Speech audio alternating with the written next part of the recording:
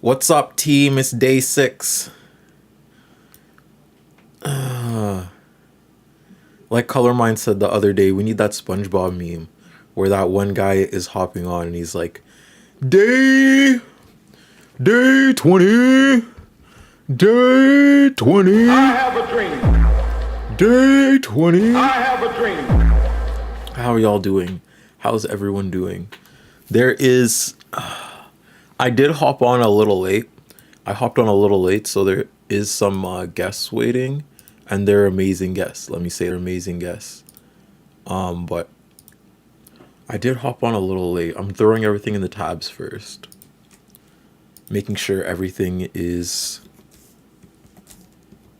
there. How do I turn off slow mode?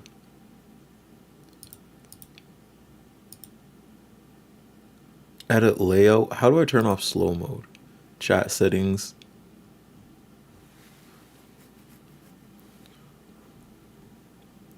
Screen to read auto announce. Followers only chat.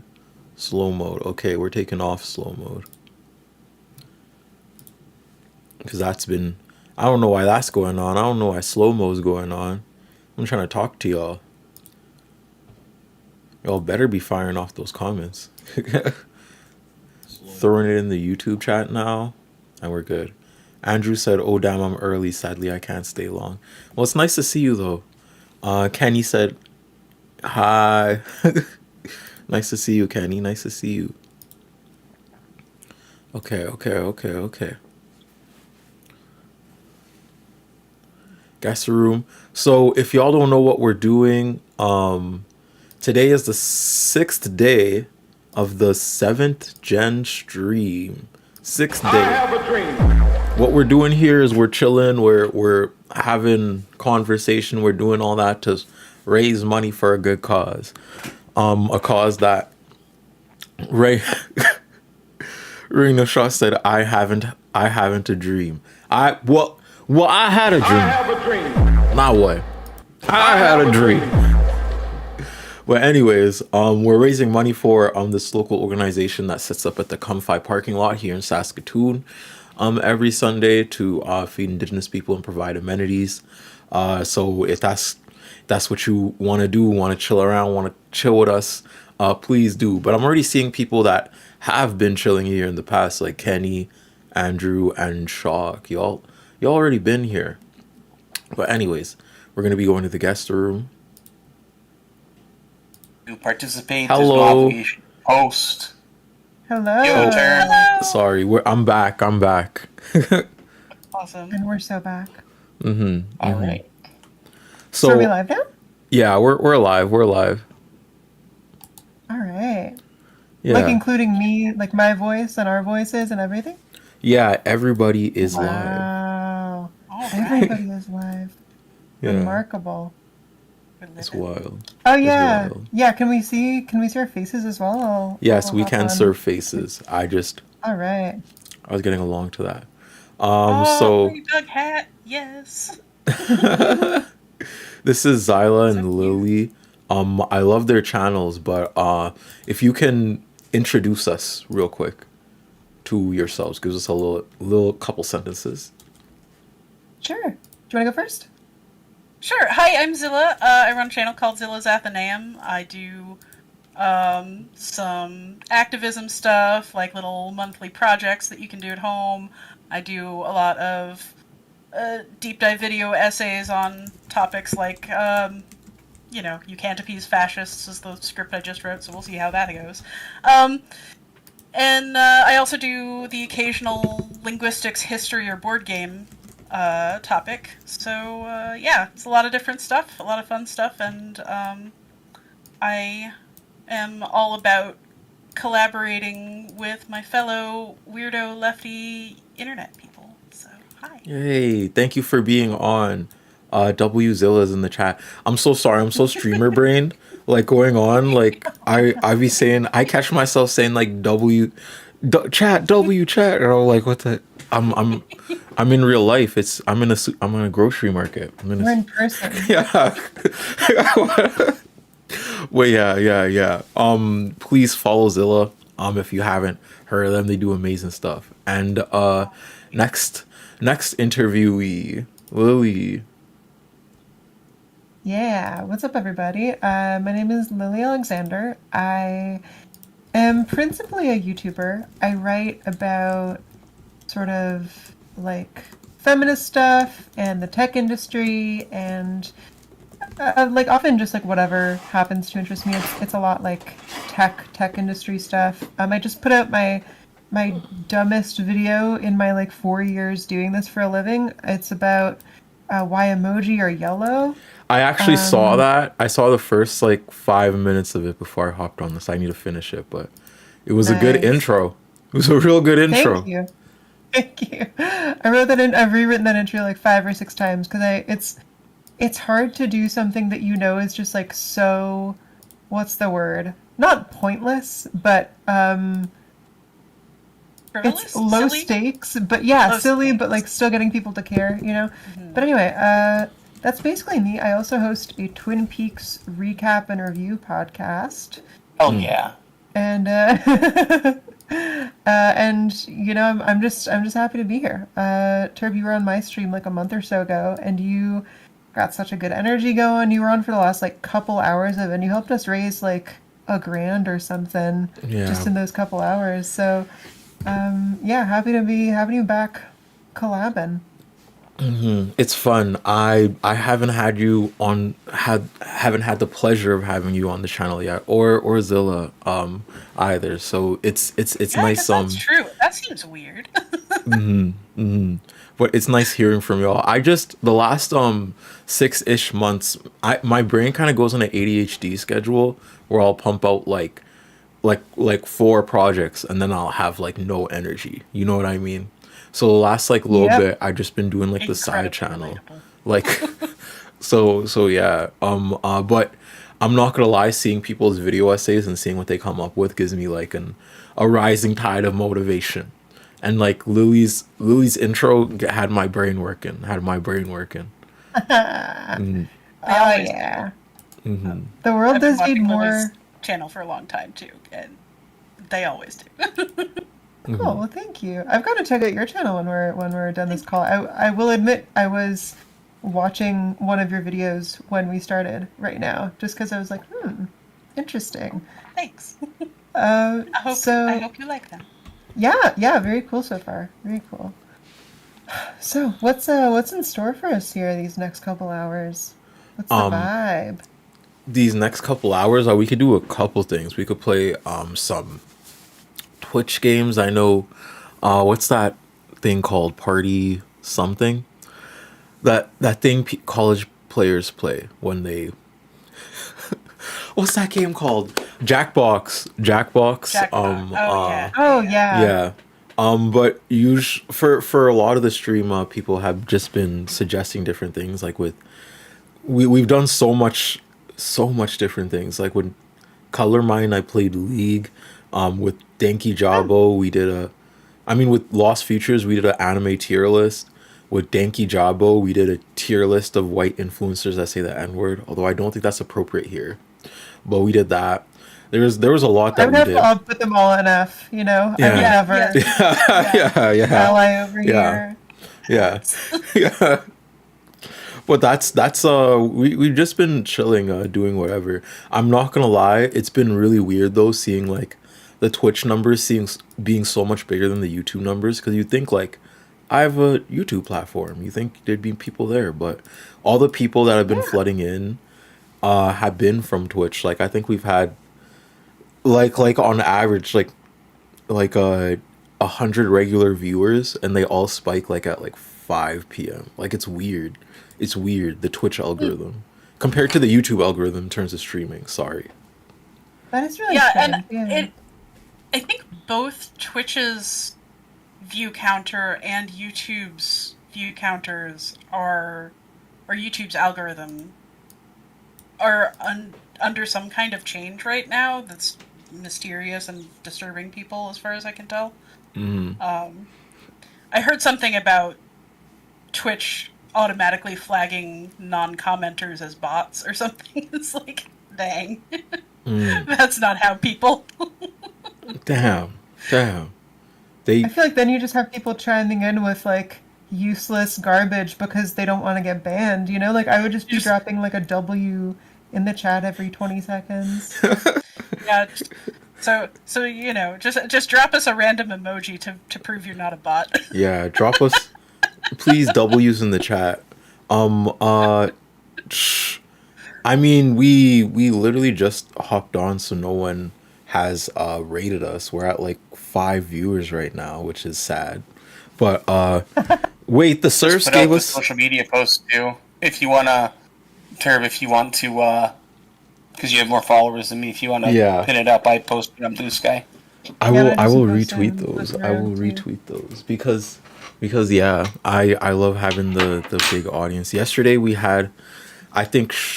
Wait, okay, we never mind. The Surfs TV literally just shouted us out like 5 minutes ago. This is wild. So we're getting.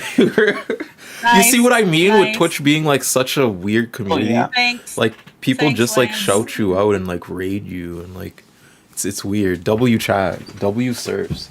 But let me retweet that real Yeah. quick. Yeah, let's get the word out here. That is the thing I like best about this little slice of internet is how much everybody supports each other. It's just really nice. Very sweet. Yeah. It's nice to see, and it's nice to collab. Once you go bigger with like the bigger names on YouTube, I find many of them, most of them even are lovely people, but all anyone seems to want to do is gossip about each other. Is kind of my experience. Everyone's just always constantly talking smack, and it's fun to spend little moments in, like when I've been at like YouTuber parties or whatever. But this is where it's at, you know? Like, how many people are gonna, I'm not to just keep like heaping praise on you, because I don't know what else to say, but not a lot of big names are gonna come and be live for a freaking week to feed people. It's to feed people, right? Like among other Yeah, things. yeah, yeah. Yeah, The I've been Oh yeah. watching the group start to pull together and like clothes and food, and I'm like, yes, this is the Yeah. thing.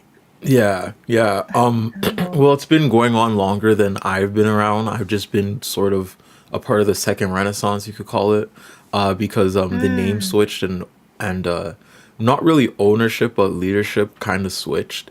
There were some older matriarchs carrying it out, but the younger generation has kind of like took over the helm of the project now. And Kat, who is the organizer, the lead organizer for this. I don't even think they'd call themselves the lead organizer, but Kat is who everybody goes to when it's organization time. Kat and like 80 different other people all assemble food products. Some people cook, some people transport, some people like show up to hand out food, whatever people are like available to do.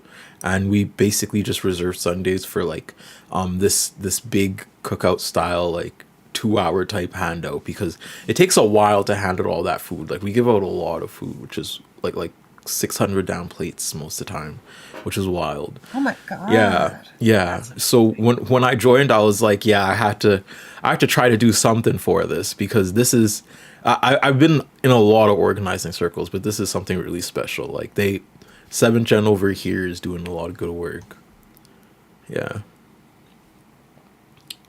That's remarkable. And so this is all in Saskatoon, right? yeah. It's all in Or like that Saskatoon. area? Yeah, and it's really grassroots. I'm just doing So the math there. Like the excuse me. math of 600 meals in Saskatoon is like it's not a big city, right? You're probably feeding one in like 200 or 300 people in Saskatoon on one of these days.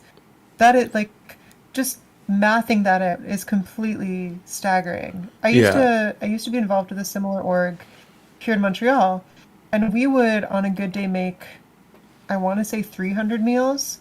But Montreal is a city of 2 million people, so it's like just what you're saying here is like I really, for that to happen in such a small city is like really impressive, you know? Yeah, yeah, yeah. But at the same time, it wouldn't happen without all the organizers, without everybody. wanting a collective means of change because above everything, this community is indigenous and children of immigrants led. So there's a lot of, I guess you could even say, internal pull or internal push to, go out and serve a collective nature of community that has been disenfranchised, like Yeah. Kat and a lot of the other matriarchs. For the people out there, those are their aunties, uncles, relatives, and like a timeline and construct of systemic inference, right? So it's cool also seeing like genuine people lead the charge, and the fact that like I can go to Kat's house, which is like 15 minutes away, like walking, and just like strike up a conversation about something if I'm being confused. I went there like 8 different times before this to make sure everything was. I had so much questions. I was like, "What are we gonna do? What's the outcome of this?" Like, it's really Yeah, cool. definitely. It's really cool that everybody is of some type of like mind, and I feel like it's also another buzz I'm feeling in tandem with I wouldn't say a resurgence of people realizing like political figures aren't really going to save us in a sense, and we have to build communal means of support. And it's fun to be a part of that. I will say. Yeah, taking Yeah. back your agency is a big deal. I think a lot of people, especially in larger countries like the US and Canada, have lost a sense of political agency, of having a say in what happens to and around them. Capitalist alienation. There you go. um, Yeah. I'm very lucky it to looks like personally... Dre is here if you wanna. Oh, Oh, yeah. Dre is here. Let me check the timesheets. I'm not, like I said, chat. I'm sorry I came on a little late, so my spreadsheets. You know what though? You made it. Yeah. You made it. Don't worry about Yeah. it. You made Yeah. it. We're here. I'm going to adjust the timesheet a little bit because I know Lola's not going to be on right now. I'm going to, if a fourth person joins, I'm gonna dip out because I'm just not a spotlight person. Like I love sitting and chatting, but I want the guests to be able to be on. So Yeah. when such a Good time chatting comes, with you. dip. I'm staying for now, but Okay, chill. Yeah. Yeah. So we'll have Dre switch out with Audnon, and we'll have like a four-way conversation, I guess. But like in terms of action, like you said, Lily, I don't really at a certain point, like you said, I don't really see a lot of big YouTubers doing things like this for local organizations or and whatnot. Like we tend to we focus a lot on global social movements rather than local or state to state. So it's nice that people are coming and supporting because this is a local organization and not really a global movement yet. I hope one day 7gen takes some type of organizational structure where people can open up chapters, but as of now it's only right here. So it's nice to have y'all I on, would I love want to to see say. something like that for Boston. Yeah, yeah. Because I was as you're reading about like Fred Hampton and Malcolm X and the Black Panthers and how they kind of had their means of community and their means of organizing. It was very easy to open. Well, not easy, but it was easier to open up a Black Panther chapter in like your city and then operate through those means. But we don't have things like that. So starting from the ground up is real tough. Yeah. It's real tough, Yeah, no especially in the kidding. prairies. Sorry.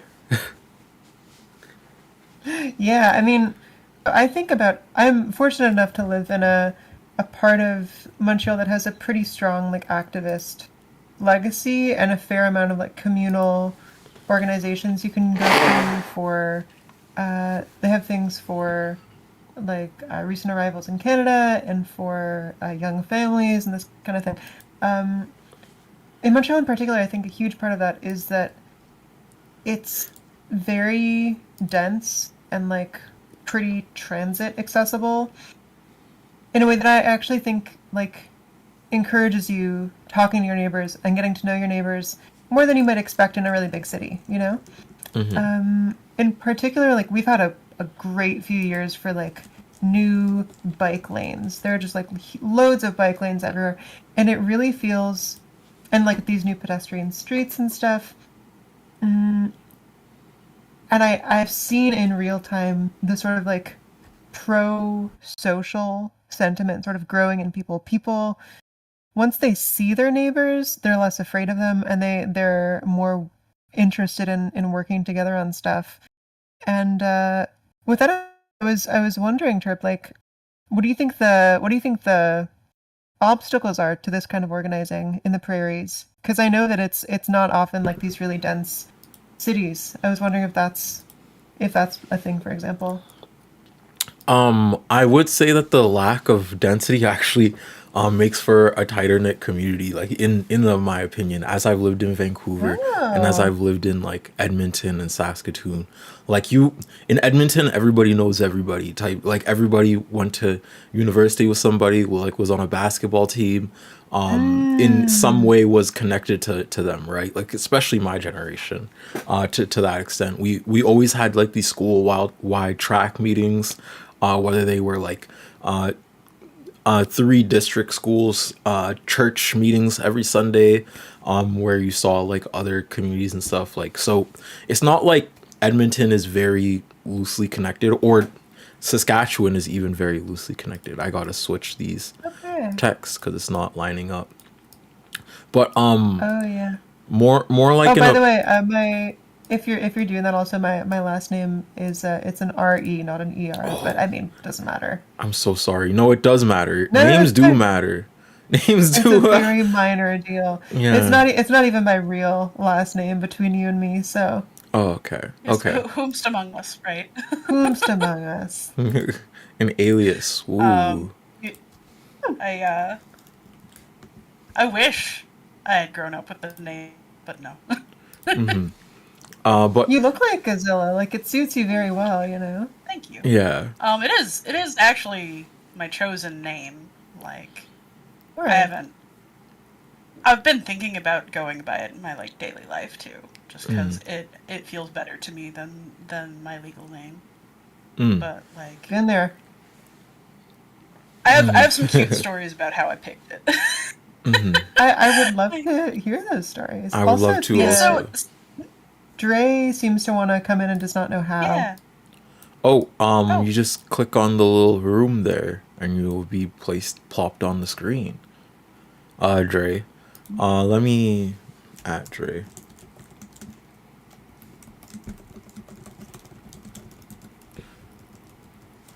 so It's while F. we're I think working that FD and check Lil out. Bill also had this problem. I think this is like an Unk problem. I think this is like, like this is like, like how you just click the button, like you click, just join the room. But yeah, in terms of your name, how do you come about to Yeah, so hey Dre, you made it. Hello. Hey. Glad you're here. Welcome. Oh, we can hear you, by the way. I mean, if you're speaking.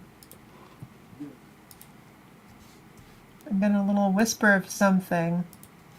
yeah. You might need to change your mic. We'll get close to it, whatever works. Yeah. I'm telling you, these are just some Unk problems. Same thing happened with FD and Love. Like these are just. It's okay though. It's okay. We're getting through 'em. We love. We need love to you. hold space for the youngs. Yeah. They're not as tech savvy. Oh yeah, hey. they. You hear me now? Yeah. I'm outside. No, I'm waiting for the bus to go back home, so I just didn't want to. I'm gonna mute my mic, but if somebody wants to come in, they can. I just didn't know how to get in. That's what I was confused about. Oh, Yeah, okay. no problem. Okay. Yeah, well, here you are. Welcome. Mm-hmm. Yeah. Hi, everybody. Yeah. Hi. Hi.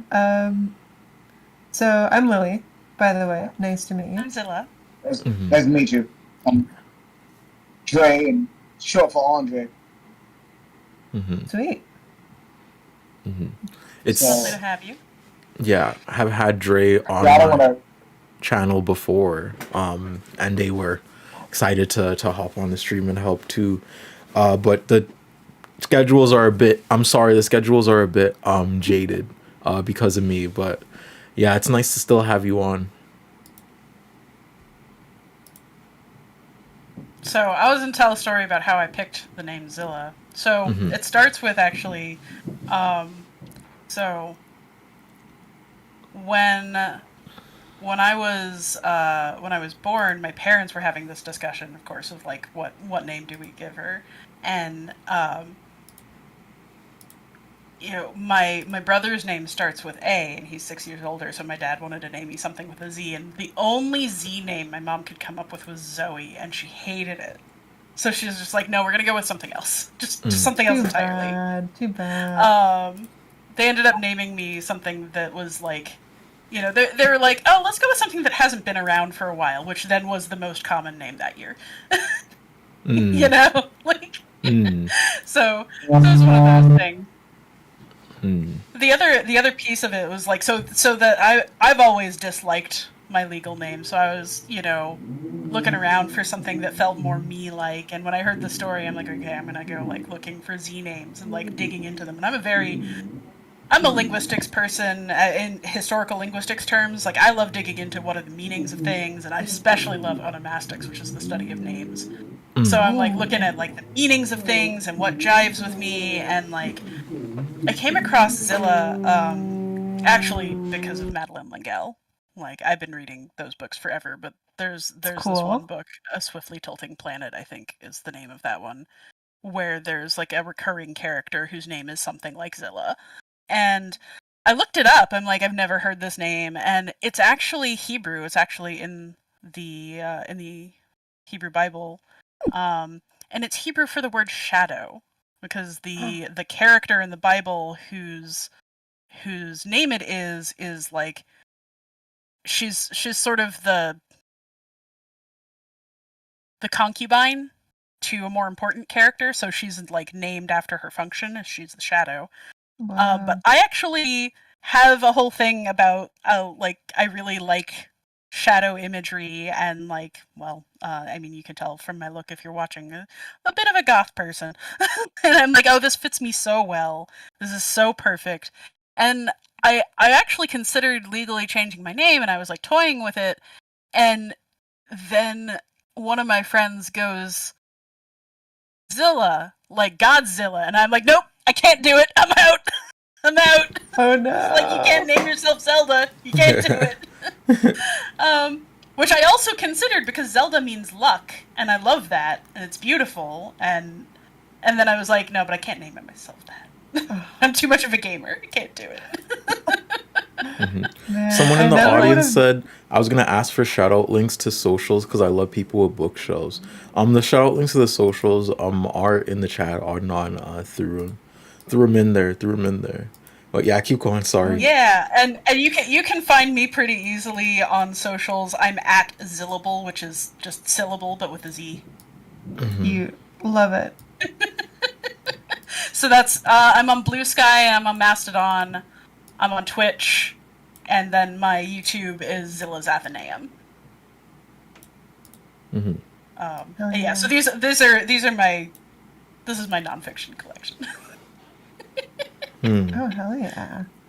I had I'm turning my head to try to read the titles.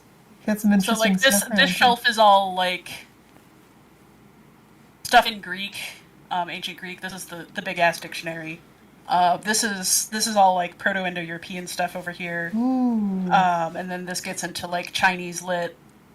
My bookshelves are organized kind of like by topic over here. So like I have a bunch of modern language stuff over on this bookshelf and a bunch of ancient language stuff over on this bookshelf. Really cool. Very cool. Oh, thanks. Dre, by the way, I don't think we've met before. Are you like a creator as well?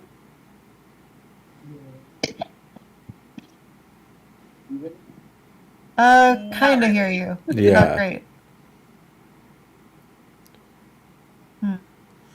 The mic isn't the best.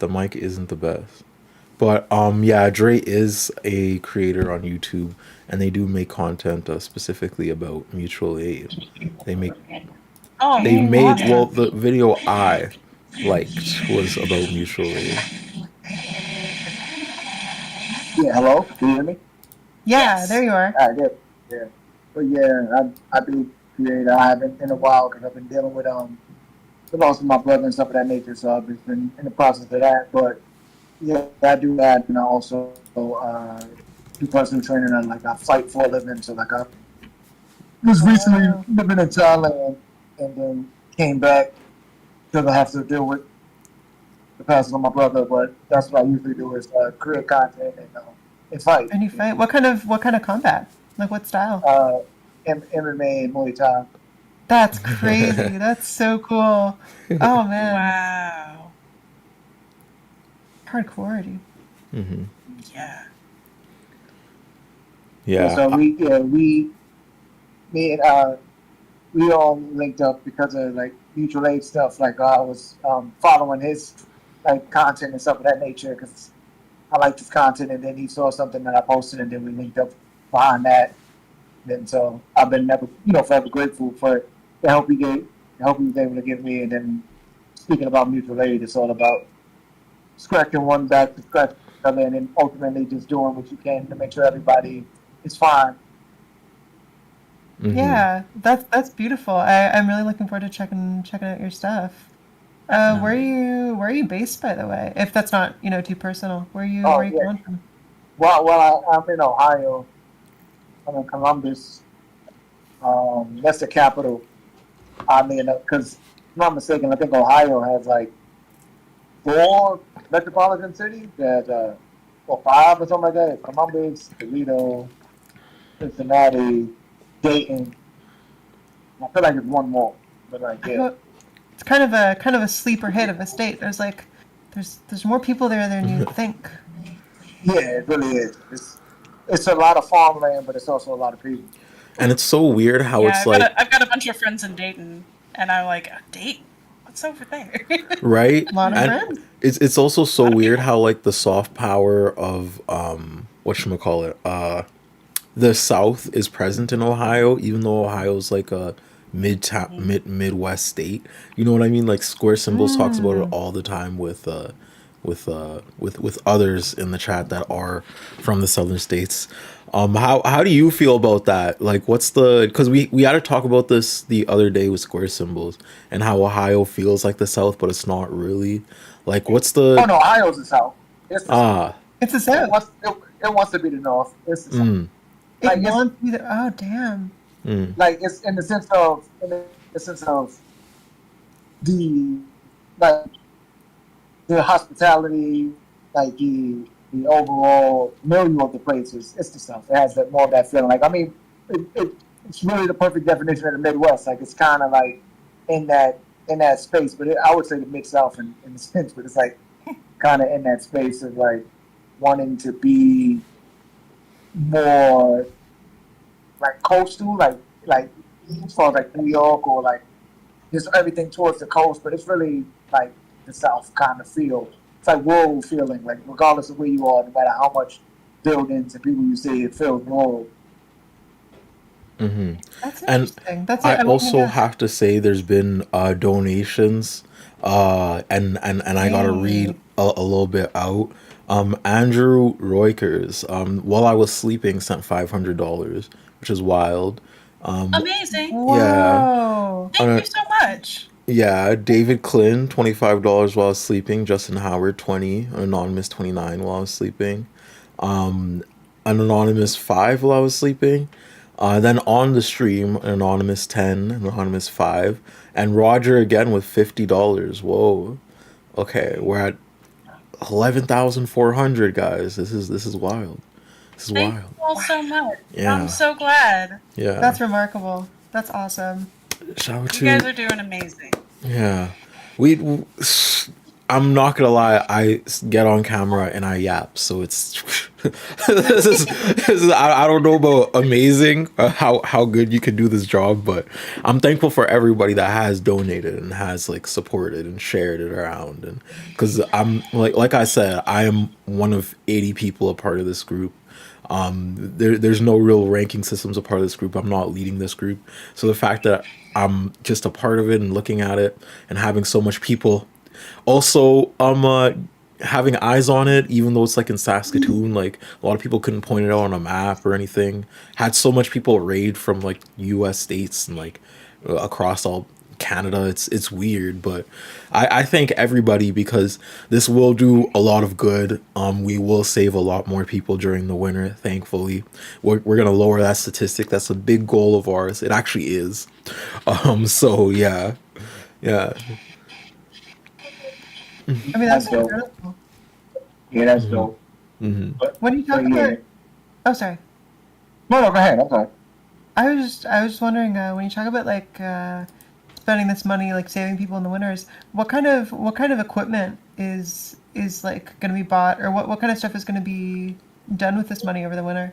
We're thinking. So there's a couple things we're thinking about. We're kind of Cat is thinking about maybe renting out like a couple of spaces in a motel, which is like really cheaper in Saskatchewan than it is in Montreal. Or wait, or Wait, I haven't been to Montreal, but Vancouver definitely cheaper than Vancouver, by I a long believe that. margin. So we would be able to reserve it for a couple months during the blizzard period already, which is wild. Like I wasn't really like the 50K thing was definitely a pipe dream, but the fact that we even hit 10K, like everybody's freaking out because we were like we were not even prepared to allocate a lot of this money. So there was even a meeting the fourth day I was on live about what they're gonna do with these funds, and then they were like, "Can you come?" I was like, "I'm on, I'm on stream, like Let's I'm on live stream the stream, meeting. like yeah." But well, yeah. It was heating tents. Heating tents was a really big thing brought up. Heating tents Yeah. help a lot of people. Like we said, booking that motel, or just keeping the Comfy location there, like rented, so you get like a big swath of people. But the fact is, there's 1,600 houses people in Saskatoon, and the number is suspected to be way higher. Because people don't really humanize and document statistics for Indigenous people as they should. So we're not expecting, or we can't save everybody, sadly, but there's going to be ways that we can help the most amount of people possible. And hopefully as 7th gen like gets bigger and bigger, because this is going to be our first winner as the rebranded 7th gen. So hopefully as 7th gen gets bigger and bigger, there'll be more and more resources. Hopefully in the future, when I hit like 200K or something, we'll do a second repeat stream, maybe get even more money by Yeah. the next summer. I don't know, but yeah, we're trying, we're trying. Oh That's yeah. dope. Yeah, shout out to That's community, dope. shout out to community, W community, W Right. Yeah. I have W, a dream. W community. Yeah, you That's don't pretty. realize how much you can do until you do it. Yeah, like yeah, like Perfect. Dre said, you did you say you don't know how much you can do until you do it? Yeah. You Yeah, don't. It's it, like well, no, go ahead, my fault. keep going, keep going. Oh no, because I was saying, because I've done security at a lot of places, but like I used to work security at Nationwide, because like Columbus, Ohio has a lot of corporate offices. So like the corporate office for Nationwide is here, the corporate office for Chase Bank is here, the Mhm. corporate office for damn, I forgot the other place. There's a few corporate offices there, like corporate office for Abercrombie and Fitch and Victoria's Secret and all others here. But nevertheless, I did security, and one of the sickest things that we would have to do is during the winter. It's Ohio, it's Midwest, so it gets really cold. It snows, and there's people that are unhoused, that are homeless, that live around the main nationwide building. And rather than letting those people find a place to stay within the building, because it's a huge, the one building downtown Columbus is huge, and they could put like heating tents or like a heating room or anything in there. They Yeah. just give us pieces of paper to, if we see somebody homeless, to tell them to get off the property and give them a piece of paper to go find a shelter. But they act like that's just like readily available, and like talking to somebody at 2 in the morning that they're gonna find a shelter that's gonna take them. Oh, It's please. yeah, it's pretty barbaric. Heartbreaking. Yeah, so like the idea of what you're doing, um, don't think that, I wish we could do more. It's like you're doing what you can. In fact, you don't know what you're doing until you do it. But you're doing what you can, and they'll get better the more you do it. So all you got to keep focusing on is what you're doing currently, not what's not happening. Yeah, yeah. And Yeah, like I I grew find up. that. Oh, go ahead, Oh, sorry. You could go right after, but please. I was gonna say I find that everybody working in their roles like as efficiently or as well as they can do it functions way better than one person trying to do everything. Because like I'm not the best at cooking. If you told me cook all these meals by the time Sunday comes, 7 Gen wouldn't be a thing, right? Like the fact that there's like 50 people dedicated to cooking like throughout the week and making time for that. And then other people dedicated to driving things to the place, and then where people like me, who are better with like interaction and handing things out and humanizing and making active conversation, can hand things out. So it's amazing that everyone's like going in their roles, and mine right now is just to raise money so we can decide what the next steps can be, because 7th Gen has been taken a lot in the right direction. I'm just happy that they are. I'm happy that they are, because there's a lot of organizations I've been a part of that I'm low key that have been orgs and given funds and things like that, and they've done a fraction. Like it's weird to me how like 7th Gen can be so efficient when they have so much less money and just is grassroots driven. So yeah, I'm really excited. I'm really excited. Speaking as someone who is a manager of a nonprofit in my other hat, um, a lot of it is because of the structures that we live in, and there's so much in the way of anything that wants to organize. Like if it the more money is entangled in like the corporate structure of whatever you're doing, the harder it is to get on the street and hand and like do real work. And that's not to say that these orgs aren't doing good, right? But because everybody in the org is doing it because they want the goal and not because they need a paycheck. Because as something that doesn't, take in money to pay administrators necessarily, or that isn't like you're not churning out a project manager making six figures, which is what some charity orgs end up doing, with within reason. Like our capitalist corporate structure is built to do that, and it's kind of hard not to, because if you want to attract somebody who could do the job, you need to pay that kind of money, so that like a lot of the money ends up nestled away in these weird corners that are individual lives. Whereas when you have a volunteer or grassroots organization and everybody is there especially for the cause, and you have like a very definite target, you're not out here wondering, well, what can I do to help? Like, oh, we know what we can do to help. We have all of these diverse tactics that we can approach the problem with, and I think that's a big part of it. And like I was gonna say, like when I was young, I was like my parents were involved in a sort of rehab program for unhoused folks in the city I grew up in Houston. We actually And okay, that's so amazing. I'm so sorry, but we actually have one of those. It's just really really badly funded and kind of structured because it is the prairies, and I'm it's nice to have a convo with someone that also worked for one of these, because I'm like, what is the inner workings like? But keep going, keep going. oh no, like I was gonna say, like, when it started, it really was like it was on the ground, it was all volunteer, and it built up into a larger organization, and it never lost that feeling though. So even as people started getting like real livable salaries out of it, which is, we would like that, we would like people to live. That's sort of the point. But like the focus remained on tangible programming that helped people on the street, and like getting people off of the street. and into housing and into care and you know, housing, like daycare for the kids of single mothers who needed to be on the job market, job training for people who had never been able to hold down a job. Like all of these things are like a part of, like, we start with housing, right? Or we start with food. We start with some very basic need, and then we try to figure out what people need to get back on their feet.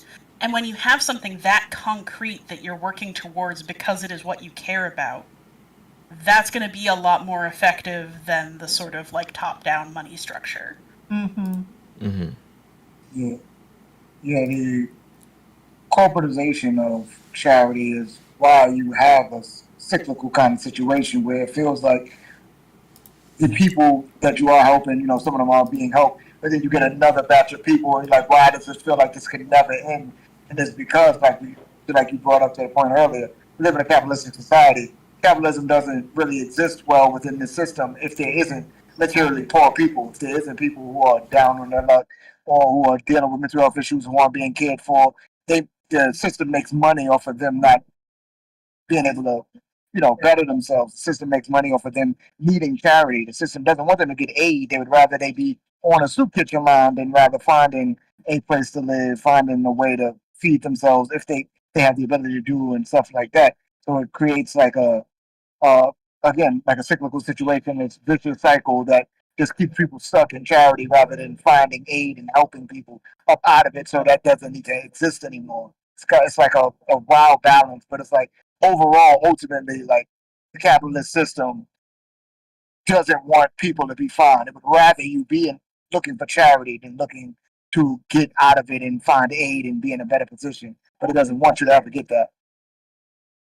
If I could say something to this point too, I think there's like real parallels here to also what our countries, the US and Canada, like do globally too. Like a lot of this international aid is also about keeping companies sort of under our thumb in the long term. You know, there's this great quote from Thomas Sankara that I have pulled up on my phone here. If we're down to let me read it, it feels like a emblematic of this. So he was the revolutionary who liberated Burkina Faso, and he said, "Those who come with wheat, millet, corn, or milk are not helping us.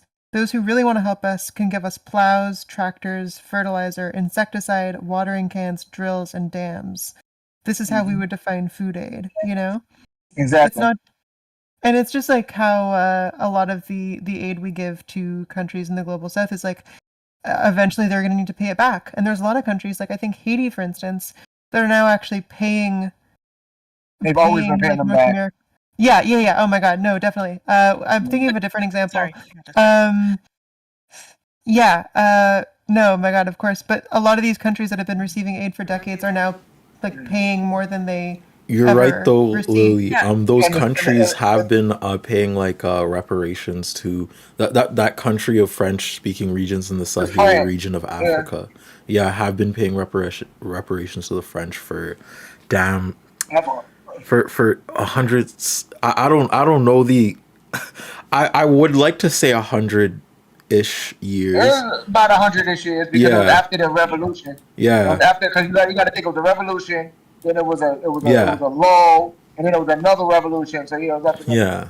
So and then was another a fight. lot of those countries just finally are taking control of their industries back again, like Ibrahim Traore's Burkina Faso. Although it Yeah. is Russian Yeah. backed, so I will not say too much about that because I don't want to start a tanky war. But there's means of that. There's other countries in that region too, taking back their means without the the systemic intrusion of Western forces like Russia and the I wouldn't even could we call Russia Western? Like Russia, the U.S. and On the global stage, not so much. yeah, But yeah, like the even the thought of aid, that's the difference. Like the things that these countries are getting isn't aid; they're getting charity. Because aid is just given and you go about your business. Charity, I need something back, or I pity you because I want something back. Like I That's don't. it. Yeah, I'm not. So when it comes to even with Burkina Faso or any other Sahel states, dealing with Russia and dealing with China. Those was the issue with the West, the Greater West, being pissed about that is because they're actually doing business. Like it's a difference between like Russia just Mm-hmm. giving aid or Russia doing this. It's business Mm-hmm. happening, and they're like, Yeah, oh my that's god, we can't let people see business going on. We need to let them know that you need to like it's just like with yeah. Sudan They need to center with that Sudan. spectacle of business and the aspect of redevelopment on the USA, which is why that Yeah, $11 trillion deal was made with the Congo in terms of mineral extraction. But exactly. The steal from them. yeah, even though the one before, which I still criticize of from China, was only 1 trillion, right? It's like Yeah, night and day, like the aspect of exploitation the U.S. tries to put Africa through. Like I said, I don't want to start another tanky war, but on the Western stage, it's very certain that we are going through a process of active colonization, oh yeah. neo-colonization. Yeah. It never stops because even if you look at that Never. situation, if you look at that situation with the Congo and them just being like, yeah, we're doing this deal so you can give us all your minerals, or Haiti, or you look at Sudan, for instance, with Mm-hmm. their situation with Russia, where Russia was initially dealing with the RSF, and then the RSF was trying to pay them in gold, and then the SAF was like, hey, we'll give you gold, and also we can give you this port, and then America, Egypt, and a couple of the other Gulf states is like, hey, also we want that port too. So now they're battling over who can get the port, who Yep. can get the gold, who can further exploit Sudan. But Yep. like as far as like the Western states, and Russia's just like, hey man, we just want the port, and we also know that Ukrainians are here fighting against y'all too through the RSF. So we also want to fight them too. So it's just like a big circle jerk of bullshit. That's the only way you could put it. Yeah, Mm-hmm. I mean, Mm-hmm. the whole idea is dependence, right? yeah, Is like to try and dominate the world through hard or soft power, and soft powers become more acceptable in the eyes of the public. Hmm. hmm So you do these things that that look on the surface like you're helping, but in reality are keeping people dependent on you.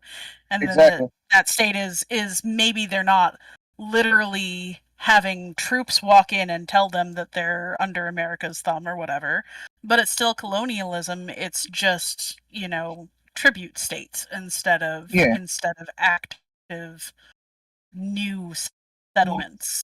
yeah. It's a bunch of vassal states. Because I mean, you look at Kenya, you look at Ghana. They both are vassal states for the Greater West. You got Kenya in Haiti fighting Haitians. You have Ghana brokering deals for the Congo. So it's like you're doing these things because the thing that people forget and that people want to believe is that is inherent.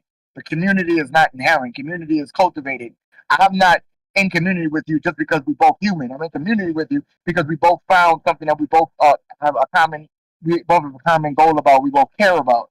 So the whole idea of community being inherent throws people into a whirlwind, and they get caught up thinking like, oh, these faces look like me, and they talk like how I talk. They got to be on my side. It's like, no, not enough.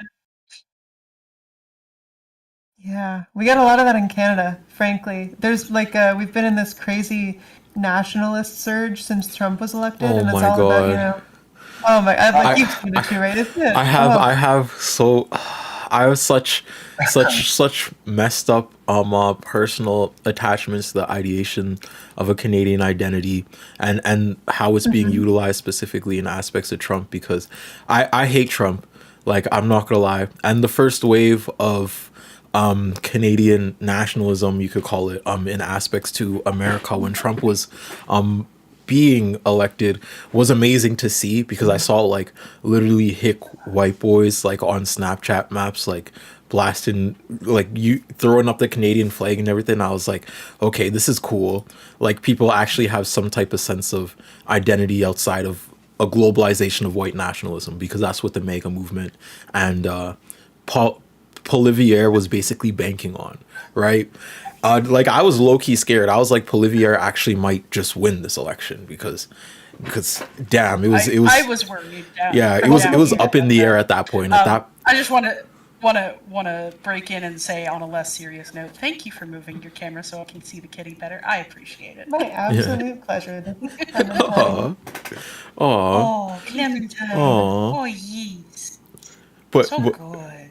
But I've been speaking in a lot of my circles, and I don't know if y'all have been having the same conversations up in Montreal. But when you see a Canadian flag now on a front lawn, I lost I you for a don't. second, actually. Oh, hello.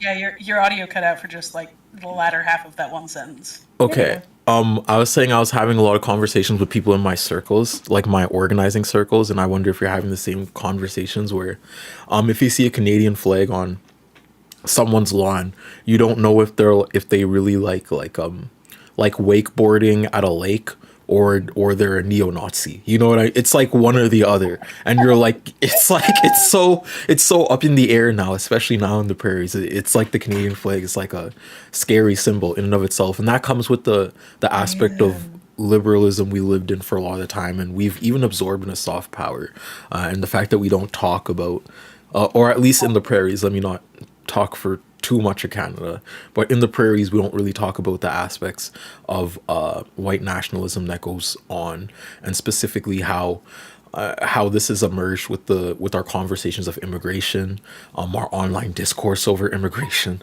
over immigrants as a whole, how even immigrants look when a third of our immigrants are from Europe. You know what I mean? Like a third of our immigrants are from Europe. So it's weird how even that conversation looks that way of immigrants are ruining the country. Then you see a black person or an Indian person, right?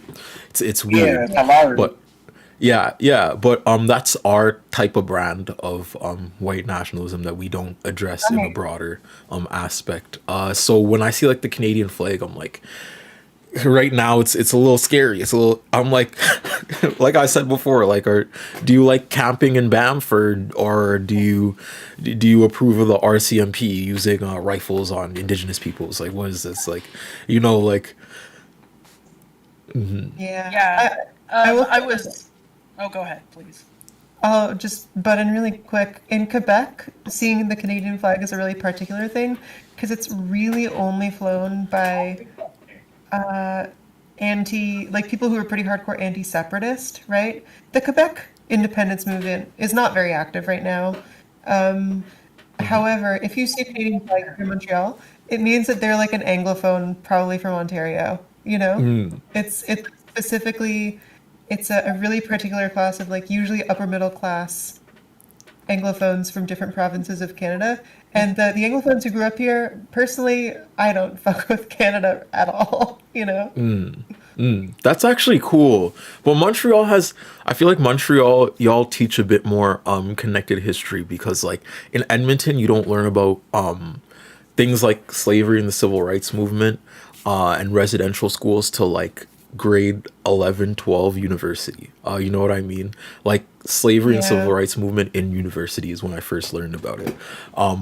With aspects of upper and lower Canada being basically toiled on the land with Indigenous and Black bodies, Indigenous and Black peoples. Let me not say bodies, because I said bodies in a couple video essays, and I'm like, no, that's dehumanizing peoples. But yeah. That's wild. I grew up in Texas and I got slavery sooner than that. Yeah. I grew up in New York City. They teach about the Imperial War. They teach about the Second Imperial War, the First Imperial War, Civil War. They make you believe that Abraham Lincoln freed somebody, and then they be like, "Yo, Dr. King had a speech one time," and that's pretty much it. Yeah. I will That's I basically will what I got say from though, Quebec they do too. teach us about colonization, the colonization of North America. But I've always had teachers that do those charts that are like pros and cons of colonization, of imperialism. And then you gotta do you remember that? Do you remember, is that, I feel like that's very distinctly our age, because my little sister's not getting that anymore. But I feel like that was very distinctly Okay. like our generation. It was wild. Yeah, I was really lucky because I just happened to, for my last couple years of high school, go to this like really unconventional school where one of the teachers was just like, here's what imperialism is, here's how it functions in Canada. And then the other one, my last year of high school, my final history assignment was, here's Israel and Palestine. How much land are you going to give back? Damn. Like, yeah. Yeah. No, it was remarkable. I actually learned so much. But here, the education is getting more nationalist and more racist every year, actually. I mean, we don't let women with hijabs teach at public schools, you know? It's really brazen and yeah. I was Dre gone? No, you're still here. I think Dre's camera is just not up right now. But yeah, Okay. someone said in LA in the 90s we got up to Vietnam and then there was no more history after that. Oh god. What do they not Whoa. want you to know about the 90s? What do they Oh yeah, yeah. We had that too.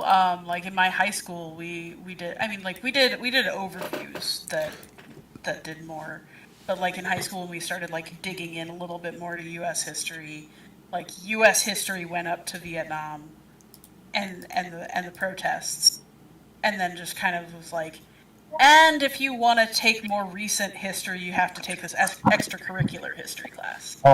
Yeah, living in New York City, we and I went to school. Well, we celebrate a lot of Jewish holidays, and then I went to high school in Williamsburg, and there's a heavy Hasidic Jewish community there. So I learned a lot about the Holocaust, and then I also learned a lot about like because I mean, I do a lot of anthropology work, so I already the racial thing is political. So the idea that whiteness became Jewishness only to justify killing European people of Jewish faith is always wild to me, especially living in Ohio. Funny enough, Ohio has a state. I mean, has a city called Toledo. The Toledo Edict. There's also a place in Spain called Toledo. The Toledo Edict happened in the 15th century. It was done by the Spanish rule, the Catholic rule of Spain during the Crusades, during the occupation that the Moors had, which was the North Africans, the Arab of Muslim faith. The Toledo Edict basically was a decree by I think one of the popes or one of the leaders saying that everybody of Jewish faith that is European, that's their race. Like that's what they are now. Like you are that's your race, because at that time as well, for in the late 1500s, there was also Christianity was seen as a race, and there was a thing called the La Pieza de Segra. It's the purity of blood, where they had to somehow, I don't know how they did it, because I've been looking it up and there's still no way that they can tell me how it makes sense. But they would justify your Christian by your bloodline.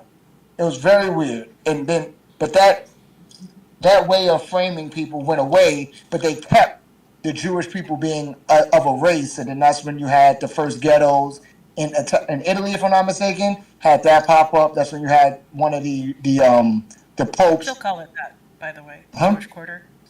In Rome, the Jewish Quarter is called the ghetto. Yeah, in the ghettos. Yeah, that's when you had one of the first ghettos. But I think I want to say it was the first ones. But nevertheless, you had that pop up, and then you had like from there just this constant back and forth of like trying to move people, European people of Jewish faith, all around and blaming them for everything. While if you look up one of the Pope's one of his papal bulls was basically saying that people of Jewish faith were one, not fit to do any kind of jobs. They weren't fit to have Christian people work for them.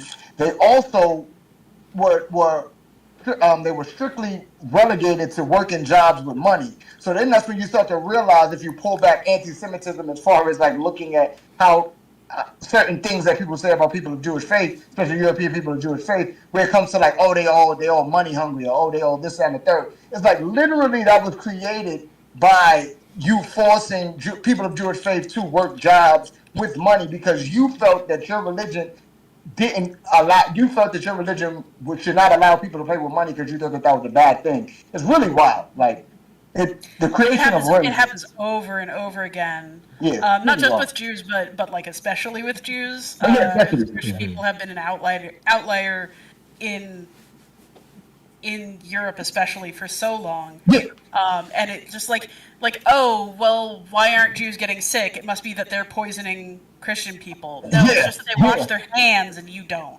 Yeah, yeah, it was big. No, Yeah, like, during This- why are Jewish people so rich? Well, it's because you outlawed money lending, yeah, and the Jews you weren't made allowed them to be take money any other lenders. jobs. Exactly, you made them be money lenders. It's all those things. You're like, why is all these European people of Jewish faith working as lawyers and money people? You literally made them do that because you thought that was evil and bad. And then what's hilarious is that some people will argue, they'll bring up another anti-Semitic trope is they'll bring up like, oh yeah, you know about like during chattel slavery, there was people of Jewish faith who was funding the boats and all that. It's like, no, those are just white people who happen to be Jewish. That's not because they were Jewish. Yeah, They yeah, were just yeah, doing a bad yeah. thing. If I could go back in time and stand on the Congo shores when those when those conquistadors came up and first, I would be there with the AK. I would be there with the AK-47. Like I would be there. I would be there with. Yeah, I don't know. Like just don't, just stop. yeah, Just because the stop. concept of race Yeah. in and of itself, the way it's taught, like Yeah. you said, is so poorly. We definitely were taught about a very flawed concept of race in tandem with the Rwandan genocide. Oh yeah, the Houthis and the Tutsis. Yeah, like Yeah. yes, we were taught that European peoples were looking at the Hutu as more Euro adjacent because of In the phenotypes, Belgians. but we didn't unpack why that was a thing. We didn't unpack like why that was a thing in the world, why that was a thing among colonized peoples. We just learned about that one separate instance, and then we learned all the way up till the murder. Then we watched the Hotel Rwanda. Hotel Rwanda. Yeah. We watched that, and then we were just supposed to do an essay about it. And at this point, like Hotel Rwanda's propaganda, guys. I'm so sorry if y'all watch Hotel Rwanda. It's white saviorism propaganda. It's first cinema propaganda. Yeah, and the genocide around Rwanda, I'm so sorry, was not quelled by like this one Superman white figure. No, it was really brutal, never is. and a lot of people died, and a lot of people actually ended up in Canada in and of itself. At the same time, the Sudanese genocide was happening, which like I know because a lot of my friends are Congolese and whatnot. We part of the same type of generation, like one generation removed ish from that sort of colonization that happened in that region with the difference and otherings of other racialized groups. But I'm going on a tangent. Basically, that concept of racialization, it is important, and it does have to be stated as to why that happens in a social sense, in a social sphere. And the fact that we didn't learn about that is still a little sad to me. And the fact that I had to learn about that in university like 3 years later was wild. But yeah. Well, one thing that's really fascinating as a white Jewish person is learning the ways in which I am not white. Like I am contingent white. Right. Like I'm white when people like I'm white most of the time, and then when somebody hears my wallet last name, there's that no. Is that pushback? Like just like I made a 2.5 hour video on this. So go ahead. oh, I was just gonna say, like, I actually had, like, it started from the discussion of are Jews white is where that started in my head.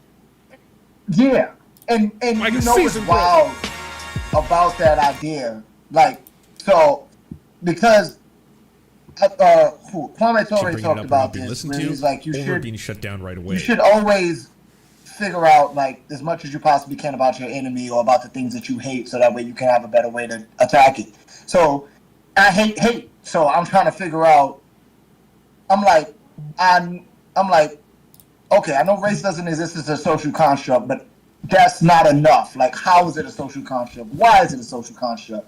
So this one video I watched that was actually very eye-opening. It was a man speaking about how he used to be a white nationalist and like did a lot of crimes and shit, but then ended up changing his life.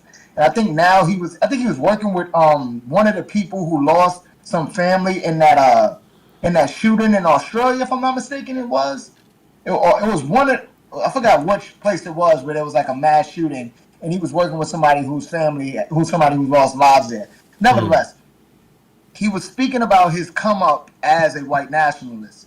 And he was saying, when I was doing what I was doing in the 80s, trying to recruit people who are so-called white under imperial identification, he said it was kind of hard because I would come up to a guy and I would be like, "Hey man, blah blah blah, these Jews, these N-words, these all these disrespectful names, they're taking our money, they're taking our women, they're taking blah blah blah. Like we got to do something about it." And the dudes would be like, "Bro, I'm from Ireland." I'd be like, "Bro, I'm from France." Like, "Bro, what are you talking about?" He was like, "Because like in the 80s when he was doing this, and the early 90s, a lot of people who would be considered white now under imperial identification were just their nationality. They just were where they were from. So it's the same thing with like when that Toledo Edict happened, where you had Christian people European people of Christian faith who were like, okay, we're Christian by blood. These people are Jewish by blood, and they're our enemy because somehow they let the Moors in, even though they had no control over these people coming from North Africa. I don't understand how could you be mad at them? Like that was just don't get like you're mad at them only because you thought you could do imperialism better than everybody else. And then when it happened to you, then now you got to find someone to blame.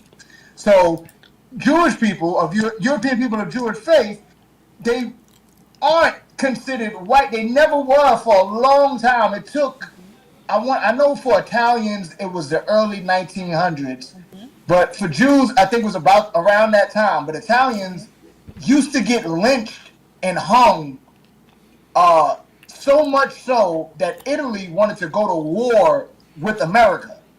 I remember learning about that. Yeah, and there were worldwide and European protests. I remember learning about that. and Specifically Italy, with this one case in New York with the dude that was he worked on a boat, I think. But keep going. I gotta search it up. But yeah, so Italy wanted to go to war with America because they were lynching, and I'm laughing only because I'm uncomfortable. They were lynching and hanging. They were lynching and hanging people so much so Italy's like, fam, like, listen, bitch, you done killed a lot of our people. We know you just had, your civil war and shit, but we about to come over there and fuck some shit up. So what America started to do is after they were paid, I forgot what it was called, but I talked about it in my video about race. But they started to basically it's reparations. They would pay Italy reparations for everybody that they would lynch.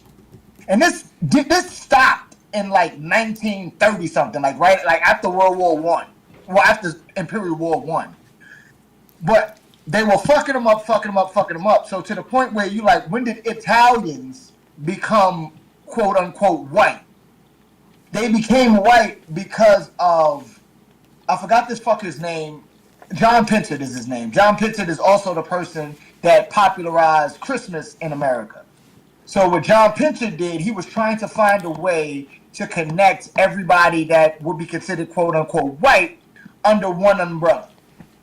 If you understand American history, you know that Protestants and Christians were fighting, like killing each other, fighting, like hanging each other in America, fight. Like they wasn't just hanging Christians, they wasn't just hanging Jews, they wasn't just hanging Africans, they wasn't just hanging they was hanging people who are Christian, right? So John Pinchot was like, okay, how can we link all of this shit up? We need more whites on our side. We see that these Sicilians who are Sicilians because Italians think that they think that they're N-word because they're darker Italians because they got colonized just like them, but they didn't fight it off according to upper parts of Italy. We see that they're fighting, but we need to get more of them on board. How can we do this? Oh, I got it. Christopher Columbus. This is what we'll do. We're gonna just change a lot about this motherfucker because we're gonna assume he's Italian. Fuck it. We just gonna go ahead, he's Italian. Hey, Christopher Columbus is Italian. He discovered America. America was also discovered by the Protestants that came here. So we just gonna tie all that shit together with the Catholicism and the Protestants, and fuck it, we just all white. We just all everybody white. So Italians and lynching and shit, you're white now. Africans, you know what we do. You know how we feel. Indigenous people, you don't say shit. Mexicans, you already know how we feel. Chinese people, listen, we try to exclude y'all literally from this country. But Italians, you're white now. So Jews, it happened later on. There isn't. I'm trying to find the moment that it happened within the states. But I know the moment that it happened. It's really connected to World War II, right? And when people right. started Yeah, understanding the Holocaust and what Yep, had yep. actually happened and being horrified. But like, if you go and look at the headlines like during World War II, like before the news broke, they're talking about Jewish refugees the same way that Trump people talked about Muslim refugees and Arab refugees. Yeah. Like with the exact same phrasing, even like down to like. I did this in a class I was teaching actually. I was teaching a college course, and I just brought in a bunch of headlines and said, okay, who do you think said these things? And every single one of them was like Trump, Republicans, MAGA, and then I took the censorship off, and it was the New York Times, it was FDR, it was all about Jews and the dangerous foreign ideas and customs that we were bringing in. And I'm like, this is my grandparents. My grandparents came over from like Austria-Hungary, from Lithuania. You know, like my grandparents were part of that generation that came. They actually came, some of them, to Ohio. And like that's I am only white because people here got used to the idea that Jews were European. Right, completely. Which is also just bullshit if you talk to any black Jews, but completely, Arab Jews, completely negating Sudanese. Yemeni Jews, Iraqi Jews, Ethiopian, Syrian, because people forget, and then that's why if you take it all the way back to 1449, the Toledo Edict. If you take it back to the idea that people forget that Judaism, just like Christianity, just like Islam, like I'm Muslim, it's all a religion. It's but there's all culture too. So you can, and that's what culture is, ethnicity. So you can ethnically be Jewish and just not practice it. But there's nothing in you that make me and you both bleed the same. There's nothing different between us. Like, okay, maybe your family grew up where they grew up where it was cold and shit, but that's just how you adapted. That's not, oh my God, it's a different race. She knows how to use money better than me. Like, what the fuck are we talking about? I'm fat and pale because my ancestors were in the cold. Yeah, there wasn't so much sunlight, so we needed all of it, and it's cold, so we need to be fat.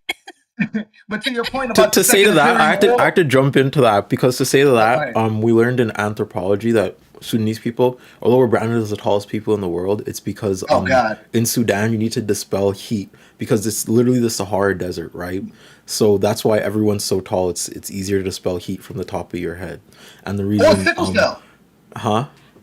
No, I was saying, or sickle cell. Like people talk about, like Africans dealing with sickle cell. That was to fight off malaria. Yeah.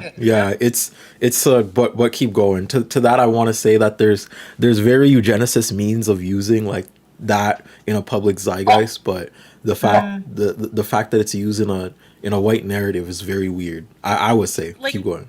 But like race is entirely a socially constructed thing. It's all just humans adapting to their environment in different ways, and that's it. Like, you know.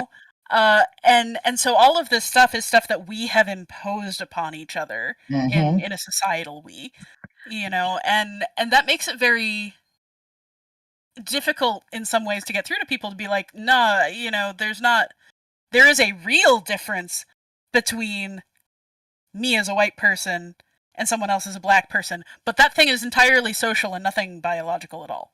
And it's a politic, because even the idea of white and black, like that's why I don't consider myself black. I'm African. Like I'm considered white and black, because literally, if like how we talked about, I'm sorry, I get excited about talking about race because I hate it. It pisses me off. So, yes. But Yeah, so I'm having so much fun. I need to go, and I'm like, no, I want to stay and have this conversation. but so like when you look at people try to use this story to talk about like finance or some other dumb shit, but it whatever. Jamestown being burnt down in 1676, funny enough, 100 years before the fucking Protestants stole the country from the indigenous people. Nevertheless, 1676, right?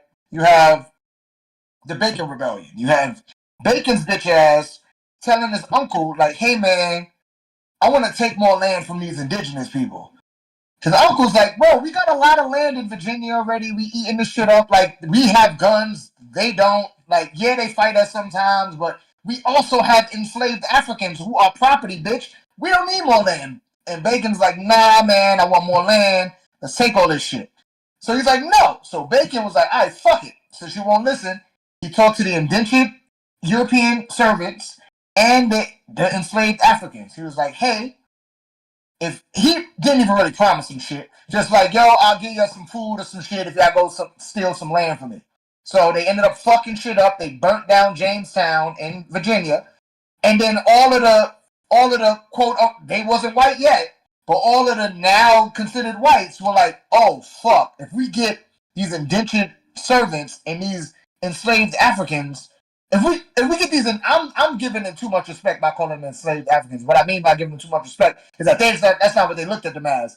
Indentured servants, and we get this property. That's what they looked at us as. And we get this indentured servants and this property to work together. They could fuck us up. We need a way to separate them. I got it. We just gonna this blanket term. We gonna call all of these Europeans white. We gonna call all of these Africans black. They already were like nebulous Africans anyway because we stole them from West Africa and shit from different nations. So they spoke different languages. So they already were like in a tizzy. But these Europeans still kind of had like connections to the land, Ireland, Scotland, whatever fuck. We need them to be white though. So if we create whiteness and blackness, still to this day, I can get you to vote against. I can get you to fight against your own better. Like your own strategy. better, yeah, exactly. It's a great strategy that I can get you to fight against your own best interest if I tell you you're white. You can be materially poor, but if you're white, you don't give a fuck. So even the idea of whiteness and blackness, that's why I want people to start to remove it from their vernacular. In like how that white nationalist was talking. No, start telling people where you from. Like, no, fuck it, I'm Slav or I'm this, I'm that. Like, don't call me white. Like, I'm these things for a reason. I may be considered white, but that's by colonial and imperial identification. I don't fuck with the colony. I don't fuck with empire like that. I'm trying to be a better person. And I feel like it starts with language, and language starts with you understanding anthropology, and it all kind of connects with each other. I'm sorry, I got really excited because I get really excited about this. No, that was like I'm in the fantastic. same I'm in the same place. Like so my biggest field of study is ancient Greece and to a Nice. certain extent Rome. And first of all, they already were like Jews. What? Yeah. Like already then. Yeah. The first thing that would become blood libel, which like actual blood libel accusations really started in like I think it was 1549 or something like that, in England. But all the way back in the Roman Empire, you get these like weird stories where they're like, oh, the Jews and their secretive religion that you can't just join. They must be killing people. Right. You Right. know? It's a cult. So It's like, a first of all, cult. you already have that. But second of all, like, you don't, like, you have all these white nationalists trying to reappropriate, like, Romans and Spartans and whatever, like, or on the more intellectual side, like Athenians, and like say that these are the ancestors of Western civilization. It's like, oh shit! Yeah. They didn't like they could see that some people have dark skin, but the difference between black and white, that's not what's happening here. So much we more. have like they definitely had prejudice, they definitely had slaves, they definitely had all this stuff, but it was all different. It was all different, you know. Yeah. And it's fascinating that people are just like so stuck in this culture in like a fish in water kind of way, where like they can't even see it until they get something to contrast it against. And to your point, like living in Ohio, there's a this guy. I think he's a professor, but he made a book that was about. Was it about the sub-Saharan slave trade? No, I don't think it was about the. Maybe it was. It was I basically know it was that about. there's a book called The Bright Ages. That's basically a Yeah. decolonizing book about the Middle Ages and what Greece thought they were. So Like Greece would refer more to themselves as like, Greek people would refer more to themselves as like Asian and like derived from Troy, which is like weird because white nationalism takes root in the mythos of like Greece and Rome. You know Right. what I mean? So it is weird, like in a timeline of narrative history. And I would say like studying actual Greek mythology aside from like the propaganda is very cool. It's cool. Like keep And going. and I forget Alright. what this professor's name is, but he made a book that was talking about indentured white servants, and then in some cases, uh, Europeans being enslaved by other Europeans who weren't indentured servants; they were just slaves. And I forgot how many people it was. It was a sizable number, but it wasn't transatlantic slave trade, not to play oppression Olympics. Nevertheless, he comes out with this book.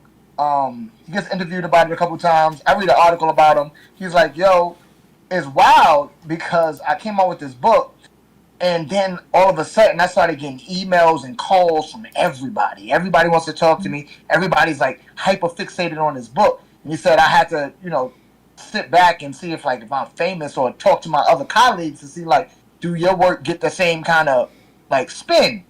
And he was like, "Oh shit, they only really like it because they trying to flip it on some white supremacist shit. Like, see, we were slaves too." It's like you gotta shut the fuck up because that doesn't God. even matter. Like, if we again, you can't play oppression Olympics because that's just weird. Or just strange. And then if you were to, it was over 12 million Africans that lost their lives or that were trafficked through the transatlantic slave trade. Like, we don't need to do the number thing. Like, that's weird. Like, what are we doing? Or like the But I people feel that do like the the spectacle matters way more in yeah. commonality of society and not really how history is derived. I see a lot of people on on Twitter and even like TikTok ranging now, which is actually very weird. Praising Nick Fuentes and doing edits of damn like European conquest of like North Africa. And I'm like, yo, it's very, it's Please, no, no yeah, more it's very, Nazis. yeah, Oh. it's very weird. It's very weird. But I mean, like you said, we and Nick live in a Fuentes is always sorry. yeah. No, all good. But we live in a society of spectacle and clips too, and how white narratives can be corroborated on a global scale, and Nick Fuentes can benefit from I guess a Jewish aspect or otherization because of what's happening with Israel, right? How Israel kind of shields its identity as a Jewishness, and how Nick Fuentes can like just get a clip out there, which is contextually true, but this man is using the most anti-Semitic language. The man is just like you know what I mean. It's very weird how white narratives can be even corroborated in common media. But keep going. Yeah. Okay. I promise I'm actually gonna like keep this one short because I do have to go. Okay.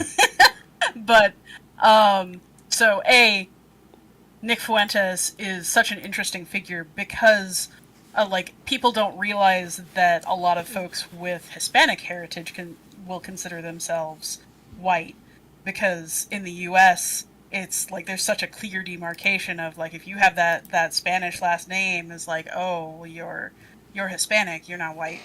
But within Spanish speaking countries, like yeah, there's a whole heck of white supremacist stuff.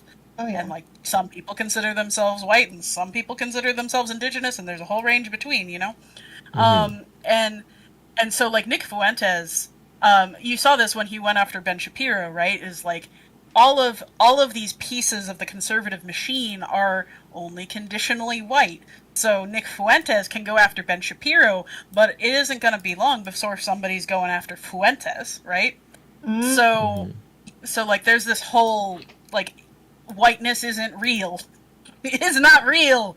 No. It's kind of real, but it's not real. It'll retract forever as long as it needs Yeah. to like keep finding Yeah. new enemies, right? Exactly. Exactly. But the other thing about it is like this. So to talk on the other big genocide of the moment, like the conflation of the Jewish governmental state that is committing this genocide, the state and the military, with even the Israeli people who are out there protesting, and then conflating that with worldwide Jewish people who are, again, mostly out there protesting, is anti-Semitic in and of itself. And people like Bibi are trying to use that as a lever because they don't care. No. They don't care. But it is anti-Semitic, and it will come back to bite us. It already is. Because the people doing that are not our allies. The people doing that want us dead too. Yeah, yeah. Zionists literally were working with Nazis. Like, yes. They were because again, I think what people kind of forget. Well, we keep bringing it up. It's a religion with a culture around it. It's an ethnicity. So when you look at one of the greatest examples, I remember I got in an argument with somebody about this, where I was like, you realize during the rat tunnels when the Nazis were leaving, were trying to fucking hide and run away from all of the atrocities they did, over 110,000 of them got away, and you don't know where they went. And then you do know that the IOF was made up of terror groups. Like when you look at what's his face, Ben Gurion, as far as like blowing up King David Hotel, and you look at a lot of the atrocities they did across Europe to try to scare European Jewish people to come to like a base place. If you look and they're cooperating too with these white supremacist national state leaders of the West, like Churchill, and like all of Russia is like, wait, there's a place we can send our Jewish people, and we're not going to get blamed for it. Go away. And this is like just accelerates the devastation of the local Palestinian people by 1,000-fold, because it was supposed to be like slow and gentle and only people who had already lost their homes, and that is not what happened. And also it was supposed to be a different area, and it was supposed to be in Uganda. It was supposed to be ruler, and it, you know. Okay. Yeah, it was Uganda. I promised I was going to go, so I'm going to head off. Yeah. Love you all so much. Great talking Hope to you. that this helped. I'll see you guys later. We gotta connect, Dre. This is great. Yeah, we do. Yeah, what a conversation! Right. It was so nice meeting you. Likewise. All right, love you guys. Yeah, I'll put my socials in one of these chats so we can talk. Oh, great, perfect. But yeah, I mean, but to her point about like to end it off of talking about race, the idea of the Zionist movement, because we forget that there was also it wasn't violent and wild like this, but the Zionist movement in like parts of Africa, because again, it was supposed to be made up from, if you look at Haile Selassie, it's supposed to be made up from that idea of bringing, you know, a God figure, because even if you look at Haile Selassie, like this, my dad's Rastafarian, so there's some Rastas that would die about that dude, but there's a lot of fuck shit in regards to that man. Nevertheless, the push to create this separation amongst people, this anti-Semitism that is caused by Bibi Milikowski himself, that is caused by the Zionist entity. Like Theodore Herzl didn't like Jewish people. He was ethnically Jewish. He didn't practice Judaism. Like none of these people, like they just Theodore Herzl and a lot of the he wasn't a liberal Zionist. I forgot what kind of Zionist. What kind of Zionist. Huh? Was it labor Zionist? I think so. But his idea was like, we gotta basically, like, one of my coaches used to say this when we would be in the gym. When we would be in the gym not paying attention, he'd be like, it's like herding cats. That's essentially what Theodore Herzl and the early Zionists were talking about. Like, they looked at European Jewish people as like weaker than, and like we're herding cats. We just want to get them somewhere and put them in there and then scare the shit out of them so we can do whatever we want, so we can get this colonialism going. So like ultimately we're left with the remnants of that movement mixed in with already a well-established white nationalism which is white supremacy, which is a white pathology, which is a mindset and mind state that can be propagated and proselytized by anybody, which is why you have people from UAE complicit in this bullshit. People from Qatar, people from all of these places complicit because white supremacy, aka white pathology, does not have to be enacted by somebody who's considered white. And that's Yeah. my diatribe. Mic drop, man. Yeah. Jacob Geller said something that I'm thinking about here recently. He was talking about how the whole Israeli project, it depends on Jewish people not feeling safe, and therefore it doesn't want a better world for Jewish people. It wants Jewish people to always feel afraid and threatened. It doesn't actually benefit from there being fewer threats. It benefits from amplifying, for example, here in Montreal, there's been such a scandal about some protesters smashed the windows at McGill University, which is not a Jewish institution. It's that kind of thing. They need to. There's a thing about amplifying dissent, so people think that no, I need to shut myself off from everybody else. I need to move to an ethno-nationalist, extremely racist country, and that's. There's just no interest in actually protecting anyone, obviously, right? It's a fascist project, and fascist projects need you to always be in crisis, and they'll make one up or they'll start one if they need to. Man, you guys were just having the best back and forth. I'm just I'm still processing all that. Essentially, when you look at, so for instance, there was already apartheid-like things happening in South Africa. Because I need to actually, when I get situated, I have to do a episode about Winnie Madazike, because I don't like the Mandela last name, and that I'll talk about in the episode. But it's because Winnie was about it. Mandela, nevertheless, Winnie, Lolita LeBron, and Leila Khalid, women of the movement, women who some were of the armed resistance, who showed more, who you lose in history, because what's wild about the patriarchal structure with the misogynistic superstructure is that even the downtrodden, even the underdog has to be presented as somebody like me, has to be a man. I can even correlate that to in a narrative of activism and the civil rights movement.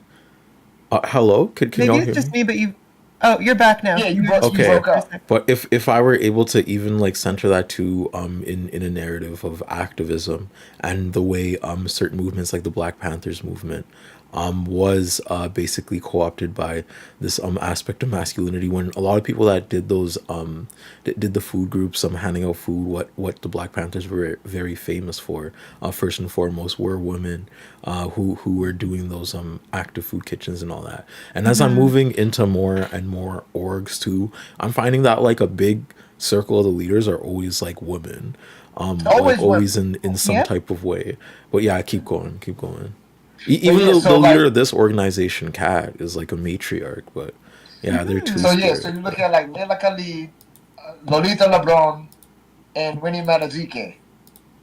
Winnie, as far as just speaking about, because what I'm about to get to with the South Africa, Winnie, when those two went to prison because they thought they was trying to take over.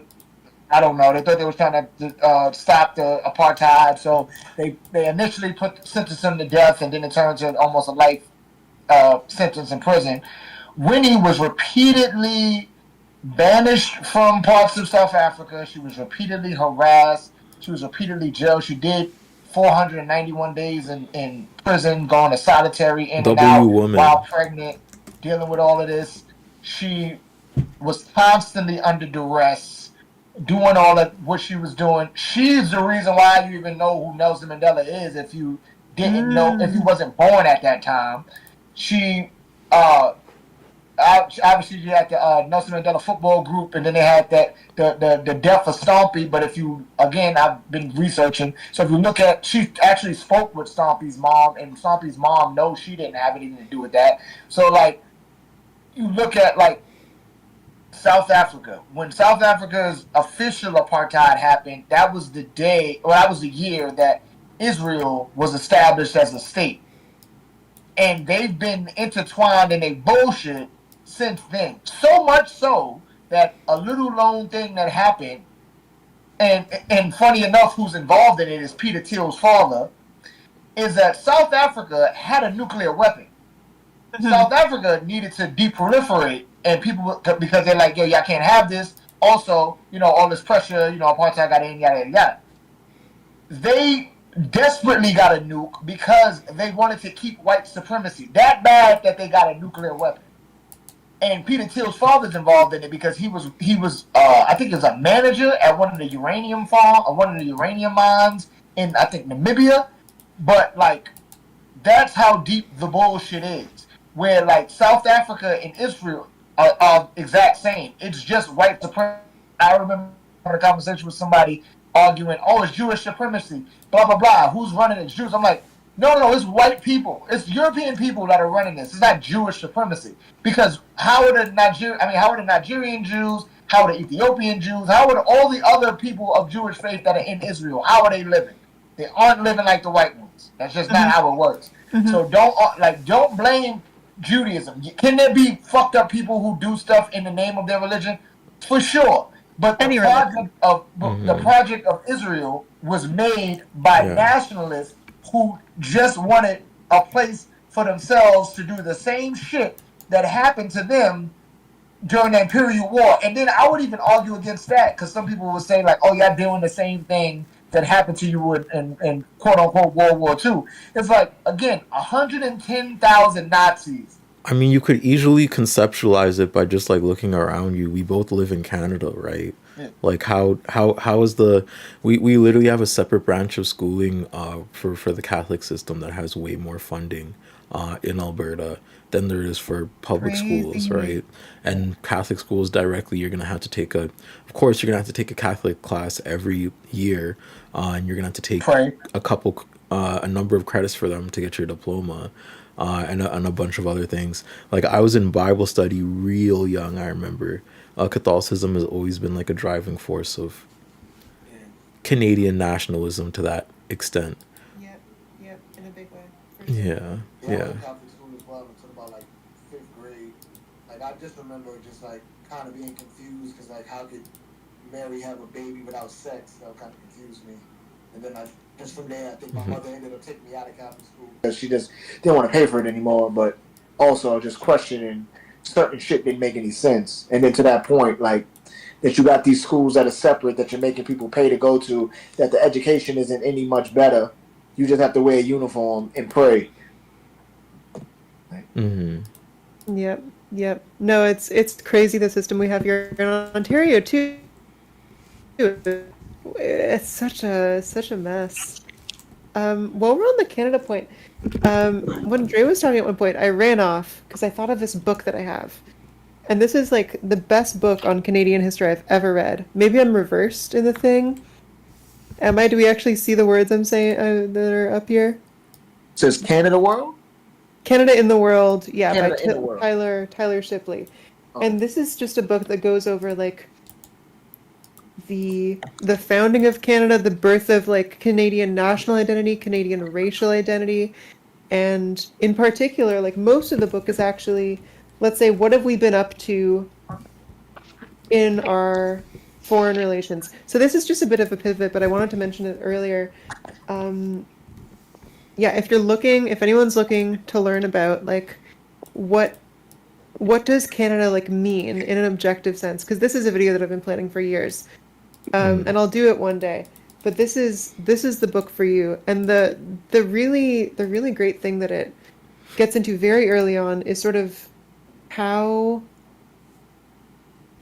like, basically how and why societies become racist towards certain groups, you know? So in here they're talking about the author Tyler Shipley. He's going in about, like, you know, we have all these like stereotypes against Indigenous people in Canada, and the narrative seems to be like, oh, you know, they were uncivilized, so we colonized, so we civilized them. And like even from liberals who think that that was like that there were bad things done in that process. But the truth of it is that when oh my God, is that like an MF Doom mask? Yeah, That's so cool. yeah. That rules. Um, the truth of it, as he gets into, is that it very much went the opposite way. Like, the thing that I was just reading here, like the actual difference in life and society between like French people and Haudenosaunee people who live in like what is now Eastern Canada, was not that major. But they had like these ideas come up because they needed to justify what they wanted to do, and they wanted to do it for economic reasons. Like Canada, for example, was founded because they needed more land to grow crops on, and they needed, just more territory for the reasons that empires need more territory. Um, and they completely worked it backwards, and they said, like, okay, what can we decide is true in order to justify this, right? And that's what created these stereotypes that are still around to this day. Um, yeah, no, this book is incredible, and it's not very known at all, but I just have to say, like, they go over every single war Canada has been involved in, basically, and they say, huh, it seems like we were treating all of these people basically the same as we have treated Indigenous people here. Like, I learned from this book that Canadian peacekeepers in the 90s, first of all, Canada takes a lot of pride in its peacekeepers, right? Like this is a part Yeah. of national identity. It's like, yeah, we're not Really? the military people. We are coming in here and peacekeeping, like with the same guns and the same equipment, Yeah. and we'll Peacekeeping shoot is if we need bullshit. to. Yeah. Yeah, and we were like a huge part of that up until not that long ago. Huh. But the peacekeepers would come, and first of all, they would do all the things that American soldiers do. They would take pleasure in assaulting and murdering civilians. But specifically, the peacekeepers would call anywhere they went Indian country. And that was such a revelation for me. It's like, oh man, we are really just trying to export this colonization across the whole world and like, well, man, I don't know. And then, I oh mean, no, this no, no, place, no, because that's such a good point. I kind of want to add on to that too. As please. Kat has said multiple times, and Kat has also displayed on the 7th Gen team that we're also children of immigrants led, because a lot of us in Canada that are immigrants are from these same places that Canada continually colonizes. Like I'm from Sudan, and Canada has had a big hand in the extractive process of gold, and even fighting over resources over there. People are from the Congo, a lot of people are from Ukraine, which Canada claims to help, but in essence, no, they're benefiting from this to an extent, and Hmm. that aspect of marginalized identity is so interlinked systemically with the pitfalls of an already indigenous identity that has been systemically oppressed here for decades and decades and decades. Like it's yeah, and the way it's Yeah. corroborated by bringing in by even like heinously corroborated by bringing in these immigrants from lands that we claim to peacekeep for, and then raising them up in the liberal ethos of Canada, and being like, oh well, we saved you from even over there.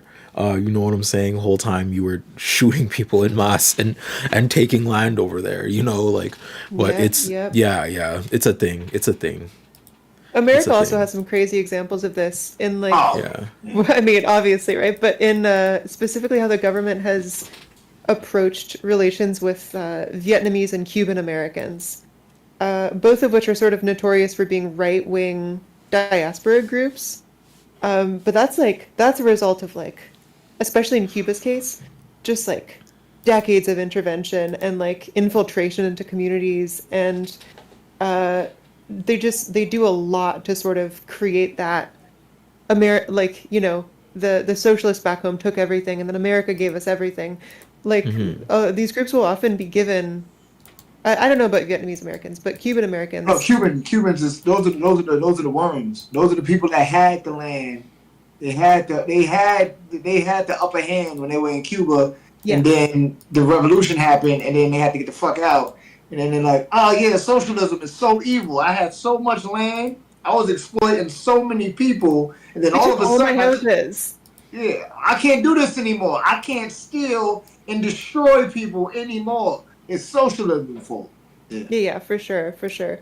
But even like even people who have fled since, there's like the I don't know if it's the FBI or the CIA, are like they work to instill and like Yeah. intensify this ideology, you know? Yeah, yeah, and they do that. I mean, at the end of the day, the easiest way to do any of that is sanctions. Sanctions are war crimes. So essentially, if I am squeezing you with with unrelentingly just squeezing and squeezing and squeezing your economy, I'm squeezing your resources. I'm making it so that you are getting tighter and tighter and tighter out of margins. That is going to cause an uprising. It's very easy for there to be infighting, and very easy for you to say that the leadership sucks ass when you're hit with sanctions. That's the Yeah. point of sanctions. Sanctions are to cause a revolution. That's nothing more. Because if you look at how many sanctions the U.S. gives out and how many places are under sanction by the U.S., Yep. yeah, that's why you be like, oh damn, I wonder why it's so wild in the Congo. I honestly feel like the sanctions on Cuba are like not single-handedly, but almost single-handedly propping up this idea that like socialism has failed or like causes poverty. They're just like Cuba has succeeded in so many incredible ways. You know, they have a Yeah, higher life expectancy than the US. They have yeah, better healthcare than the US and all these things. But they've just been under America's thumb for 60 yeah. years. And without that, I mean, They'll be the fine. whole global south would have this incredible example to turn to, right? Yeah, I mean, if you look at Cuba, one of the things I I think always you're. tell people to do is look at look. You can find videos on YouTube. You can find videos of right after the revolution, how quickly they pulled Fidel Castro in to talk about what were the next steps for Cuba right after the revolution. Now, mind you, the people that Fidel Castro beat were people that the U.S. put into power Yeah. right Yeah. after right after he got him up out of there, right after they got him up out of there, he's on several news broadcasts and they're questioning him like ridiculous amounts of questions. And this is Fidel Castro, he doesn't speak English well. At the time, he didn't speak it at all. So he's having to translate it and stuff. And they're like, yo, what you gonna do? Like, how long is it gonna take before you guys are this and the third? And like, you want a democracy, right? And Fidel initially was like, yeah, I want a democracy. Like, I see what y'all doing over there. You know, obviously you don't got the internet and all that other shit didn't exist, so you don't know how bad it sucks. But he's like, yo, I see what y'all promoting over there. This look cool. I want to be like America. So let's get this democracy shit rolling. Cool. They're like, yeah, how long is it gonna take? He's like, yo, we just had a fucking revolution, bro. Like, maybe like 5 years, maybe 2 years. He's like, 2 years? How long? Maybe 5 years? What the fuck, Fidel? He's like, I don't know. It's gonna take a second. And then he started to get it going. And then they came up, they was like, hey, Fidel, so how about them bananas and shit that you got?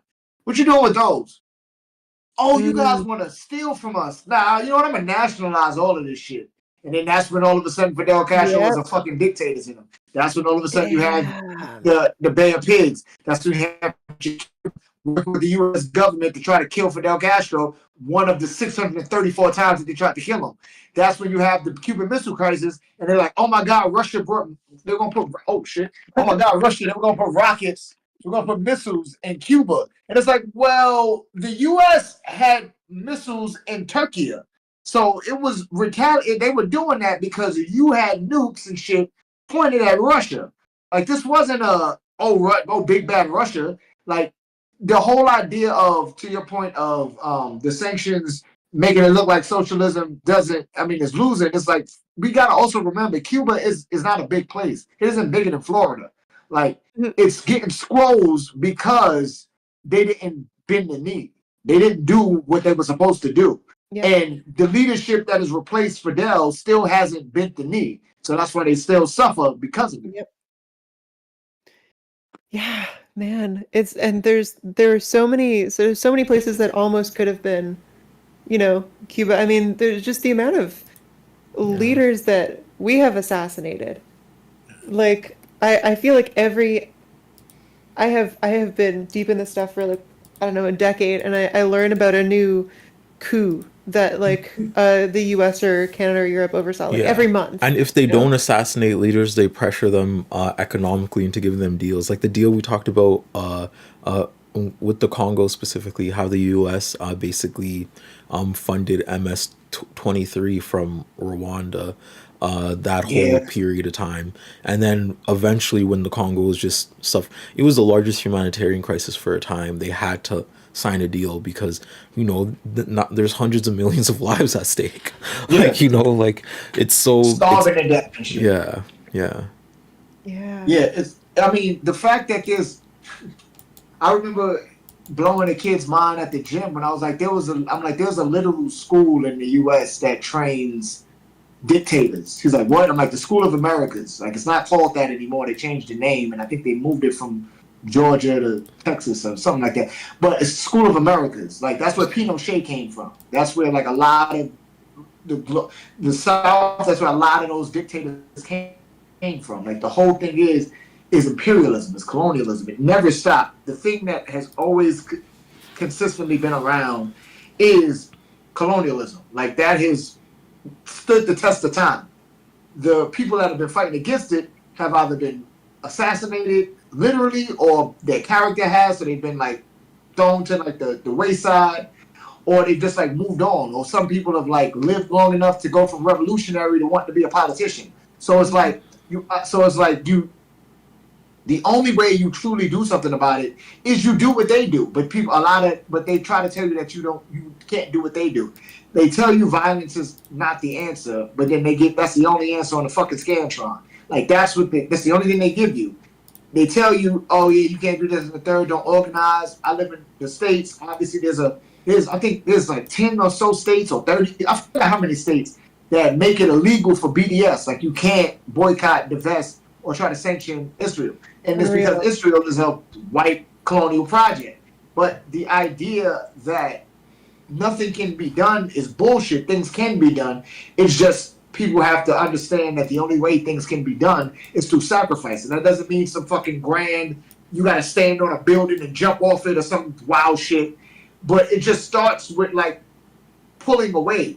The only way to stop something is to stop something. If you realize like, hey, I don't want to buy shit from McDonald's anymore because I know that they feed fucking murderers. All right. Hey, I don't want to do this because I know that they fund that.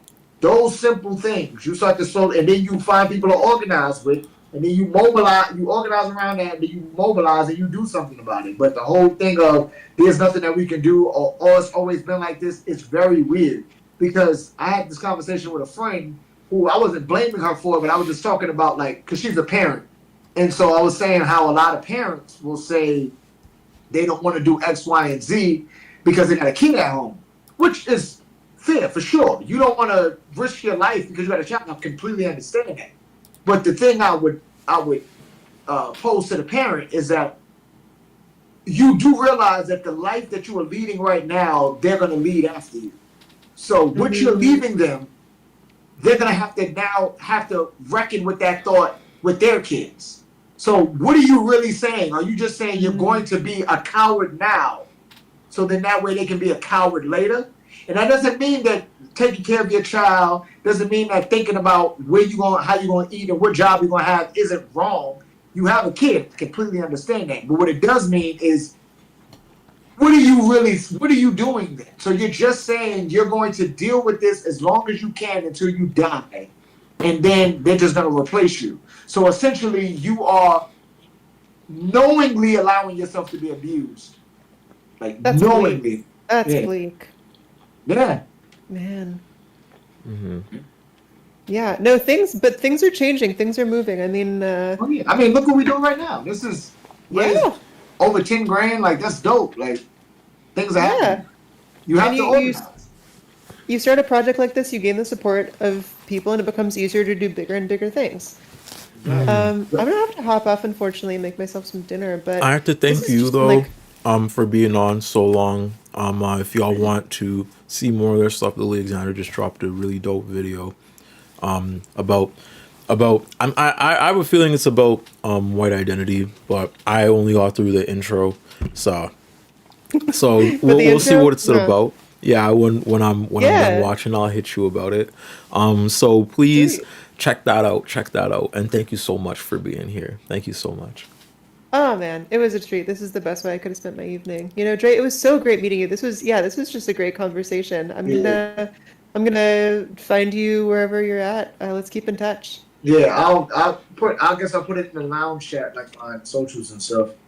Yeah, perfect. Perfect. Yeah. Thanks. Yeah. All right. Peace. Peace. Night, gang. Keep up the good Peace. work. See ya. Yeah. Hey, and then there was one. How you doing, Dre? Right. How you Man, doing? I'm just trying to get things together, still raising money, but I gotta go to New York and Jersey next week, and then just keep moving from there. I possibly, honestly, might be fighting in Canada in like November. You might be finding a Just what? Sorry? fighting, like having a match in Fighting. Canada. Ooh. Yeah, Damn. We're in yeah. Canada. There's some. Oh shit. I I don't want to lie. I don't remember, but Okay, yeah, word, but because it's I'm a like, I doubt that it's in the prairies, but if it is in Saskatoon, I'm gonna watch that. I'm gonna yeah. watch that It's for sure. but yeah. But yeah. I've just been. I mean, this is the most I've been on camera in a minute because like I've just been dealing with all this stuff, just dealing with depression and stuff, talking to my therapist. So it's been cool. So like this has been good therapy. So I There appreciate is you no, allowing it's me all to. good. There is Yeah, an aspect of exposure that you have to do with yourself on camera and all that. You know what I'm saying? Like when you're coming out of dark and bleak situations, I'm not gonna lie, I've been there. YouTube just low key got stable for me the last year. Like for the last 2 years, I lived in like Edmonton, and like during one of those times we had like a home invasion. During one of those times there was like my a bunch of things was happening with my sister. Like a bunch of weird things can happen like in environment. So I don't, to always trust, to always like expect YouTubers or streamers to always be on the camera. It's just not realistic. You know what I mean? But I'm happy that you're coping the ways that you can, and I'm happy that you had the time to hop on. Someone said, "Is that an MF Doom mask?" Everyone's looking at that MF Doom mask. That's a hard setup. It's a yeah, hard setup, yeah, fam. yeah. It's a yeah. Holy hell. And then dumbass. Yeah. Yeah. I got like several around the house, and I keep my little Gundam around. Yeah, Marcella that's said like, Markiplier, look out for the LA gangs. Latren said, oh for real, tell Markiplier I'm GDK. No, y'all don't cosplay online. Don't cosplay don't cosplay online, folks. That's my tip. That's my hot tip. Yeah. yeah. So has this been the only way I've been fundraising through the stream? Yeah, through the stream and through like posts and stuff. But we've Okay, been able to. We're encroaching on 12K right now. We're $700 nice. away. Thankful for everyone who has been donating, sharing, and everything. It's been fun, like having the audience here and having a method of interaction to go back and forth. Because if I was doing this by myself, I'm telling you, I would have died on day 3. Like, Oh yeah, I so feel just you. having everybody here is super awesome. I I have have a dream. Yeah, just stand. Yeah, because you'd have to be on the camera like, so hey, after about an hour, Yeah, fucking talking to talking yourself. stuff. Oh my god. Like Yeah. all the episodes I've interviewed like maybe 3 people on my podcast thing on YouTube before, but other than that, it's just me talking, and it is you don't realize how like strange it is until you're editing the video. You're like, I was really just fucking sitting here talking to the goddamn ether for about an hour and some change. Yeah. Yeah. But at this point I don't really feel that anymore. I used to for a while, but at this point I don't really feel that anymore. I feel like Oh, even the online world has become so much of my personal world that's just like yeah, one. It's like intertwined. It's like whatever, like hopping on in front of a camera is just like very normal to me now. But I also oh, have been using content creating for like 3 years at this point, including my TikTok years. So yeah. I've outside of like fighting, like I've done the only other thing I've ever done on camera was like I did comedy for like Mm. a small spell after Patrice O'Neal died. I just was like, I gotta do it because I could have saw him I should have saw him at a show and I didn't. I reneged on going. Then he died. Like, I gotta be a comedian now, so I was just going. And comedians are fucking depressing. Like going to open mics is one of the worst experiences of my life. I don't ever. Yeah. Oh God! Like I'll never forget. I went with a friend. My homeboy was supporting me. We went to an open mic in Lower Manhattan, and this is when Obama was the face of empire, and this dude got up there, white dude or whatever, and he's doing all these like Obama like jokes and shit, and he's like staring at us for some kind of like validation. Like if we laughed, then that means all of us are gonna like all Africans are gonna laugh. I'm like, if me and him laugh, that's not representative of everybody. He might still get fucked up wherever you about to go, tell this bum ass joke. Like, Yeah. so I've been just oh man, just I'm going not to gonna open lie, mics. comedy is hard, even to be a spectator of it, because like you said, it's always performed in like a white narrative. Like you see all the Cardamom said open mics can be very jarring. Yeah, I went to an open mic in Vancouver, with my older sister. And my older sister was like, just don't expect much. I was like, okay, this is my first one. I was like, whatever, at least there's gonna be some jokes, right? Like there has to be some time. Right. This is a whole university. Like you probably got like tons of people here, like probably.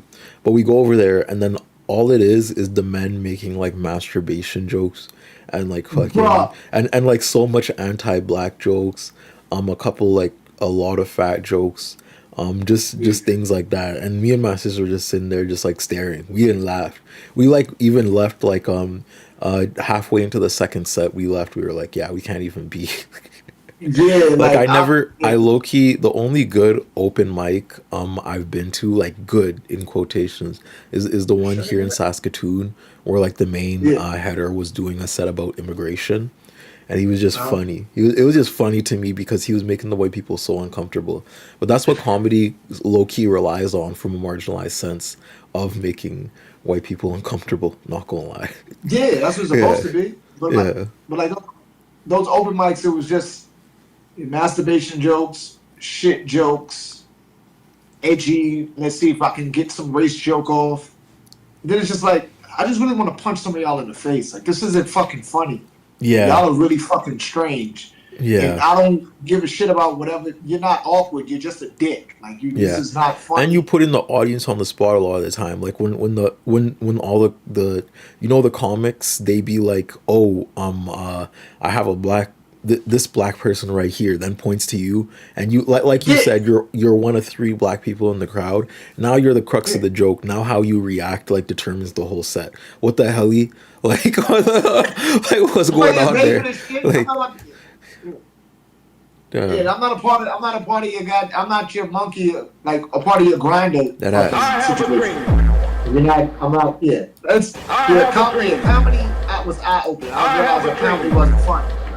And that's not to take away from actual like established comedians or people that are doing it who are actually finding a way for themselves making it funny. But just my experience, just seeing like a lot of them, just like you guys, like I just want to hit some of y'all. Like I don't even want to be here right now. Yeah, it is damn weird. But have you ever been to a good comedy show or not? Someone said Buffy Geek says going to a queer BIPOC open mic tomorrow. Well, I hope that's a bit better. It sounds like it'd be a bit better. Yeah. I've been to one of the best shows I've been to was my mother took me to go see their poetry jam. Like I got to see that was amazing because like I did poetry. I used to do open mics for poetry. Like I would just freestyle. Like I could never write something down. So I would just go and just whatever I thought of, I just do it right there. And I'm not gonna lie, it is cathartic, like performing in front of a mic to a live audience. My first performance where it was just myself and not like an improv group or a drama group or something like on stage was literally like 2 months ago with my friend Isaiah, who took me to like art bar over here. And like when I did that poem, it was so sensitive, but it was so nice to see the audience reaction and to be like, oh no, I'm actually good at this. Like, you know what I'm saying? But keep going. But freestyling is wild. I'm not gonna lie. I wrote mine. Freestyling is wild.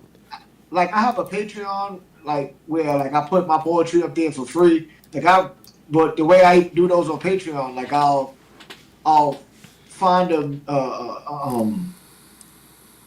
I'll find a movie scene that I like from a movie that I like, and then I'll connect it to a song. So like I'll make a motif, and then oh shit, where did he go? Oh, I'm here. I'm just Okay, talking to the people in the background. Sorry, keep going. I'm listening. gotcha. But yeah, so like I was saying on Patreon, like I have like poems that I just put up there, whatever for free, and like the way that I do those is I'll just I find a have a movie scene dream. that I like. I'll tie it to a song that I like. Then I'll just when I upload that video, I'll just write the poem like as the movie scene and the song is playing. So like my brain when it comes to poetry, I just write it as it goes. Like so when it comes to performing poetry, I never was a person. Excuse me. Even when I did poetry competitions, that would write stuff down. I just make it up when I hear the whatever's going on, and then I just however I feel. So the thing that me and my friend will laugh about is being at poetry shows, like being at enough of them, you start seeing people who are like performing poetry, where they're like they have the cadence and the cadence and like they're looking for like the pauses. They got it all planned out, and I never me and her always thought it was just real corny. Like I get poetry is an expression of self, but when it's performed, it just feels like a song at that point, and then you're just performing a song. So then it's not. I feel like poetry for me is something raw from the heart, and even if you write it down, it's still raw from the heart. But if you're performing it in a way that is supposed to be performed, then it just feels weird. And being at a lot of like New Eurekan and some other places, you would see people perform their poetry, and then you would see people come up who everybody would have like the same cadence and the same topic. So you would see people come up there a lot of the times, like a disclaimer, they would be like talking about being sexually abused. There was a lot of people that would do that one. There was a lot of people that would talk about relationship issues, and then sometimes it would be like sometimes it would be about people's lives, but for the most part, it was a lot of people talking about abuse and relationships. But a lot of and then was wild about a lot of the abuse poems is a lot of them had the same cadence, like, and it's like, why are you getting into a performance mode about something so sensitive? I always found that wild. But I do feel like, like you said, poetry in itself is like an art form, and art form takes specific, I guess, appearances even in community, of expression, like, and like I haven't seen a lot of comedy sets, but I've seen some poetry sets, and I can speak to that a little bit, just being behind the scenes and like knowing some of those stories. It's such a I would say it's like for me it's been like a touching experience even for people to like relay subjectivities of trauma, but like you said, that overarching narrative or that overarching performance of an emotion, like Yeah. over here it's rooted a lot in Shakespeare and Macbeth. Sadly, I like it. Like I like the emotions. I like the pain. The story is there. Right. It's good. It's good energy, and it's a good story for people to learn, like at a broader sense, because you need to listen to abused people, right? Like we need to Yeah, do for way more of sure. that as a society. But We do. yeah, I do feel like there can be more variety in the aspects of poetry. When I was at our bar, the person that performed before me performed like a Robert Munch ass rap. They were like, "Let it be high, let it be low, let it be gone, let it be forgotten," and I could tell it was like deep. I could tell to him it was about like So I don't know, but fuck divorce. it. I could tell it was about like shit. Like, you know what I'm saying? Like I Yeah. could tell he was just performing in like a white dad kind of way. But like it was Yeah. funny. It was funny to say that. I That's I don't good. have a dream. know. Yeah, I think like and to the point of speaking about people who are speaking about their abuse, it's not like I said, it's not that I don't want to hear you talk about abuse. It's that when you're performing it, it just sounds like I don't need to feel like I can add a hook to this, or like we could throw that like somebody like get fucking Alchemist on the beat. Like this is weird. Like you know what I'm saying? So like when it comes to people with their poetry like that I did like though, again, it's just seeing people express themselves, seeing even though I didn't always like people overly performing and being too expressive in a way that seems kind of campy. I did like, people doing that in the sense of like, oh, this is what you're doing. This is how you want to express yourself. And I did one of my favorite poems was it was a woman when I was where was I at? I think I was in NoHo, so that's like North Hoboken because it's like Soho, South Hoboken, and NoHo. Or I forgot what the fuck I was in. Nevertheless, I was downstairs in the basement for the poetry show. This woman got up there. She said, "You're the center of the universe. You're the center of the universe. And you're the center of the universe. And everybody in here is the center of the universe." And then that was pretty much it. And then it hit because it's like understanding, like, you really are the center of the universe. We all are. And if we all can come together, we can all bring the universe together. But if you just stay with yourself and stay selfish in that, you'll be the center, but you'll eventually implode. Yeah, that's a really good dissection of individualism, I guess as derived or separate from an aspect of collectivism, because yes, we are all individual human beings, but in a sense, as a society, we should work in a social way to benefit all of each other. So saying that very simply and then walking off is wild, but I like it. I like it. Yeah, Like, because it means. keep going. My fault, man. Yeah, because it means a lot. Because, like me, I've learned the difference between individualism and selfishness. Individualism is supposed to be an understanding of you as an individual within the collective, to how to bring up the collective. But you as an individual, you have your identity, you know who you are, you move with that. Selfishness is just you feeling like everything is owed to you and everything revolves around you. I mean, Being even a citizen- collective thoughts of society are corroborated and co-opted by like things like university and schools, right? Like, I want to be this part of society, so I'm gonna pay this much amount of money and work and do this much years in university and do X, Yep. X, X, and X. You know what I'm saying, to get my threshold of privilege in society. Like, privilege is something earned. A lot of things that are supposed to be essential in everyday life, like a home and whatnot. So to people like me, at least, that were immigrants that came here with like no money, are supposed to be Right. earned in aspect to a mythos of systemic emplacement. But if you're a janitor or whatever, you don't deserve that house in an aspect of collectivism, because you as an individual is just so much, you're merited so much lower in this sort of system of collectivism that we have on the West, in the West. You know what I'm saying? Whereas like a defense contractor could probably get 3 houses in Hawaii. You know, like it's yeah. But keep going. Yeah, but like, so that idea of like, as an individual, you are looking to find your identity within your community and see how you can bring up the collective. Now, when you are selfish, you aren't doing any of that. You are just making sure it's hedonism at this point. You're just making sure you're fine, you get what you want, and you don't have to explain how those things have come about, because you don't have to do anything for it. So like, when you look at, I mean, whether it be fucking Canada with, or whatever his name, the dude that was former Goldman Sachs, whether it be Trump, whether it be any politician, because they're all the same. Mark Carney. They Mark are Carney. selfish, Oh 'cause they my do- God. Mark Yeah, Carney. they do nothing. Right, they do nothing but want everything. That's selfishness. That's not an individual. They're just selfish. Like, the idea that they want everything comes from this idea that I was explaining to a woman a few days ago, that they don't know what violence is for real. Meaning, no one has told them, I will beat the shit out of you, because all it is thinking that everything is owed to you and you supposed to get all of this without no repercussions for said actions, will build something in someone that makes them believe that they shouldn't get the shit smacked out of them. Sorry for going there, but like, as somebody who teaches martial arts and trains and then fights in it, the beauty of it, that I tell some people that come to the gym who are brand new, I'm like, they're like, damn, a lot of people are nice here. I'm like, yeah, everybody's nice here because you don't know who could beat your ass.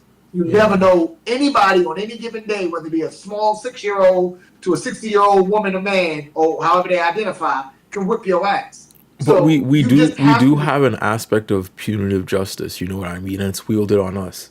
Like yeah, it's wielded on us in a lens of systemic inference and how that sort of ideology is melded. It's like exactly. punitive justice in and of itself was kind of brought to a normative spectacle with like when you think of when you think of revolutions like Paris, you know what I mean, with the guillotine, in an aspect of everybody watching and like this very public killing. But there's Execution. yeah, execution, but that doesn't teach you about the ways I guess systemic injustices or punitive injustices are micromanaged and fit into a system inherently for marginalized people, and how Right. that aspect of revolutionary justice is disallowed or dissuaded or looked away from in a normative lens Right. of everyday society. You know what I'm Right. saying? Like it what are good examples? Like damn lynchings, and well the whole police system is the example I'm gonna bring up, like lynchings and the fact that the first police were like slave catchers, but when lynchings became more and more of a public spectacle rallied against because of the people in the civil rights movement and Emmett Till and a whole bunch of these a lot of different forces, right? It was more than just one person lynched. It was it was a lot of people being down lynched all the way up to the beginning of slavery in and of itself. But this aspect of spectacle had a positive effect in essence of portraying that harm that's caused on black people. But then it was leveraged in a way where, oh, we're just gonna make these prisons away from the public eye now, and when we kill black people or make black people work for the state, it'll be away from a commonality. Things like the LA protests, some kind of highlighted that with Hassan Piker, high key going down and talking to a lot of those inmates who were conscripted over there with like $1 an hour. He has a whole interview there, which is cool to see. But aspects like that where the punitive justice lays in the background, and we're not allowed to, I guess, take an aspect of punitive justice against our oppressors is wild. But yeah, keep going. Yeah, but yeah, exactly. No, but yeah, exactly. That's the thing, is that they're able to enact it on us, but the moment that we even sniff at wanting to do something like that is hoopla, it's uproar. It's like, what are you doing? You're destroying the social order. It's like, yeah, we should be. Like, that's the point. Because if you, like, there's a difference between an injustice and breaking the law. The law is something that was created by the imperial powers that be. Injustices are the shit that they do to us all the time. And injustice is obviously like killing somebody and stuff like that nature.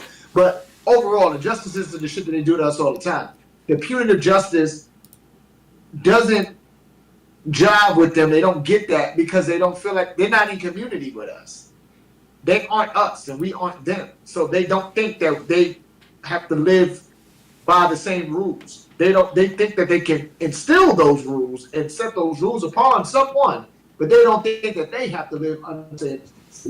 That's why, again, I love combat sports, martial arts, and teaching it and stuff, is because it's a great equalizer in that, like, and it's not even about like hitting people and hurting somebody and stuff of that nature, but it's just like understanding what violence truly is. Understanding that anybody can inflict violence upon somebody, understanding that real violence is like guerrilla warfare, in that I am not trying to necessarily win. I am causing a spectacle enough so that you don't ever want to do this again. You don't ever want to know what this feels like. You don't ever want to have to think about what this could possibly feel like. You don't ever want to cross paths with me again, because you understand that violence is the answer, because violence is that person's answer, and that violence is the spectacle that is going to make sure that you leave with a scar that you never forget, literally and metaphorically. I've never done any kind of combat sports, but it's always cool to watch. Kraken Hugger said it's like how MMA fighters don't like fighting outside of the ring. How do you feel Yeah, about that? How do you feel yeah. about that? as a fighter, yeah, no, we don't, because you know that you can hurt somebody. So, and that doesn't necessarily mean that I can beat up anybody or anybody that practices martial art. It just means that you train in this sport, you do this like I do it competitively, you do it competitively. You're trying to do it to make sure you, like, I hurt you, like, and I go about my business. Like, I'm trying to, if it's a one-on-one situation, trying to inflict as much damage as I possibly can and then get out of it. So, like, Yeah. somebody who knows how to defend themselves aren't trying to fight. I'm trying to talk it down or avoid it completely, not even have to talk to you. Because, again, violence is going to be a spectacle. We're going to make it. I'm that person, whoever they are, because, again, that person, whoever they are, whether it be me or somebody else, to make it so that you don't ever want to do anything like this ever again. You don't ever want to know what this feels like. Even if you quote unquote win, you still don't want to know what that feels like to do any of that again. Like, the thing I think that people forget is like a run of the mill, like, I'd say quote unquote regular person who doesn't do a sport in that regard. Usually a fight between two people is like 30 seconds to maybe a minute long, and then you get winded. With somebody who's trained in violence, that's a minute is nothing. Like, we spar for 5 minutes at the gym, roll sometimes for 10 minutes. You're ready for violence for a long period of time. So it's like a spectacle thing. So that whole idea, to that point, that people who know how to defend themselves don't want to, is because, yeah, you don't want to hurt somebody because you know what that's about. You know what that's supposed to be. Kraken Hugger said they lucky I don't have the funds for combat sports because I would start problems on purpose. I'm joking. I'd be walking around the Israel embassy like with boxing gloves, just throw them at people. Just throw them at Yeah, because we laugh at the gym at Krav Maga, because Krav Maga is the Israeli IOF like thing. That's what they teach them, and it's essentially an amalgamation of a bunch of martial arts. But really, it's just a defense tactic to disarm Palestinian children that are throwing rocks. Like, it's not a real fucking martial art. But if you go, especially, I don't know if it's like that in Canada, but I know in the West, like in America, like, there's a lot of, like, at my gym we even have it because it brings a lot of money. Krav Maga is like like this real defense shit against like people. I mean, real defense thing, modern defense. You can use it in real life. It's a lot of nut kicking and gun disarmament, which isn't real. If someone has a gun, the best thing you can do is pray that they don't shoot you. Like, I don't. You're not about to disarm. You're not fucking Jet Li. If someone got a gun, I'm putting my hands up. You got me. You got me. I have a dream. That's it. That's it. Word. I have a dream. Zigzag and run, like, put your hands up. Give them what they want. But this whole, like, Krav Maga, what's funny is that you can find the people that do Krav Maga because they all have, like, the same kind of attitude where it's like this smugness that they know how to defend themselves when they really don't. You know how to do some nut kicks, but that's not hard to do. 2-year-olds know how to kick people in the balls. You don't know how to disarm a gun. You will be shot. One of my funnest moments in my life was one of my coaches. He's former military, former of the Imperial chick. I forgive him being military, but I love him. Dope dude. He always come in Ohio's an open carry state, and you can also conceal carry. So he always has his EDC, his everyday carry on. So one day he was teaching MMA class. I never forget it. He takes his firearm off. He places it up on top of the mats. We go to practice. We do our thing. Whatever, class about to end. The Krav Maga people come down. They on the other side of the mats, right? Once we done, I forgot if he asked me to go get it or if he went to go get it. I'll just say he went to go get it. He went to go get his firearm. He puts it back ways he goes about his business. The instructor of the Krav Maga class says, "Hey, see guys, that guy got a firearm. This is what we train to defend against." All of them start freaking the fuck out. They're like, "Oh my God, somebody has a gun." They start going bananas. But like, What the hell? Oh no, he really upped it. No way, kid. no. My coach didn't up it. My coach didn't up.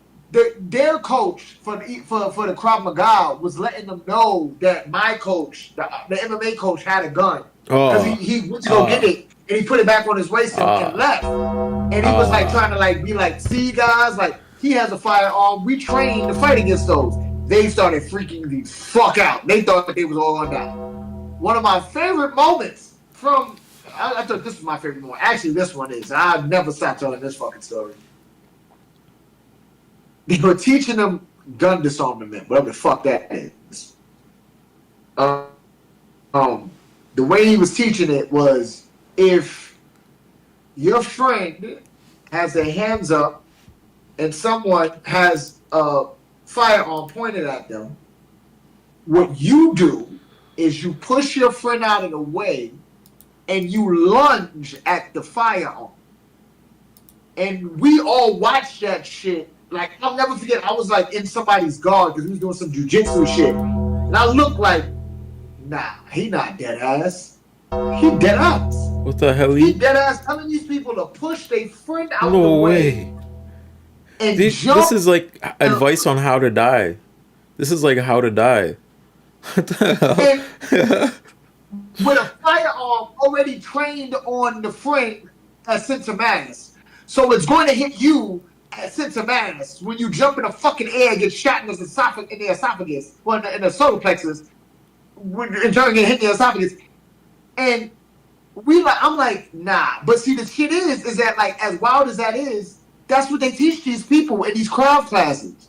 It's a bunch of nonsense, but that also leads to the point of like Israel, like just this inflated sense of self.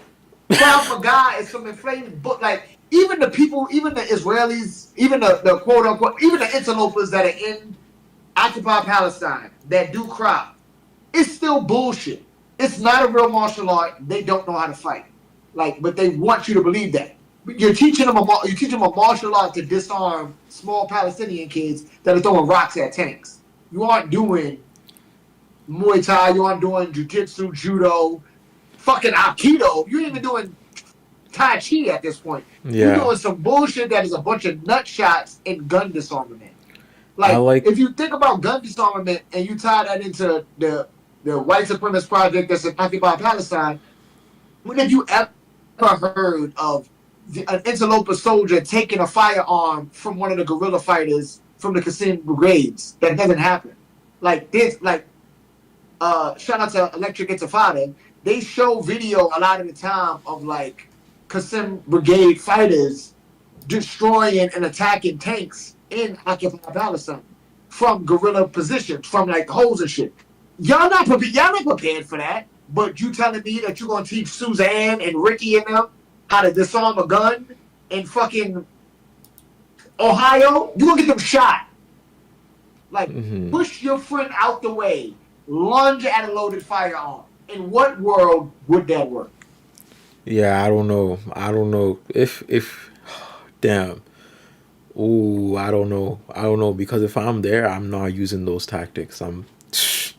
My hands is up. I'm what you want, and I'm going about my business. That's it. Yeah. You know It's the like, mom technique where you slip the shoe off the foot? Yeah, I'm hitting him with one of those. I'm trying to hit one of those. Like the shoe off the foot. Like I'm trying to hit.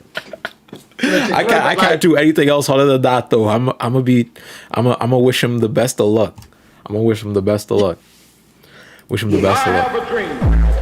But yeah, that's actually just weird that style of fighting even exists. Like I haven't ever like heard of it, but I've had friends who have done like certain combat sports. Like my friend does boxing, another one of my friends does Muay Thai, and Muay Thai was always really interesting to me, just because of like what you have to do to train around it. Like you have to strengthen your shins and stuff in a way by like kicking really hard objects.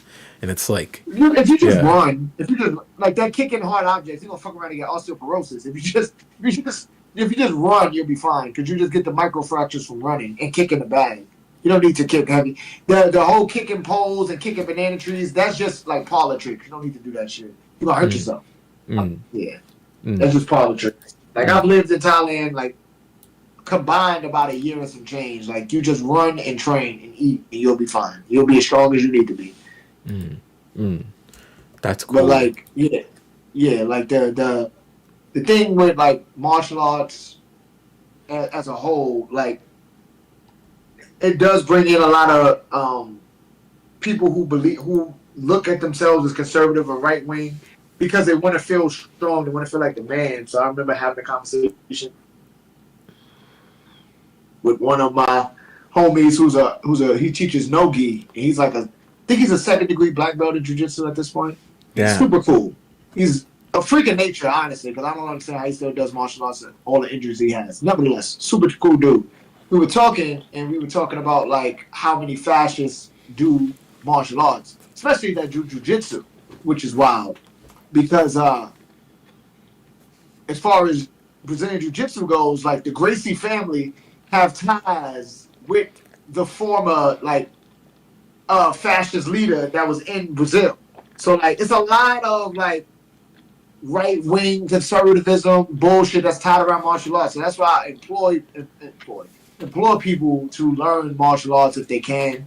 If you have the funds to, I understand that it can be a lot to if you just I know I started with like watching videos and then you realize you think you know what you're doing and then you go to a gym and you realize all the fucking videos they be shit.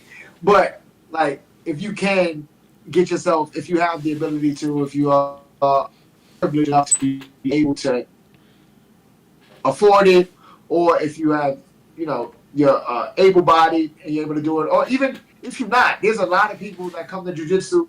There's one kid who was paraplegic. I think he has no use of his legs. He does jiu-jitsu.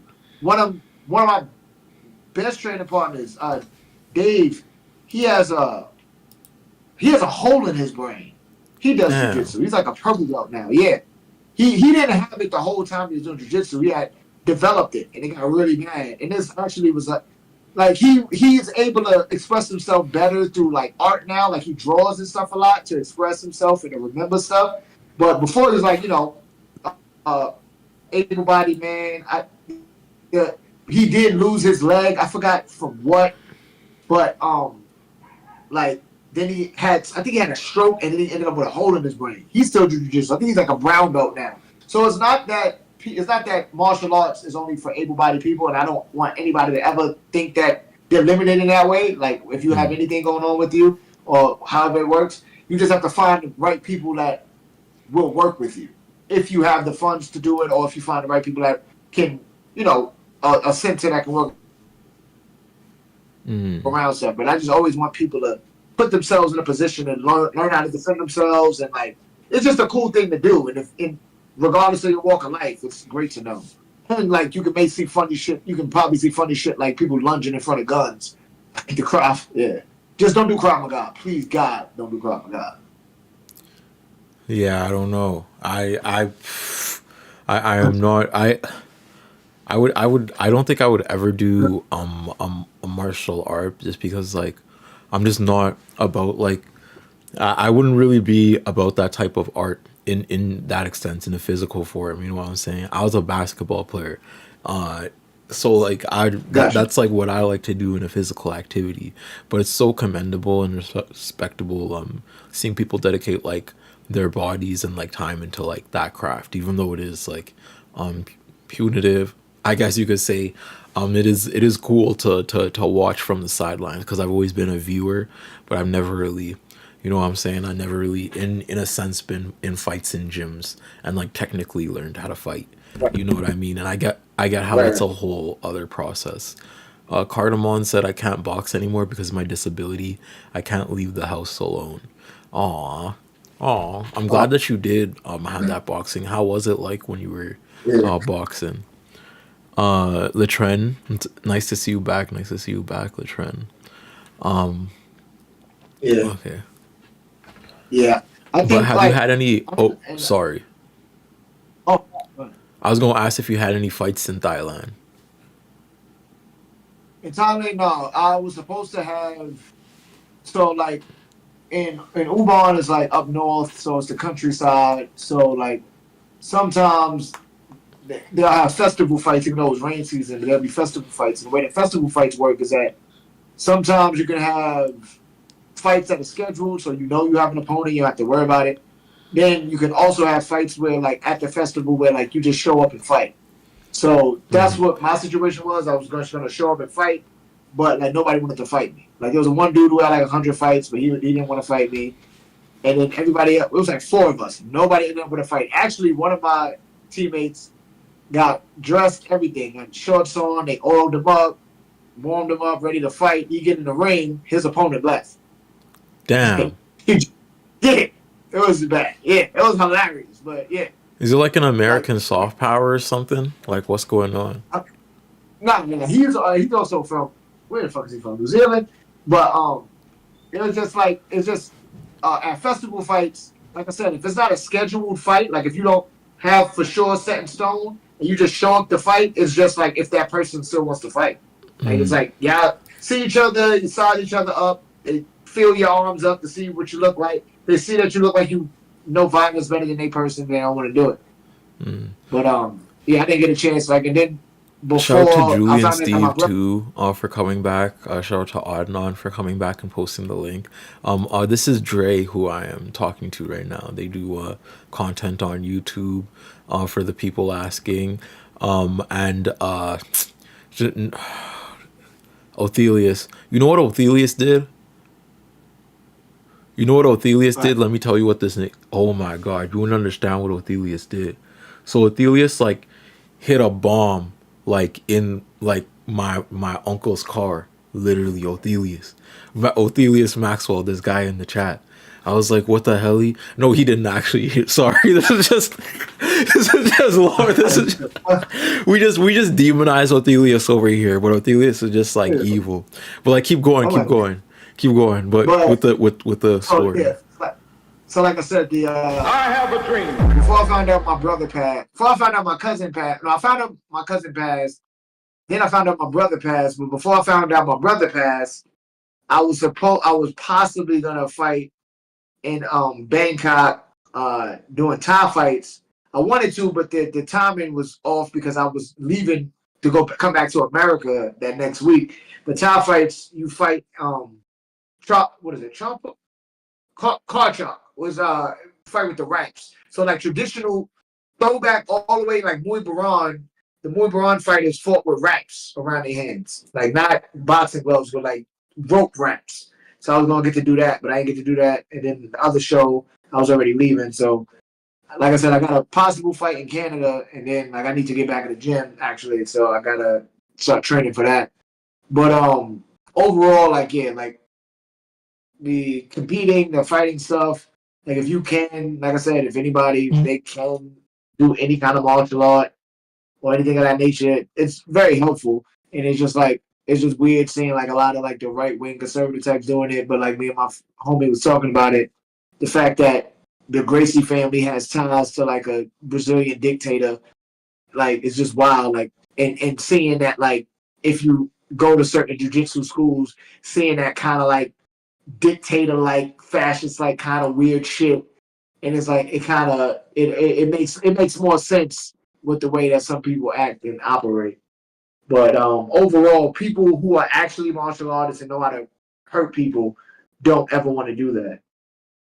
Like I don't know many of my friends and people that I associate with that are very well versed in violence that they want to like beat up some random person.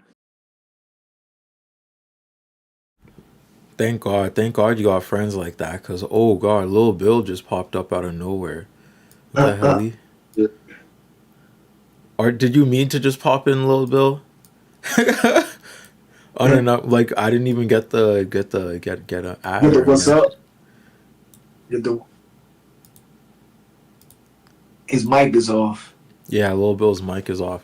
But as we're waiting for Lil Bill, and as I'm asking like some questions here, how is chat feeling? How are y'all? How's chat? How is everybody? Because we have been on for a bit. We still got a couple more hours we're going on for.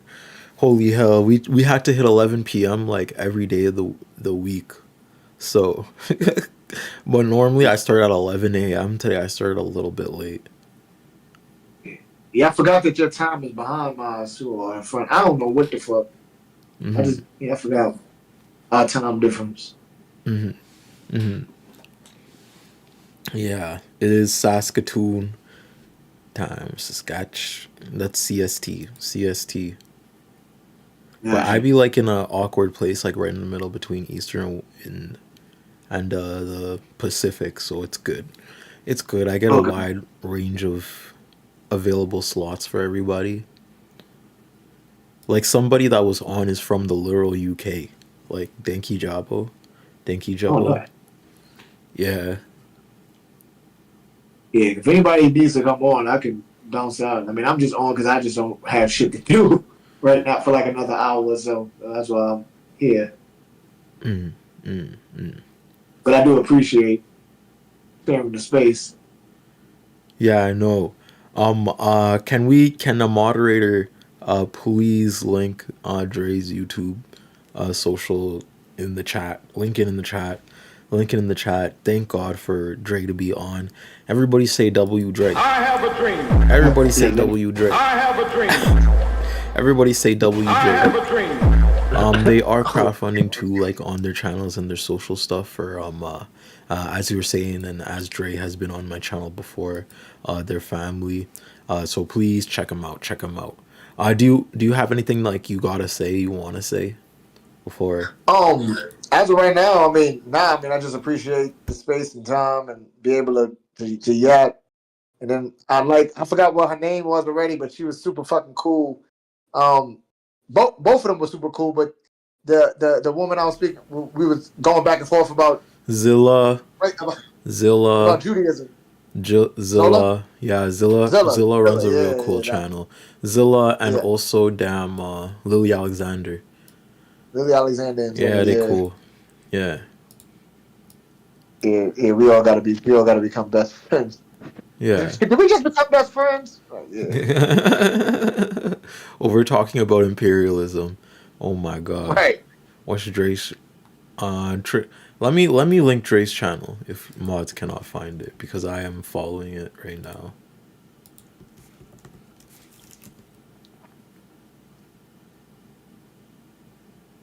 Did we just become best friends? Everyone's saying W Lil Bill. Oh my god. Lil Bill didn't even speak yet. Why are you saying W Lil Bill? Lil Bill ain't even speak yet. Lil Bill ain't even, for all we know this is a Yeah, just ghost. For all we know this is an AI Lil Bill. This AI Bill.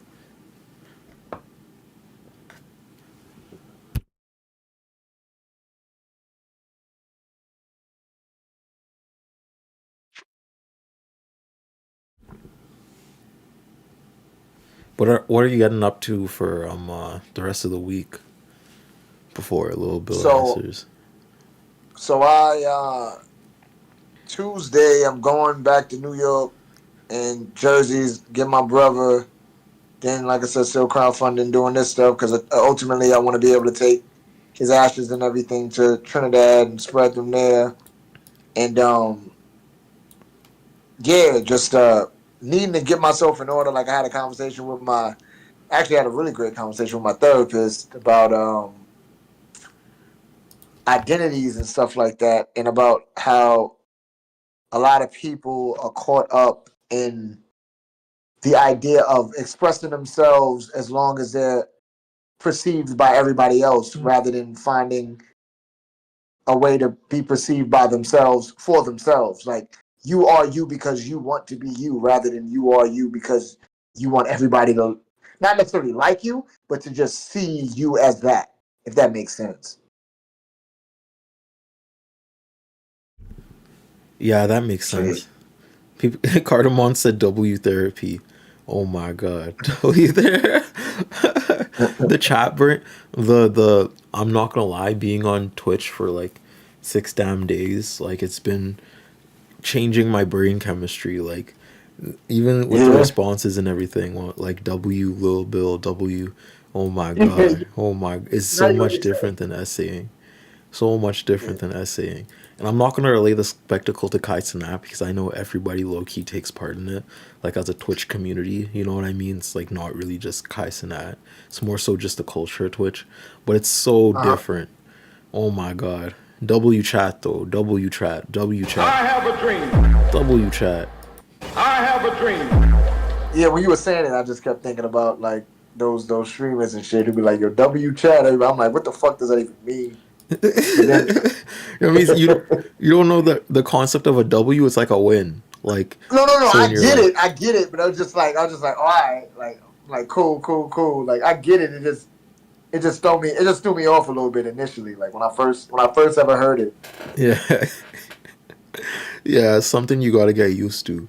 You gotta get used to the W chat, the L chat, the what are we throwing L's at? L imperialism chat, L imperialism, I have a Oh, dream. colonialism, yeah.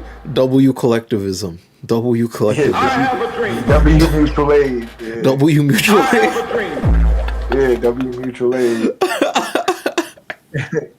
I get this shift in conversation. Oh god, I'm not because the last I made this Twitch account literally 2 weeks ago, and in that 2 weeks I found like so much cool people, like community, like literally this has grown to almost 2,000 subscribe like followers already.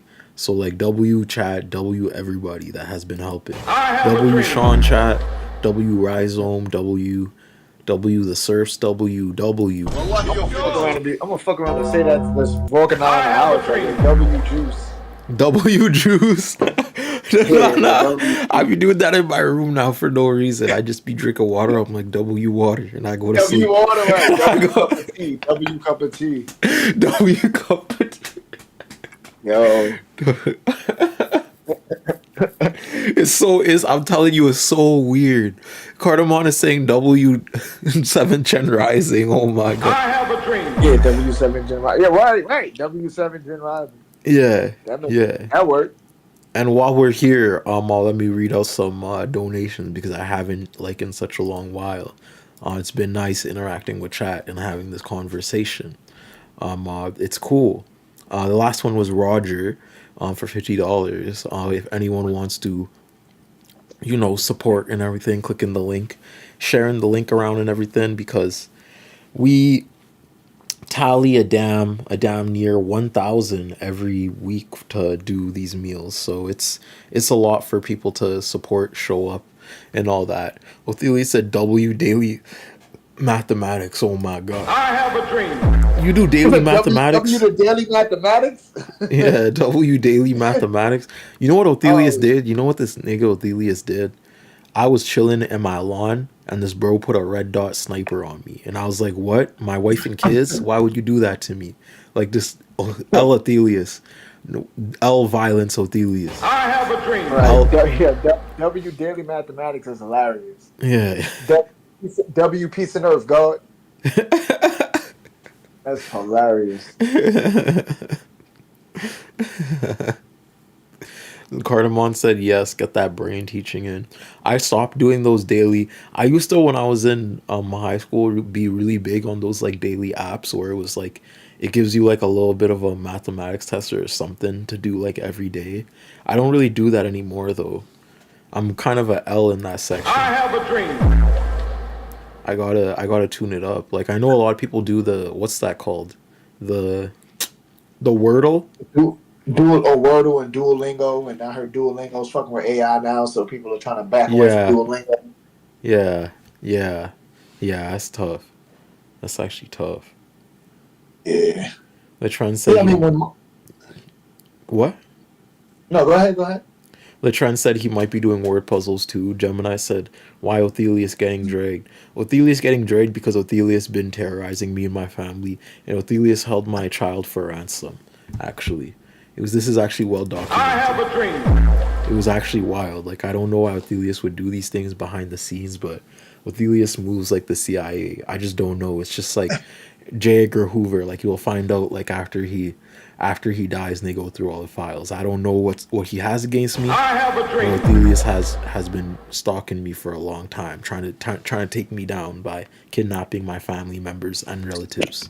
So if you're my relative, beware of Othelius because he's coming. W I Panama have a Papers. dream. W Panama Truth. No.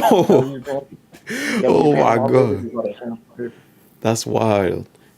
Someone said I started doing daily math and writing again a couple months ago. Learning in your own without the pressure of school is so much easier than me. Yeah. Yeah, Yeah. it is. Yeah. Yeah. I need to That start doing structure is those ass. daily again. Those little things, Yeah, that but I just structure. don't know what to do. Like which ones do you do? For me? Yeah, which ones do you do like daily? Oh, me? I ain't gonna hold you. How I learn shit, I just hyper fixate on shit that I hate. So I was saying to Zilla, like I hate. So like I don't. So like I look up a bunch of like global shit going on, a bunch of historic shit going on, and I try to tie everything together. I don't like believing that things aren't connected to other things. I have to find what that thing came from. So for instance, Toledo edict. I'm like, okay, so the creation of race came from the 15th century, like in Toledo, Spain. Like I have to find where shit comes from when it Yeah. comes to shit that I like. That I mean, makes what shit that I sense. hate. Sorry. Yeah, I've been really into like audiobooks and just reading like a bunch. But now Spotify is arming Israel, so I had to cancel that membership. But like I God used to damn. there's free audio books on Spotify and I used to like go through them like hell. Yeah. But Othelia said Turb just trying to distract from the fact they got a secret snow bunny girlfriend. No, I don't. I have a No, dream. I don't. What the hell? What the hell? No way. No way. What the hell? No way. I gotta come on. No, I gotta come on camera and dispel this myth. What the hell, Othelius? No, you see what I mean? How Othelius is trying to corroborate me in a narrative of whiteness. Like, in and of itself, Othelius is just my biggest op. Like, Othelius is trying to, like, he already has my family. Now he's trying to get my livelihood. And he's trying to I mean, take everything from me. France Fanon's wife was white, so yeah. Shout out to France I have a Fanon. dream. But that I ain't moving. Othelius is spinning lies on me. Othelius is spinning lies on me. I don't know where Othelius got this information. I don't know what if remember, you know when Kendrick dropped like the shoe and like the stuff about Drake's hotel room on Twitter? Oh, what? Yeah, I don't know if Othelius is gonna do that to me. I don't know if I'm gonna get 3 diss tracks dropped on me. I don't know, but Othelius is plotting on me, doing something because I'm not. I promise you, I do not have a secret. Nobody. The way you described it too, nobody girlfriend. That's so demeaning. Oh my god, I He have said a you're dream. hiding the truth. you're hiding the truth. Othelius, let the family go. We're chat sending. No, chat, don't send anonymous tips. Please keep this in community. We're never ever exporting this to a systemic lens. Don't ever bring anything I say to the police or any type of federal institution. Because L what me and snitching, L Othelius snitching. got is going to be handled in the streets. I'm going to see Othelius when I see Othelius. I'm gonna see what Yeah, I don't even know what he looked like. I don't even know what he looked like. I walk around with my head on a swivel, just looking for Othelius. I don't even know what he looked like. Like he's like the Riddler to me. L snitching. Yeah.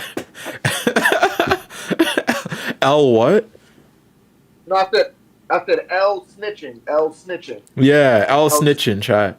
L I have a snitching. We don't dream. snitch here. We don't snitch here.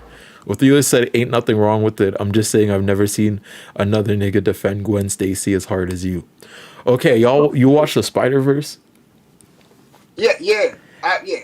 Okay, so there's this one character essentially Yeah, I that know like Gwen. you remember Gwen Gwen. from the Spider-Verse? Yeah. I said Spider-Gwen. I wrote something good about Gwen because like I think Gwen is a phenomenally written character with the obstacles of whiteness she presents, right? And Othelius over here in my comments calling me a snow bunny off that. Like how wild is I that? have a dream. Who's spinning the narrative? Who's spinning That is wild. like, Especially considering that Miles Morales' dad is named after the only Confederate president ever. His father's name is Jefferson Davis.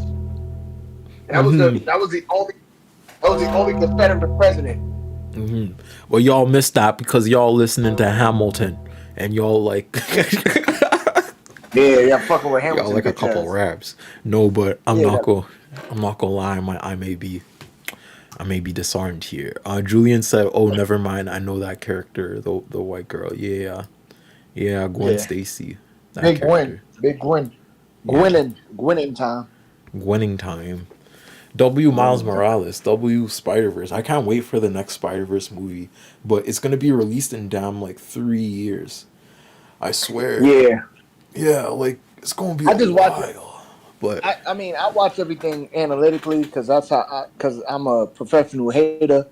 So I watched everything analytically because I have to. Again, I need stuff to connect with my brain. So I just recently watched that 40 Acres movie, and I hate it. I hate everything about it, and fuck that movie. The movie was done. The main character is the woman that was also in Woman in the Yard, and that is also a movie that is a piece of shit. So Woman in the Yard is a bad movie. It just came out in 2025, so I don't know if spoilers or whatever. If you care to see it, if you don't want me to talk about it, I'll shut the fuck up. But the movie is Woman in the Yard is basically essentially initially you believe that there's like this scary figure that is in the yard. It's a woman with a veil, with a black dress on and a black veil, and she's like stalking this family sitting in the yard, and she's getting closer and closer and closer to the family, closer and closer to the door. It's starting to get creepy. And as the movie goes on, you start to learn why the mother is without her husband. You learn that he dies in a car accident. You learn that the mother that was recent because the mother's still recovering from those injuries. You figure out that the mom and the father were actually well, she wanted to divorce him because she felt like she didn't have a life anymore. She wasn't happy within the marriage anymore. He couldn't do anything about it. The night that he dies was actually one of the first nights. Well, it was one of the first. It was a night that they showed to us, the audience. But I guess if you within the universe, well, within the story, you have to believe that she's been dealing with this monster for a while. So she sees the woman in the yard while she's driving. She ends up crashing. The husband died. She ends up injured. Like I said, she's sitting in a parking lot. I mean, sitting in a parking lot. She's sitting on the yard, getting closer and closer to the crib. You start to further learn that this woman is dealing with all of that sadness.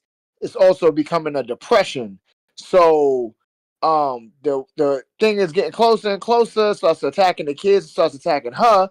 Then you start to realize, like, oh, the woman in the yard is actually is named after some lady, and then you figure out that this lady was somebody, excuse me, that the main character was painting. The main character was painting out and drawing out her depression. So the woman in the yard was actually a metaphor for her depression, and it materialized into this woman in the yard, and to the point where it was tormenting her and her family, and was actually trying to push her into suicidal ideations. Nearing the end of the movie, she almost succumbs to the suicidal ideations, but she doesn't end up doing that, and then she ends up finishing the painting of the woman in the yard and then going about the business. As somebody who's in therapy and who has suffered from suicidal ideations and all the other stuff, I found it to be disgusting. I never like when films talk about mental health because I don't think you should dramatize that. You should just leave it the fuck alone.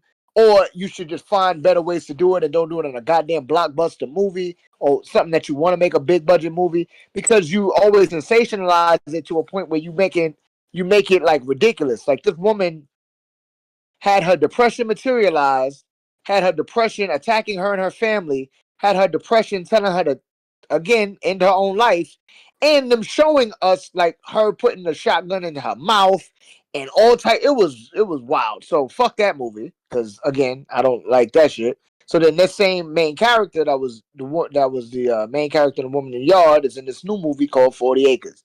Now already don't like it because it's called 40 Acres. That's playing on the Shepherd Special Order 15, the 40 Acres and the Mule. yeah, But 40 Acres and a Mule. yeah, Yeah. but you're giving Africans stolen land from indigenous people, so that's already some bullshit. And then you already didn't really give it to them anyway. Nevertheless, this movie is supposed to be in a dystopian future. She all livestock is dead in the world, and then it caused the Second World War. I mean, the Second Civil War, and the most precious thing is farmland because basically everybody is vegetarians now, and some people are cannibals. So opening scene, you see these people break into the main character's farm. Her whole family is set. It's a mother. She's the mother, and they have 3 kids: a son and wait, is it 2 daughters or 3 daughters? No, a son and 3 daughters actually. Son and 3 daughters, and the husband. And the husband's indigenous. The kids are half indigenous. Uh, they break in. They on the farm. They get masterfully taken out. The family slaughters them. Like it's like these motherfuckers is like super GI Joes in them real quick. You learn that they're living in some nondescript part of Canada. They live in there because the main character's family fought in the Civil War, and after the Civil War, they migrated to Canada because Canada ended enslavement of Africans in the 1830s. Even though they still have remnants of the transatlantic But slave there's trade a there. I'm not gonna lie, there's a liberal belief, especially in Canadian societies, that after we did that, we were just friendly to black people and open. Yeah, But no, and that's we not we true. were not. There were That's not true. swaths of the KKK that worked in with the RCMP to destroy Exactly. black communities in the prairies. There was still aspects of redlining going on in Toronto and Yep. in Africaville. Like, yeah, Yep. keep going. Yeah. So they do the liberal whitewashing of like, yo, we came to Canada for a new life. Because again, after the Civil War. So then that's when she found her. Of course, she had to find her super indigenous man with the cadence of every indigenous person ever in film, and the cadence I'm talking about, the hun hun hun hun, hun that type shit, like that very like. So found her indigenous man. He also, I think, speaks Cree. If I'm not mistaken, is that what the language was called? I believe. But he speaks his indigenous tongue as well as English, and he has the kids doing. So that was cool, like having them do the thing. But it also reminded me of Sinners, which I think is an ass movie. But that's another thing. So Really? I thought Sinners was yeah. amazing. No Oh, if way. I break up, bro, if I have the time and tell you why No way. that post Civil War, post antebellum South movie that is in 1932 that is not somehow not affected by the fucking by the fucking um Great Depression, and then also slavery ending. I mean, Emancipation Proclamation having finally going into being enacted, then finally doing something in 1865. But again, obviously Africans were freeing themselves before that, and then the mass exodus. I mean, the mass influx of Chinese immigrants, and that's why Chinese people were considered colored when they came to America. And then like it's just fuck that movie. But let me get back to this I still, fuck movie. honestly, I still liked it for what it was, though. Yeah, it would. I liked the story of Sinners. I liked how it kind of gave a conversation to intersectionality and the I guess sacred aspect of keeping black spaces or marginalized spaces away from oppressional forces that seek to corroborate them into the industry, like a system outside of community, and like Right. that whitewashes narratives. Like Remick was a Right. really good metaphor for that, like in essence of having Irish identity and using it to meld with marginalized voices. You know what I mean? Uh, Right. Mali- Militia said, "Do you like anything?" And Like Ophelia I just said, "Drew, a hater. Let's go." yeah. So as far as it goes, like I mean, I could go deeper into why that movie is a piece of shit, and then also like I have one of my favorite like YouTubers, like they did a whole thing, like a 2 hour thing on breaking it down, and then especially on Ryan Coogler's silly ass. Like I never fucked with him, especially with those two goddamn Black Panther movies, which in the end white supremacy won both times. Nevertheless, back to 40 Acres. Yeah, I'm 40 not gonna Acres. lie. Those movies were, yeah. I didn't like the What Black moves you Panthers more? movie too because they kind of they they lived off of a soft power of a Pan Africanist identity that's intertwined with the diaspora in a sense of I guess building things back in your homeland, having some sort of sanctuary away from capitalistic forces. You know what I'm But saying, and actually right, but who's cultivating community. It like took that idea and made it into like a tangible thing with Wakanda, but Wakanda was so destructive to the ideal of that because it's like, damn, like no, we're not gonna get we're not gonna get a Black Panther. There's not a secret Black Panther. and who's The forces that are terrorizing us are not right? ourselves. There's not like somebody like hiding in the background, like you know what I'm And saying, and like the whole right, conversation of it, even in nationalistic scale, and how it poses America as this force that wants to do good in the region.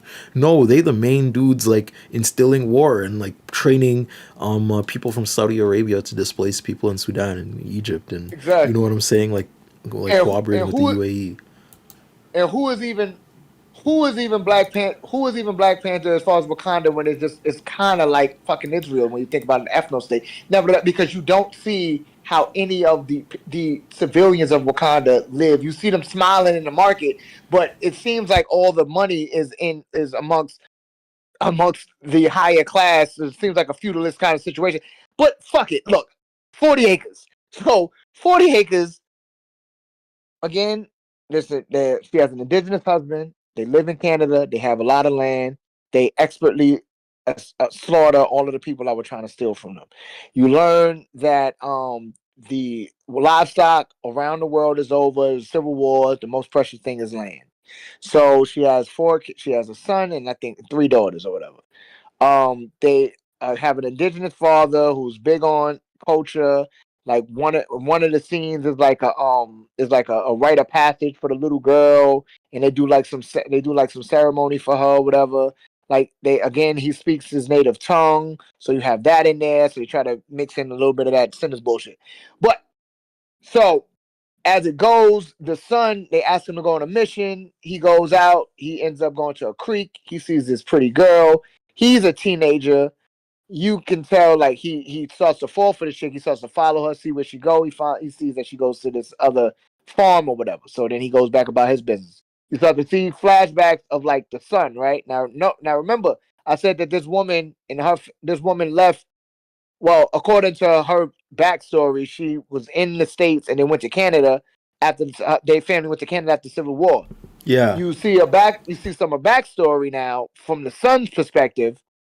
You see him with his grandfather and with a couple other people in their community on the farm, and his mother pulls up. She wasn't there. She wasn't there for him when he was a small kid because she went to go do what? Fight in the U.S. military.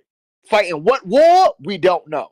But apparently, they are so good at killing and all this shit because she's just a superhero ninja that learns how to do all this fucking military shit from the U.S. military. So this GI Joe shit again, this ubermensch fucking amazing American military super weapon can create the goddamn Agent 47 and I mean whatever Hitman is, Agent 47 I think it is, or like so like you have her come back from the war, him not really be familiar with her. They see each other. So now you know why their relationship is kind of weird. Because in the initial beginnings, like he was supposed to kill in that beginning scene where they slaughter everybody, he is hesitant on killing one of the people, and then she tells him like to hurry up, so then he does it. And you could tell like there's like a tension there, but then you start to see her character more. You see her trying to make him like because she's the matriarch. So you see her trying to like shift it and make him like the patriarch of the family. She wants him to take over now. That's what you start to see that as the movie goes on. So like I said, he sees the family. I mean, he sees the lady, the girl that he likes aesthetically. Sees that she's on a farm. He goes back home. You start to see the back story of him and his mom. As it goes, he goes back out one time and he goes to like fix the gate, like the electrified gate. He goes to fix that. He sees that girl running by again. He ends up kidnapping her and taking her to like putting her on the farm without his mother's knowing. And I already told you she's like the matriarch of the family. She's like a U.S. military hard ass. She's a super ninja, hard ass. So she don't want him. Like she's ready to kill anything type shit. Gets him there, figuring out like he's trying to figure out like how he can like explain this woman to his mom. She tells him where she from, who she know, type shit. He like, oh, you know this lady. Then you do another back. They do another flashback. So then now you see that she was in an army in the army. She had a friend, this white woman who was a marine. That they was both cool, and that white lady had her own farm.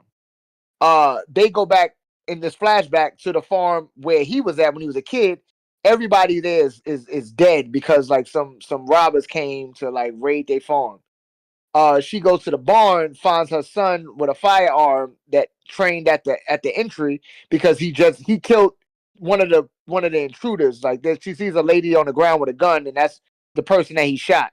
So then she calms him down, and then like hugs him, and then they flash back forward to like the now time, and he's still trying to figure out how he can explain this girl to his mom, and blah blah blah. The shit is going on. You hear on the radio that some a family died, and that they look like they've been eaten. So there's some cannibals out there wilding. So be careful. So then you hear about going on missions. They go on another mission. They end up killing some people who killed some other people, and then one of the daughters gets shot. And then because again, amazing U.S. military, somehow they're able to keep the daughter alive, even though she takes two. I think that lady hit her twice in the abdomen, and she didn't bleed out somehow, but she was fine. I don't know what they don't show you what they did to keep this girl alive, but U.S. military, that's what kept her alive. So she gets shot. Take her to. She's cool. Son's still dealing with the girl that he found that he likes. That is actually related to the white lady who's the Marine that his mom knows. He's scared to tell his mom about this girl because he knows that his mom might wild out and kill her, so he don't want to do that. So as the movie's going on, they're trying to figure out like who else is Someone cool or rated a died. good point. Someone said, "I know you say this is a bad movie, but the way you're explaining it, it seems very intricate." Yeah, it does seem like a very intricately woven Yeah, movie. But keep going. I explain what shit that I don't like. I shit that I don't like. I study it to a T. Shit that I'm telling you. If you watch it, it's so I'll give you this. The movie is not just like Sinners. The movie is not entertaining. It's when you break down the propaganda behind it. The movie, so 40 Acres is I would never lie and say it's not entertaining. It's like it's an action movie. It's for sure. Whatever you pay to go see, it's for sure that. When you break down the propaganda of the U.S. military, when you break down the propaganda of like when you break down the propaganda of the U.S. military, when you break down the propaganda and just the weirdness of framing indigenous people as these myths, because the way that they had the father was a badass. When you break down the propaganda of like making indigenous people like these fucking superhuman characters that they try to keep their culture alive. That's cool, but like that, these just like it's a lot. So it's not that the movie is not interesting. So I'm not Yeah, it's going to ever. giving like did you see Magical Negroes? Like Oh, I didn't see that. I wasn't about to watch that bullshit. it's giving that. It's giving that though if I anyone's have seen a that. dream. That's a bad movie. I hate that movie, but it even has a Yeah, horrible name. But yeah, keep yeah. going. Keep going. But so like again, stuff that I hate, I hyperfixate on. So it's not that I don't think the movie was entertaining. It definitely was, but it was entertaining. But it was formulaic, and again, it was propaganda. U.S. military, super ladies, super menches, the fucking magical goddamn indigenous person, and then like so boom, you get to the point. Homie got the girl in the barn. Couple other This is people D1 died. hating though. Othelius is right. This is D1 Yeah. hating. Keep going though. Oh yeah. Oh, high level, bro. I deserve an award. Yeah. So, so homie got her in the barn. Um, you hearing on the radio that a family got found ate and up. Like I said, the daughter got shot. They somehow did some magical U.S. military shit to keep her alive. They got us laying in the bed. You don't see no sutures, no nothing on her body, but somehow she cool. She took two to the abdomen. Whatever. She's still alive somehow, not bleeding out, because U.S. military. Laying there, girl in the barn, son still trying to hide her. Mother mother's an isolationist and is very like about her family matriarch, but like to an extreme extent. But I mean, obviously in those times you living in a fucking post-apocalyptic world where people are eating each other. Uh he's the son, what the son does, he tries to like contact that farm, like where that girl's aunt is at, because that's her aunt, the girl that he likes. That's that white lady that the mother knows. That's her aunt, but the mother doesn't know that girl is there. Like I said, trying to contact her, doesn't get a hold of her. Then when he thinks he gets a hold of her, the radio signal falls. His mother comes in like, "What the fuck are you doing?" Blah blah blah. The super indigenous dad, he's quiet, letting the mother run shit because she's the matriarch. So then she presses him, and then the son is like, "But you left me for the war." And then she just completely ignores that and then hems him up and starts like shaking him. And then like he breaks grip of her and then he goes off and he tries to like go do his thing. He goes to do his thing, trying to figure out what's going on. He ends up going back to the barn, if I'm not mistaken, hanging out with Shorty. She started dancing to some Afro beats, because yes, you gotta have Afro beats. It's 2025. She starts dancing to Afro beats. Then his mother and the dad walk in. Of course, again, she's the matriarch, and since the dad is going to follow suit with the matriarch, he says nothing. The mother yanks her out. I think smacks the shit out of her, points the gun at her, lets her know, like, "Yo, tell me why you here. If you don't tell me why you here, I'm gonna shoot you." Tells her why. Tells her Shorty is her aunt. The son is mad now that the mother got the girl captive. He tries to go find he ends up figuring out that the mom has a captive. He steals the girl back to take her back to her aunt.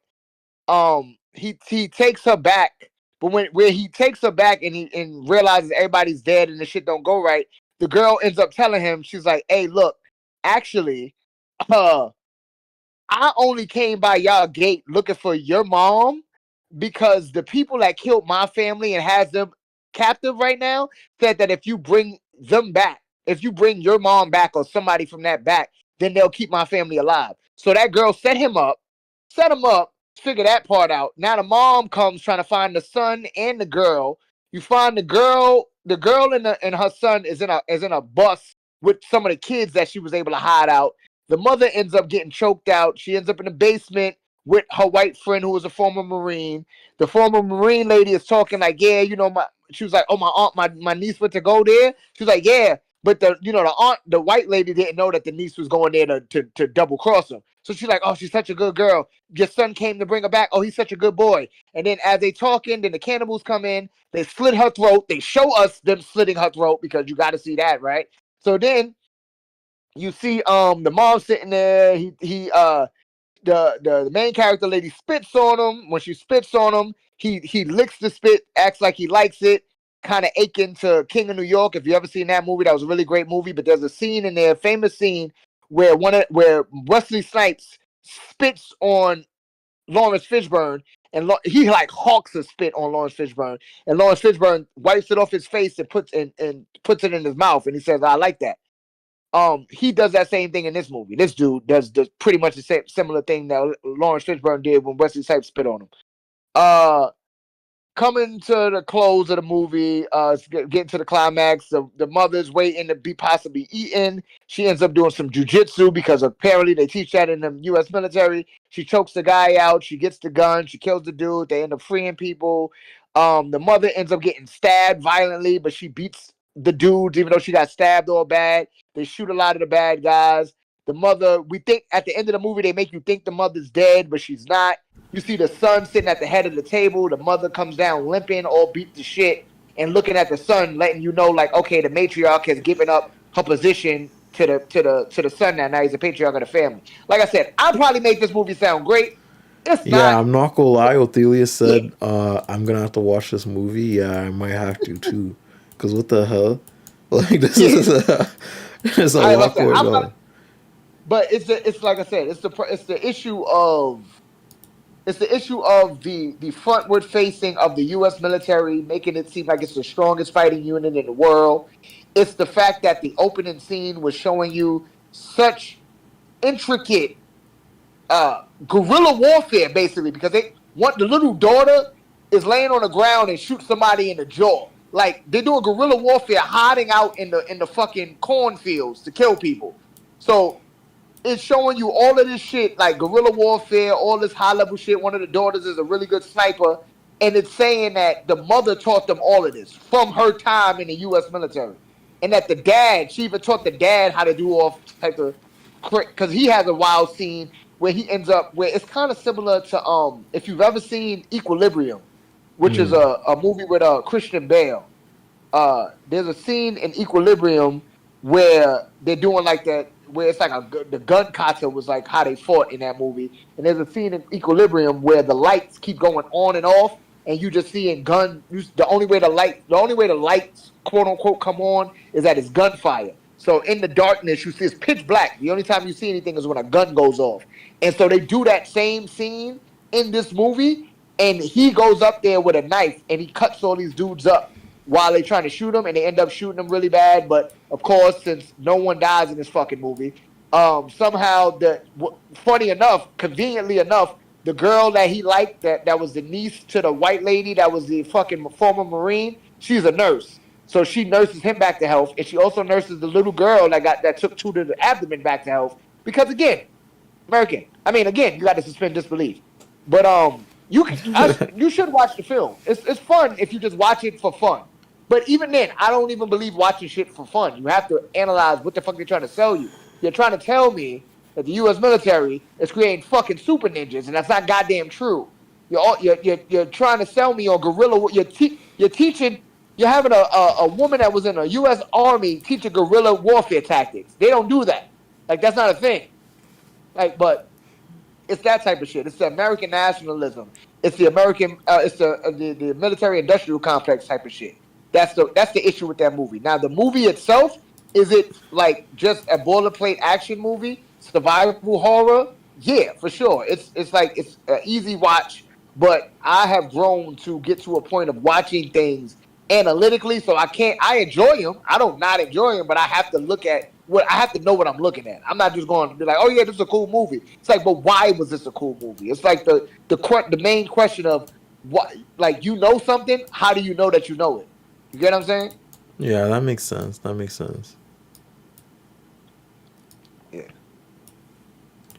I get Where the that, hell I did Lil get Bill that. go?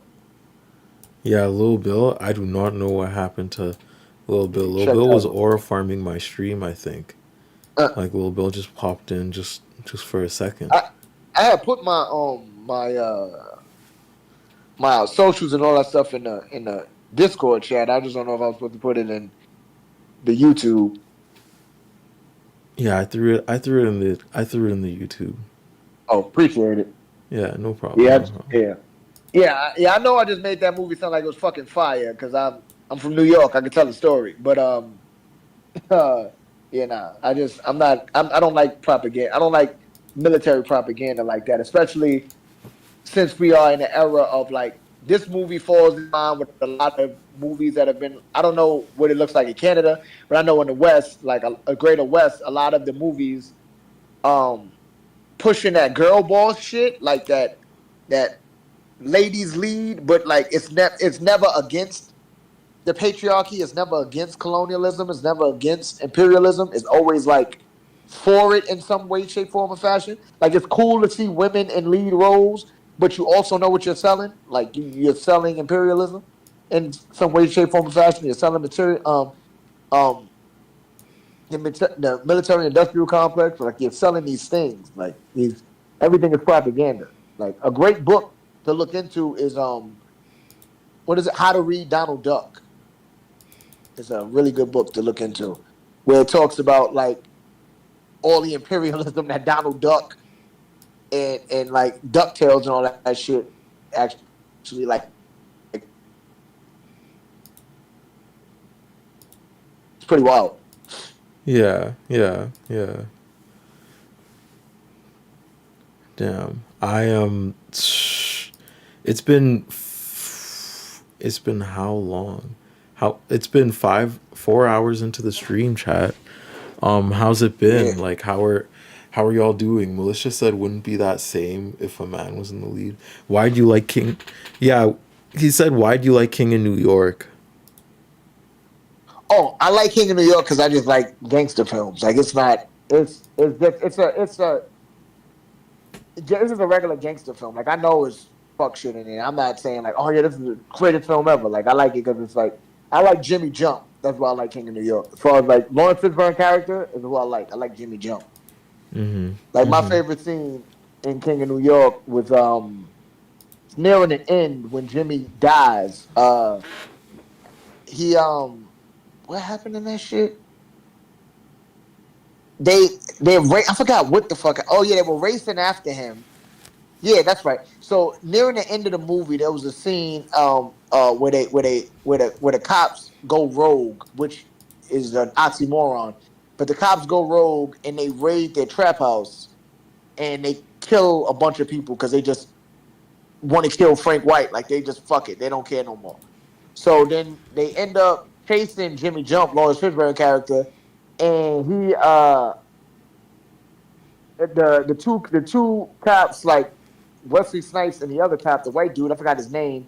They corner him in some like in some real like destitute fucking area, and he kills the white cop.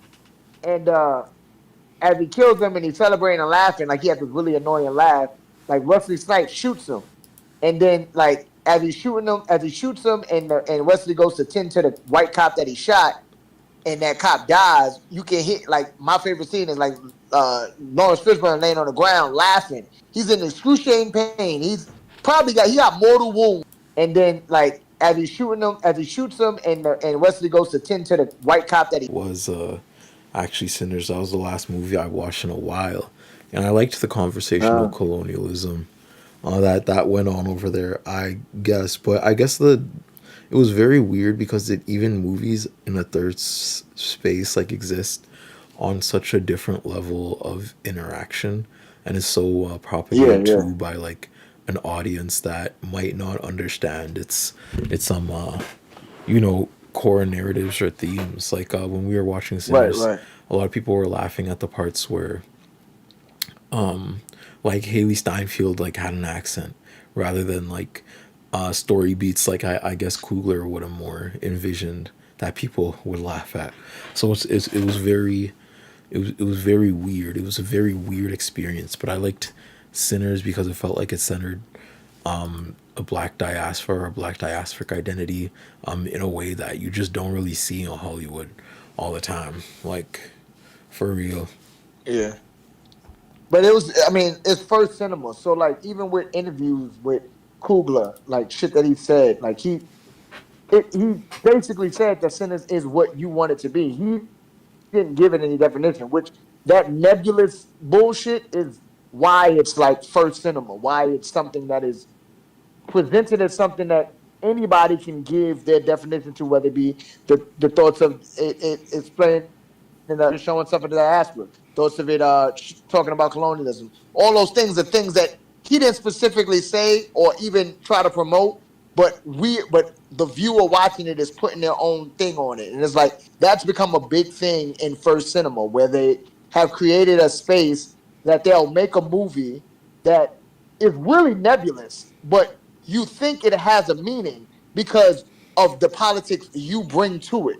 So, like for instance, again, Sinners. When I saw the previews of it, I'm like, this looks like a post antebellum South vampire movie. This looks like a Marvel Blade would have been vampire movie, and that's what it came out to be. And that you the film itself is like, yeah, it's entertaining, whatever to watch. But the underlying shit of it is like it's a lot of problems. Like, and the thought that it has all of this meaning when the director himself says it doesn't is like plays into the fact that that's the new liberal game in first cinema. That I'm a create a film for you that'll have a bunch of stuff that represent certain things. Like I'll have sharecroppers using hay pennies to pay the two dudes that came from Chicago that think they're about to make money off of sharecroppers. Like I'll have all of these a white passing girl who we don't know whether she's African or she white or what does she identify as, and how is that going to be used as to her turning into a vampire? I'll have all of these things. I'll have these sharecroppers who and these people who were formerly enslaved not too long ago, who are now in Mississippi, who are now here. Like I'll have the Chinese people who were moving to Mississippi, were migrating there, and were considered colored during that time. Like I'll have all these things because I know the audience that I've garnered over my career will create a narrative for me. Like they'll do it for me. They'll make up some shit. I'll just be like, yeah, this is this. But it ain't really nothing. Like, cause I don't even have a politic because I need to make a film. Like it's the same thing they did with Judas and the Black Messiah, where you learn more about William O'Neill. Like if you didn't know who Fred Hampton is, you learn more about William O'Neill than you did about Fred Hampton. And that was on purpose. But if you watch the movie for entertainment and for what it is, you're like, damn, yeah, that was deep and inspirational. How was it? Like, how, oh yeah, damn, Sinners was blah blah blah. Yeah, but okay, you had two dudes that were trying to like bank on capitalism and didn't really work out because multiple times in the movie they were like, damn, how we gonna make any money? Yeah, you trying to get money from fucking sharecroppers, you jackasses. But the thing of it all is like it's first cinema, and first cinema is big box office. They sell you on these things to bring you in. But I'm not relaying kind of the characters of that Michael B. Jordan played as like good characters or optimal centers of identity, you know what I mean? I just really enjoyed the journey between like the two brothers and the narrative of, I guess, identity and communal attachment between both of them, and how it kind of paralleled, like you said, it cast a wide net of subjective inference. I liked the conversation around it, I guess, more than anything, because I watched it with my indigenous homie, and when they had that ceremony scene, I was thinking about like how I used to tie like cans with nickels on them around like my ankles and like dance around a drum, and they were thinking about that too in like ceremony. And then when we saw their uncle in the ICU, we were also talking about that and how ceremony works. And it's like there's this very, even if he didn't like mean to do it, there's this very deep spanning narrative in Sinners, even with the aspect of the diaspora that I liked. I liked it. You know what? Oh, I'm done my sentence. Like, yeah. Oh. Yeah. I was sitting there like a bated breath, like what? Yeah. Yeah. Again, like this, analyzing, being analytical of movies and telling people not to like them or not to go see them or not to support them. I don't run anybody's lives. It's just being able to see stuff. Like don't like nothing. You don't just. There's no such thing as it's just TV, because that's like saying something is just food, or saying somebody is just being abusive. Like nothing is just anything. Like that's the point is to be aware of what the fuck you're seeing, what you're being fed, like what is allowed. Like again, that movie being first cinema, when you have people like, oh yeah, they finally gave something for us and blah blah blah. It's like you realize that this movie was a blockbuster film that was done in a big studio, like with real money. It's like you think that the same people that control this system really want you to identify with this in a way that's going to be revolutionary. In what world does your oppressor want you free? Like, if anything, it is more to just make you more subservient to the system. It's no different than what fucking Black Panther had everybody doing. Like, we all was like Wakanda forever and all types of shit. We all bought the merch and like and was like real into it. And then like this Afrocentric shit, and not Pan-Africanism, but this Afrocentric kind of thing, like tying you up, getting you riled up to really subsequently do absolutely nothing but just be excited that you saw somebody that looked like you on a screen. Yeah. Like so that's why I say you can't, because again, you are what you eat, and that's not just food. Like, that does make sense. Okay, it is 6:00. Thank you for being here for so long. But I think we got Lost Futures coming up. Othelius threw it in the chat again. Yeah, thank you. You beat me to Damn, you beat me to the punch. Thank you, Athelius. Yeah, if y'all been liking the conversation, please visit Dre's channel because they're a voice too that needs to be seen here on this platform. Thank you for being on for as long as you did. Do you got anything you gotta say before you leave? No, I don't got I don't got nothing. If new people about to come in, I mean, just enjoy them. Yeah. Like you were saying, just check me out W Dre. On YouTube. Is Dre _ without. That's easy to remember. It's just the name that's there right there. If you need the podcast name, it's on YouTube though, so it's visual. It's Do-Rag with the Cape Roll. Because like I don't let my cape hang when I put my do-rag on. I appreciate y'all, and I thank everybody for listening to me babble and give amazing movie reviews on movies I hate. But thanks. Yeah. It's been amazing, Dre. Till next time, fam. I'll catch you for real. Peace. Peace. Okay, Lost Futures. You may hop in whenever, but till then I am playing the Minecraft game. I will hear you when you hop on. So when you hop on, just talk. Say something. How's chat doing? How's everybody doing? How's the time of the day? In the days of the cities of the places that you are operating in. Are you operating in happiness? One could say. Would you say happiness? Othelius said W guessed. Actually, Othelius eld and then killed everybody in my immediate vicinity the other day just because I said something weird. That's what they said. That's what they said when they were killing everybody. There was like 10 people. Gemini said, Terrible, I just want to say thank you for this stream. You're literally inspiring my writing right now. Hey, no problem. We got to go for 24/7. Cardamon said, I'm operating in happiness. W happy. I have a dream. W Cardamon. I have a dream. W you. I'm not gonna lie, it's been nice chilling with y'all these last 7 days. Oh God. Like, we got 2 more days to go after this. 2 more to go. And then we're done. The stream. Which is wild because yeah, it's been a cozy little time getting to know the chat because there's been a lot of people. Oh, wait. Do I hear my friend? Hello, my friend. Are you there? Hey, how's it going? Hey, it's going well. Yeah. Oh, that's good. How are you doing? I'm doing good. I just started writing today. Wrote about like 1,000 words. What are you writing on? We're starting the One Piece video. Ooh, the One Piece is real. One Piece is real. Yeah, it's real. I figured maybe we do these videos back to back, right? Get that 1K to 10K, and that's it. What are you writing about specifically?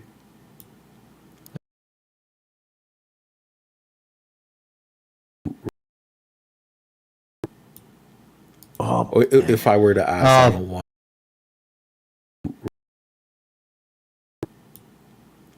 If I were to ask, I don't want to give your whole thing away. Sorry, you're cutting off. Oh, what are you writing about specifically? Like what in One Piece are you writing about? The One Piece content hasn't been written yet, but it's like I wrote the introduction and the first part. I think because I want to link it to the genocides in Sudan and Palestine, with the starvation and the erasure of history and everything. But to a good, like first part that like explains what's happening in the world. Because whenever I do an anime video like this, I get a lot of comments to say like how could you not take Sudan and the people of Palestine seriously by making a video on One Piece? And I'm like, what do you want from me, man? Yeah. So the first part is like grounding it into reality and kind of explaining what's going on, because there's a lot of One Piece fans out there who don't know anything. Like, I was hit up by a YouTuber who stood up. His name is Big Dad, and Big Dad kind of just out of nowhere just started making videos. Very small creator, like 2,000 subscribers.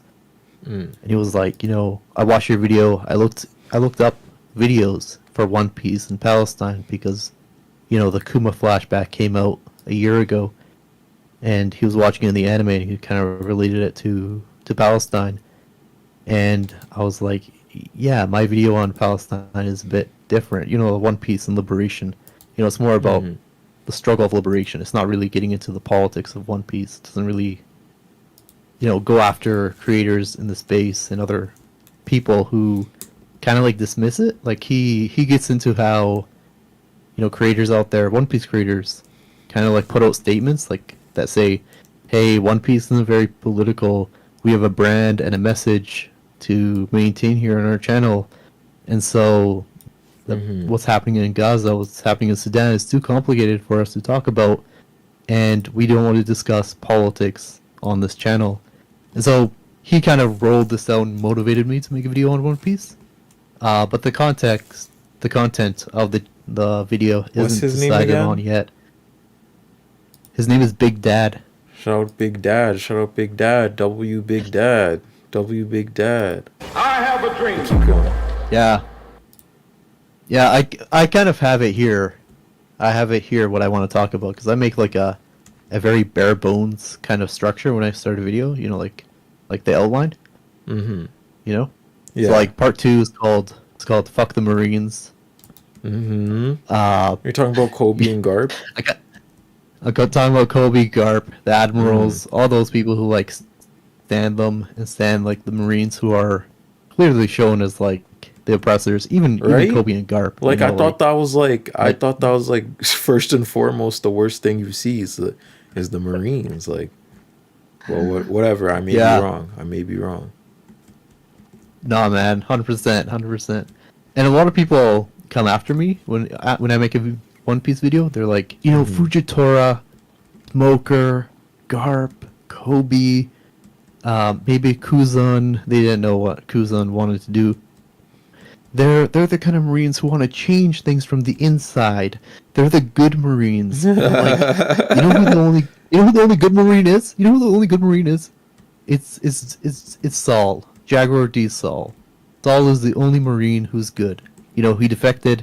He wanted to stop a genocide, and he no spoilers, but he died fighting to protect people. Like, like, no, Fujitora is not. Haven't y'all seen the new comic? I mean, the new flashback with Kuma's context. How could you like the Marines? How could you like? How could you like the Marines? I don't know. I think the soft power of the Marines was, well, I always just didn't like the Marines, but really the soft power of the Marines for me was felt like when they had Zorro in bondage and they were like stomping on his food and everything. I was like, yeah, those the cops. Yeah, those the cops. I see what you're doing, Oda. I see what you're doing. But yeah, keep going. Okay, part 3. Part 3 is kind of like the big part. That is what I'm imagining. It's like power, slavery, and the many genocides in One Piece. Like, Oda kind of has like a dark theme where he's like, okay, it's flashback time. Let's just show genocide in Ohara. Let's just show another genocide in Whitetown.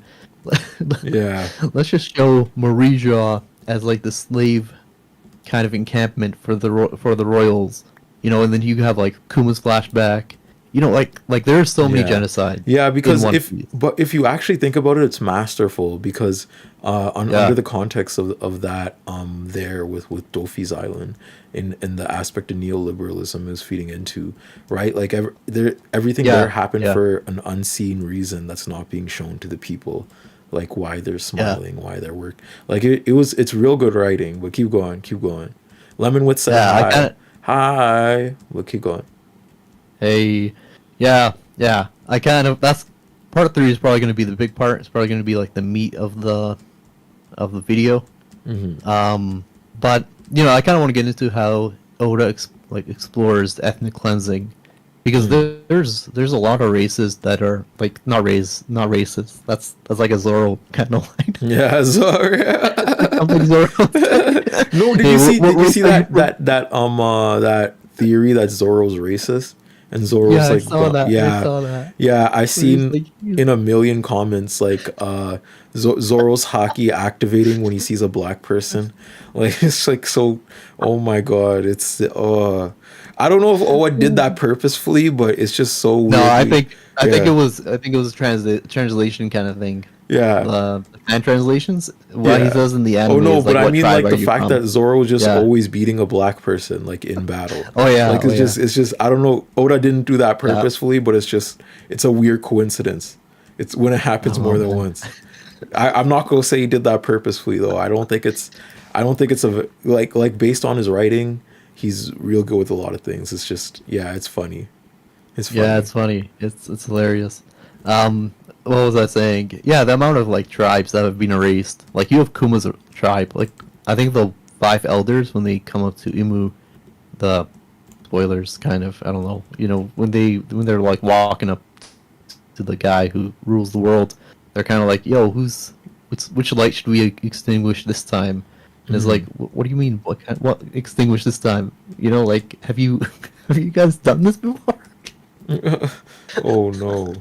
Yeah. Yeah, but you could like link Ohara, Kuma's race, or Kuma's tribe, the Lunarians in Mauritius where they lived. Like Yeah. they 100% like colonized the top of the red line and eradicated those people, even though they're like extremely durable. Like I don't know how they killed all of them. Yeah. Yeah, yeah. I wanna kind of link all that to Sudan and Palestine. Yeah, and how stories get forgotten and how I like that because Oda has I'm not sure, but I'm under the theory or have the theory that Oda's whole entire dark period that he's been building towards for so long is just like how much indigenous culture and history has been erased from One Piece. And like I think you're I don't know. I think this feeds into my theory too, but keep going, keep going. Yeah, and then part four is kind of it's kind of rehashing what I said in my video for Liberation. But part four is called Liberation of the Spectators. Kind of like building off what Fana wrote about in The Wretched of the Earth, where he's like, you know, like I'm aware that there's spectators out there who are watching the Algerians fight right now. You know, like I'm aware that there's French people who take part in the torture and the misery of Algerians and just, you know, watch on the sidelines, you know, waiting for something to happen. I kind of want to get into that because, you know, there's a lot of spectators out there who are just sitting there silently watching both genocides and not saying anything. And at this point, it's like, Yeah. I don't really care. I don't really care if you say anything, but at the same time, you got to bring up that. Yeah. I don't know. You got to bring I don't know. no because you live in the context of what you're talking about, right? We live in the context of genocide, and we see in real life, like, don't gaslight yourself, how much people aren't talking about it, how much it is hidden from a public view, especially in the media. Like having a section like that would be powerful. Like I think Yeah. it needs to be said. Yeah, but other than that, I think it's gonna be a good video. I think Yeah. it's. I think what I'm gonna do this time around is like write both videos at the same time almost. See which one I have more passion for. It's just the other video is like it's gonna be massive. Like it's probably gonna hit an hour. Damn. Yeah. An hour-long Lost Futures video about anime. Damn. That's Oh no, hard. I One Piece love is gonna those. be short. One Piece is gonna Oh. be 40 minutes. The one on liberal Zionism, the part 2, that's gonna be an hour. I don't think I could like make a 40-minute video about liberal Zionism. Oh, I can't wait to see it. Like I always can't wait to see your projects, and I'm happy that you the channel been growing too. Like, how's it been? Getting back on the writing and stuff. Oh man, it's been good. It's been good. I mean, like the what is it, 4 week break has been good. You know, we got to enjoy the birthday, have some good time Hey, off. You know, yeah, but getting back to writing and writing that much in one day, it feels good. It's like, oh yeah, I remember I could write this much yeah, and more. yeah. But don't burn yourself out because it is also a tedious thing to do. Oh my God, to write that much. I think you and I both know. No, I keep I kind of like set goals, like limits now. Like in the past, I'd write like 12K, 15K of Damn. like hour long videos, right?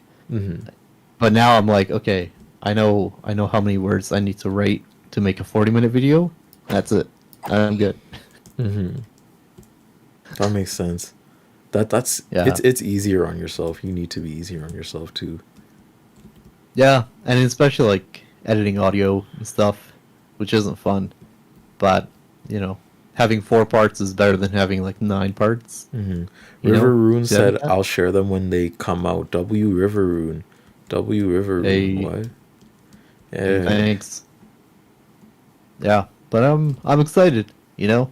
I think it's been a while since I've made a One Piece video, you know? yeah, yeah. I do get some of your fans coming in, some of your people coming in my comments and they're like, you know, I stuck around for those random ass One Piece clips you put into your videos. And I'm Yeah. like thanks. I like how there's a One Piece theme to your editing. I like it a lot. How even Those are like if my it's not a B-rolls. One Piece, oh sorry, but even if it's not a One Piece video, you'll still see a bit of the aesthetic. You'll still see a bit of the art, a bit of the funny clips and edits. It's cool. Yeah, I think for me it's like I have so many clips on my computer. Like I have gigabytes at this point. But like, you know, whenever I want to lighten the mood a bit, because like, you know, I'm making videos about starvation, ethnic cleansing, genocides, massacres, you know, Yeah. and at some point I wanna at least like lighten the mood a little bit. So I throw in a One Piece clip that like perfectly meshes, and it works. But then you get some people who get in and are really mad. They're like, hey, how could you put a One Piece clip talking about the Straw Hat Arabian pirates? You know, the guys who are talking about who are at the UAE. And I'm like, that was funny. You know, like that was like an Yeah. introductory Yeah. light Alabasta area. is Like, basically the UAE. Like damn, like what? Like come on. Like what? Are we watching the same show? yeah. But I've been kind of careful now. Like after I read those comments a bit, because I was like, yeah, you know what, you're right. Sometimes it's inappropriate to use the One Piece clip there. You know, I'll take this a bit seriously. Yeah. You know, it's nothing. It's kind of humbling because, like, you know, you watch a video 3 times in like the final edit, and you're like, okay, it's good, it's nice, we got it, and then you show it to like thousands of people, and they just like point out like random ass shit. And some of it puts me down, but a lot of it is like, okay, that's like valid criticism. Like I needed that. Yeah, no, I get that. I get that. There's a line too. You have to Yeah, know when yeah. you're like, this is my art and this is how I'm gonna move with my art, you know? Yeah, yeah. Because you do No, make I good get that. art, and I do think you still have to have. I don't Uh, know. I don't know if I call it art. you don't say art. Well, you make good videos, and you do have to have a personality to your videos. No, 100%. I think like my One Piece, my anime videos are 100% art. Like the editing that goes into those, like oh my god, yeah, that's art. But I don't like when to I'm talking put about, put a label. Like when I say art, I don't like to put. oh yeah, I'm not talking about like a pretentious label because like I don't know. I feel like, you know what? Keep going, keep going, keep going. I'm not gonna go on my rant. I'm not gonna go on my rant about art. But I feel like the West has derived and taken a lot of meanings of art, and like your work is art. Your work. yeah. No, I'd agree with you, but it's like for me when I make like serious videos about genocide, I'm not worried about the editing and the art. I worry more about like the quality of the That makes content sense. that's inside of it. That You makes know, sense. so when I go into editing, it's like the most simplest kind of thing. Like it's like they call me a slideshow, or like they're not videos, they're Slideshow. slideshows, and I'm like, Oh my god, not the slideshow allegations. Oh no. they're like, yo, you're a slideshower, but it's it's good content. And I'm like, well, thanks. Okay, I won't stop. No, I got some really funny videos when you shared that UAE video. I was actually like, I didn't notice for like 2 months because I was away from YouTube doing stuff, writing a video, researching. And then I came back to like hundreds of comments, and I read them all, and some of them were really funny. Like some of them were genuinely hilarious. Yeah, I have a I think everything because my audience is very funny. My audience is very cool. I have very cool people on this channel, thankfully. It is an Yeah. amazing community. But I need to interact with my audience more. This is why I'm doing like the streaming channel and streams and stuff, because I want to also just on my side channel, really, when it gets to a certain place, do like streaming more consistently. And it's nice Yeah. that there's been a lot of people warm to that and like rating me and tuning into the side channel and shouting out those videos, because I'm like, yes, like I can, because it's very hard to just constantly do video essay after video essay after video essay after video essay. You know what? Yeah. You know about this. You're an essayist. Yeah, I know. Yeah. I mean, I'm the kind of odd one who likes writing. Like in masters, I wrote 7,000 essays in 4 weeks, Damn. and they were like full master level essays where I'd like research for like 2 days, organize You're one day, on your and then just- Alexander Hamilton. yeah, on your- and I wasn't on like I wasn't on any drugs or anything. Damn. No. I wasn't No on any Adderall. drug. No- For that. Don't kill me. Yeah. Yeah. So like, I could do it. I could write a lot when I want to, but it's like, I think YouTube is a lot different when you post a video, and it's like you got to watch how it's doing. You have to like take care and like make sure it grows and catches the eyes of people. You know, even when it's out.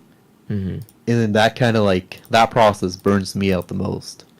And I'm like, should I make another video essay?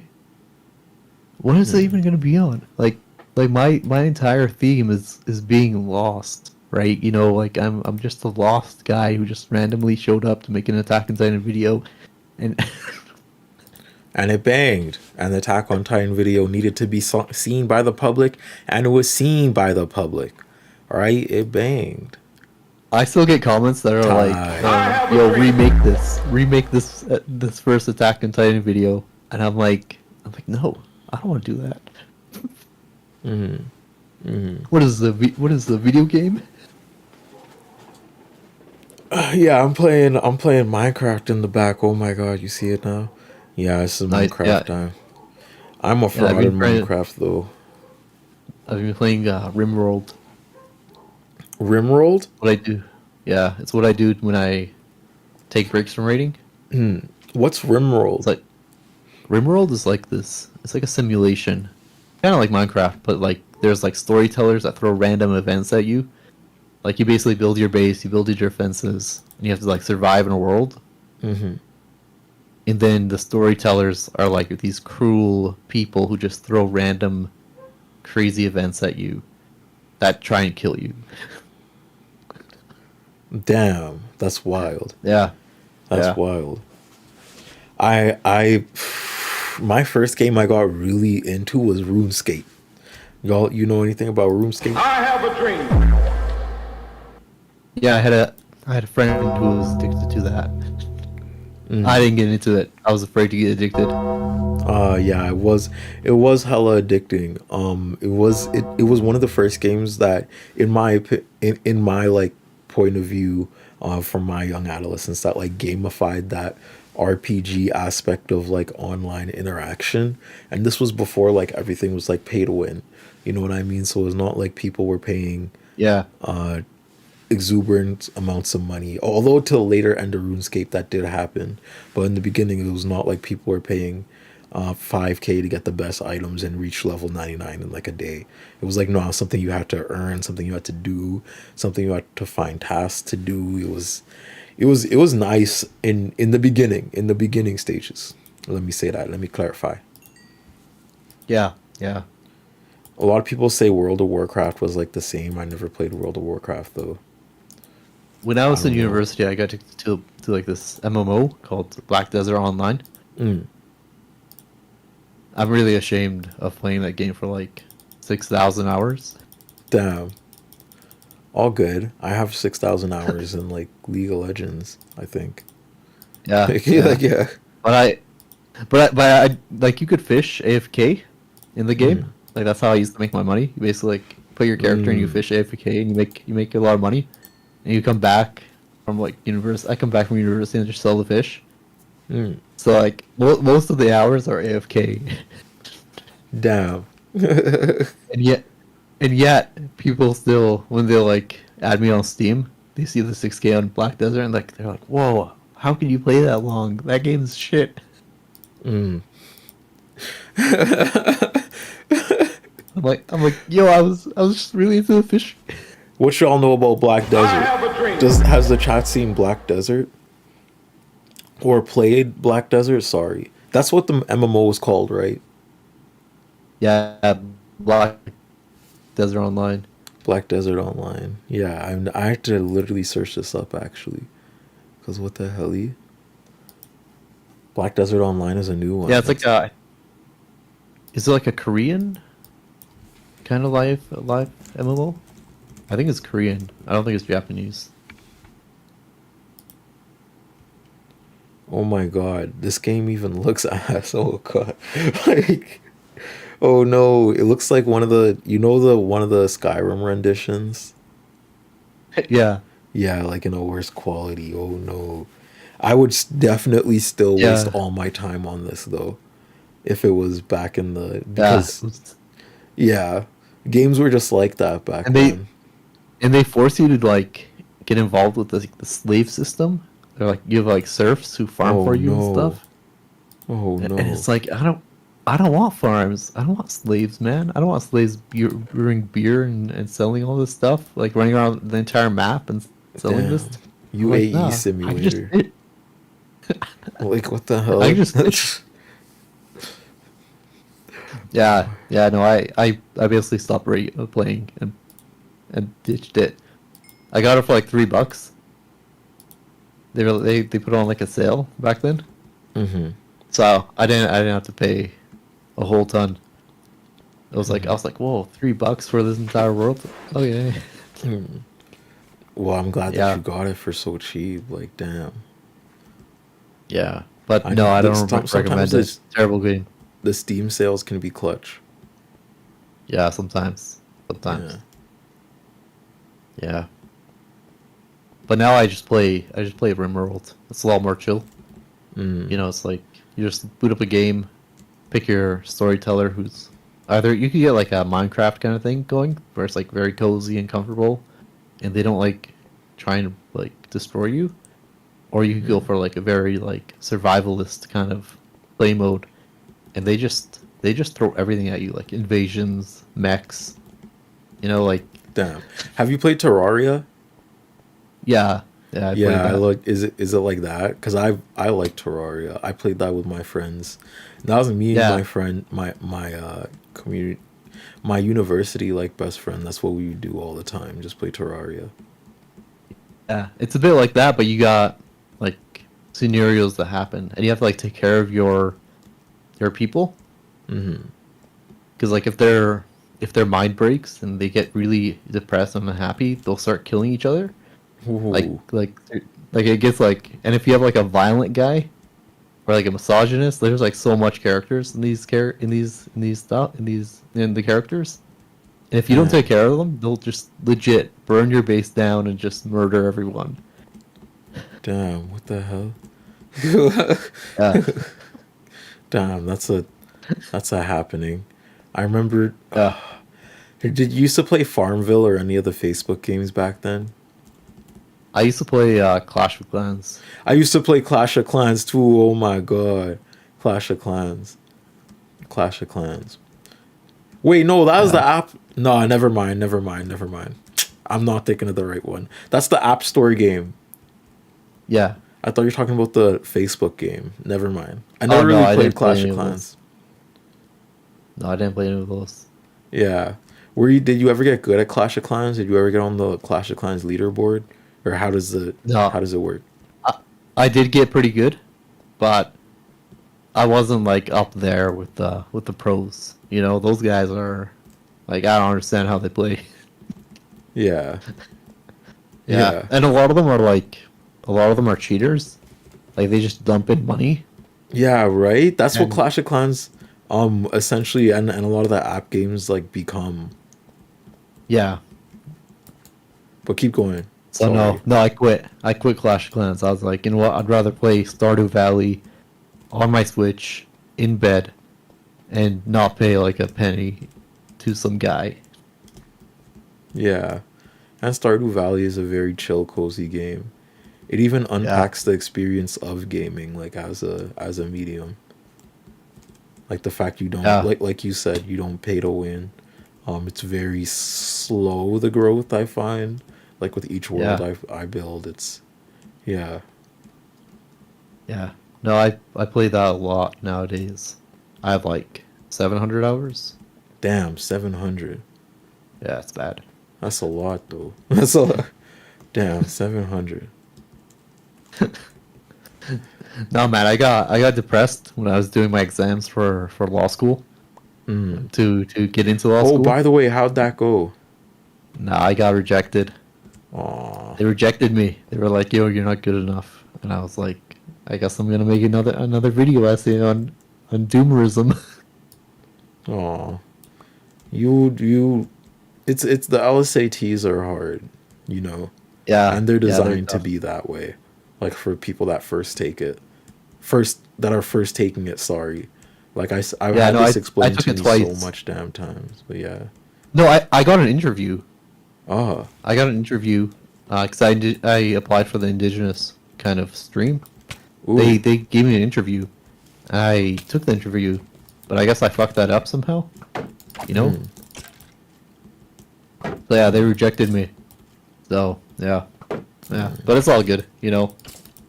Sometimes shit doesn't work out. Yeah. It's going to Yeah. eventually though. I believe in you. Just don't give up. Keep running for that degree because we need lawyers like you out there. Most No, definitely. hopefully. I hopefully will. Yeah. Yeah. Well, sorry, not degree for that job.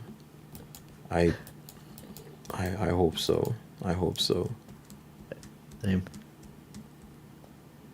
But so what have you been up to till then, like academically? Academically, I've been like this week I applied to a librarian job, so hopefully I get that. But I'm thinking about switching to being a librarian. You know, not that I don't want to be a lawyer, but it's just I don't know. I got to go back. I got to go back to school, re-up my GPA, do everything all over again, and hope they accept me again. But yeah. Yeah, that's the plan.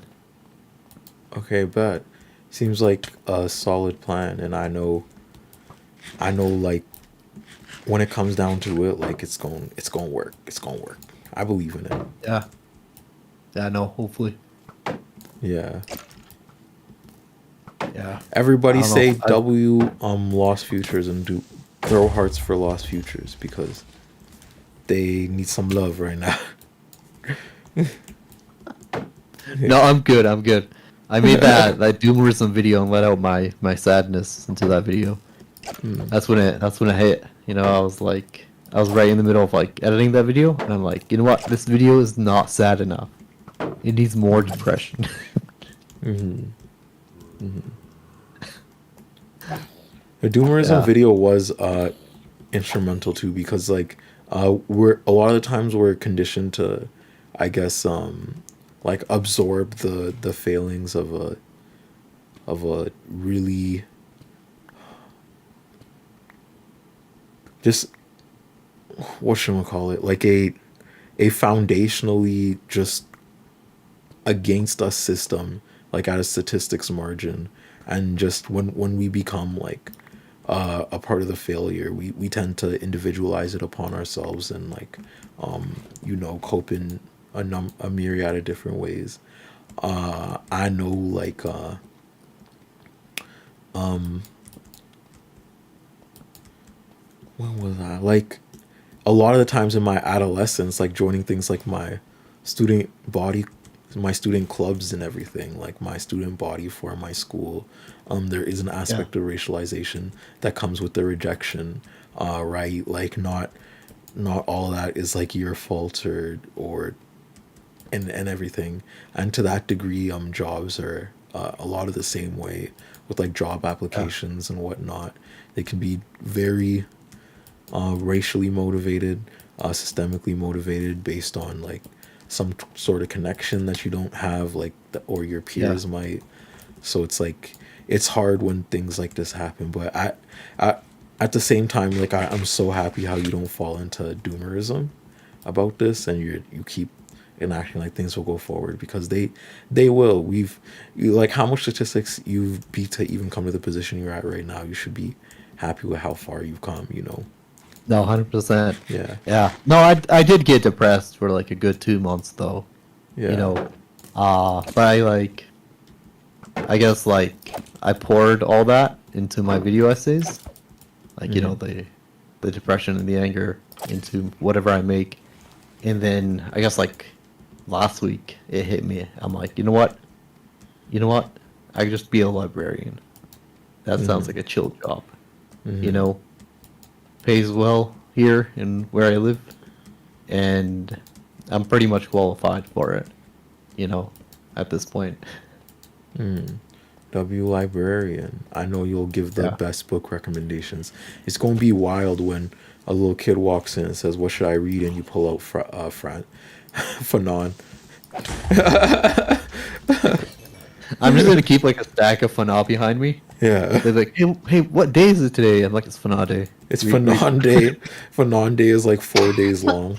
Fanon day. No, the Fanon day every day. Yeah. I'm like, hey, it's birthday today. Give him read it. They're like, really? I'm like, yeah, definitely. Oh, your birthday? What do you know about the concept of the Algeria state? It's Fanon day. It's so wild how you share a birthday with Fanon day. That's wild. Oh my god. I don't know how well the university I have will agree to that. But if they agree, I'll put like Fanon behind me, like as a poster. I'll be like Fanon day, and then they'll be like, "Is this true?" I'm like, "Yeah, it's every day is a good day to read Fanon."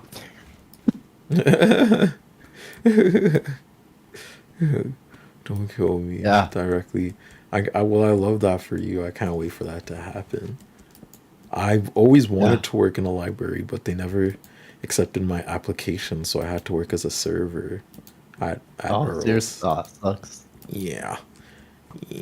I applied to my little one beside my school. I remember all the way back when I was a student. All the way back when I was a high school student. Oh. Yeah. They're probably like, yo, you read too much One Piece. Yeah. No, they didn't even give me an interview. Like, oh my god. Oh, seriously? Oh, yeah, the thing. They probably saw my name and was like, "Yep, Sudanese." Like with how much Sudanese people are here, like we all have the last name Dang. It's like a Dinka thing. Ah. Yeah. Yeah. I just got hit by a Minecraft zombie. Sorry, it was not your fault. No, I thought they got you this time. Nah, they not. We're still alive. We got 33 people here watching, which is amazing. Thank you all so much for coming and chilling with us live on stream. I think you're gonna be the last interview though, Lost Futures. I think we're done after Lost Futures. I think. How much longer do you want to go on? Because I could go on for longer. Depends on you. Yes, I would love to go on for longer. I was just wondering when your set time is for Ah. hopping off. Nah, I'm good. I'm good. I finished my writing quota for today, so I basically have the day off to play RimWorld. Let's go, Rimrolled. Rimrolled. Are you playing that right now? I was playing it. I'm not playing it right now. I'm drinking my tea. We got some black tea right here. Ooh, ooh, ooh. Or do you mix your tea with anything? Like No, cinnamon? it's already mixed with cardamom. Ah, Yeah, yeah. that's super What about cool. you? I throw cinnamon in my tea. If I can, honey. If I can, like a whole bunch of things, but I don't know Yeah. that it's also like pretty pricey, and like I just grew up with my mom doing that for me, like preparing that in a certain way, like the Oh Lipton yeah. tea with the biscuits and the, oh my god, I miss it. Someone said W turmeric tea, W turmeric tea. Let's go. Yeah, no, Sudani tea is good, man. Like that shy. Oof. Yeah, Like right. whenever I go Yeah, to my you Sudani even know store. how to name it correctly. Thank you, shy. Yeah. You want me to say shy tea? No, yeah. That's what I'm saying. Like I've heard way too much of that, way too much shy tea, and I'm like, okay, and I just had to go along with it. I'm like, yeah, Oh I'm like, yeah. yeah, I like yeah, the when you go to the tea aisle and they have a shy tea, like they're selling shy tea. It's on the box, and I was like, what is this? yeah, It's not shy. yeah. It's This is white people ridiculous. shy. It's ridiculous. It's ridiculous. It's ridiculous. Yeah. If I'm telling you, actually, let's not teach them that. Let's not teach them that. Keep buying shy tea, guys. Keep buying shy tea. When you see a brand that says shy tea, specifically buy shy tea. Yeah, it's like Yeah. 100% genuine shy. Yeah, it's 100%. Yeah, everything's good over there. Stay over there. Don't gentrify my Arabic section, please. Don't find the good tea. That's Yeah, for us. don't gentrify my stores, please. I need them still covert because Oh you man, could still and get some pretty cheap shy teas like to this day. yeah, Like yeah, I yeah, don't want that to the secret to be spilled. I will not be the yeah. person. No, I drink my shy like a normal Syrian or Lebanese person, where it's like we're like so rugged. It's like biscuits and tea. Nah, Yeah, yeah, snacks and tea. Nah. You just drink it. yeah. Oh I my only put god. like a little bit of sugar, but yeah, it's good. It's good stuff. I'm happy you're enjoying it. Yeah. I don't know. I can't. There's like certain things I can't drink when I'm recording though. Like I can't drink tea when I'm recording. I can't eat any salty food when I'm recording. Like I have like a strict recording diet. Why that? Why that? Like what's the concept around around eating certain things when you're recording? I feel like my mouth gets too dry. Just like Ooh. very sticky. Oh, that makes sense. Yeah, so I basically like flush my mouth clean and just go with like a nice breath, kind of clean sound. Yeah, that makes sense. You be chewing Yeah. five gum? Five gum? Or what's the process like? Yeah, at the start, 5 gums the way to go, and then you're good. I used to love do, like- the older I get, the more I appreciate halls. Like in the Oh, yeah. I like halls. A good thing of halls. Yeah. Wow, I love that. Yeah, no, it's a good process. It's a good process. The- I like whenever I go to my family's and I'm like it's like recording day. They're like yo, why aren't you eating anything salty? Why are you drinking, pop? What's wrong with you? And I'm like I'm like it's recording day. I can't. Mom, I gotta hit 20K. I gotta hit 20K. I gotta Oh man, release the next banger. The people need me.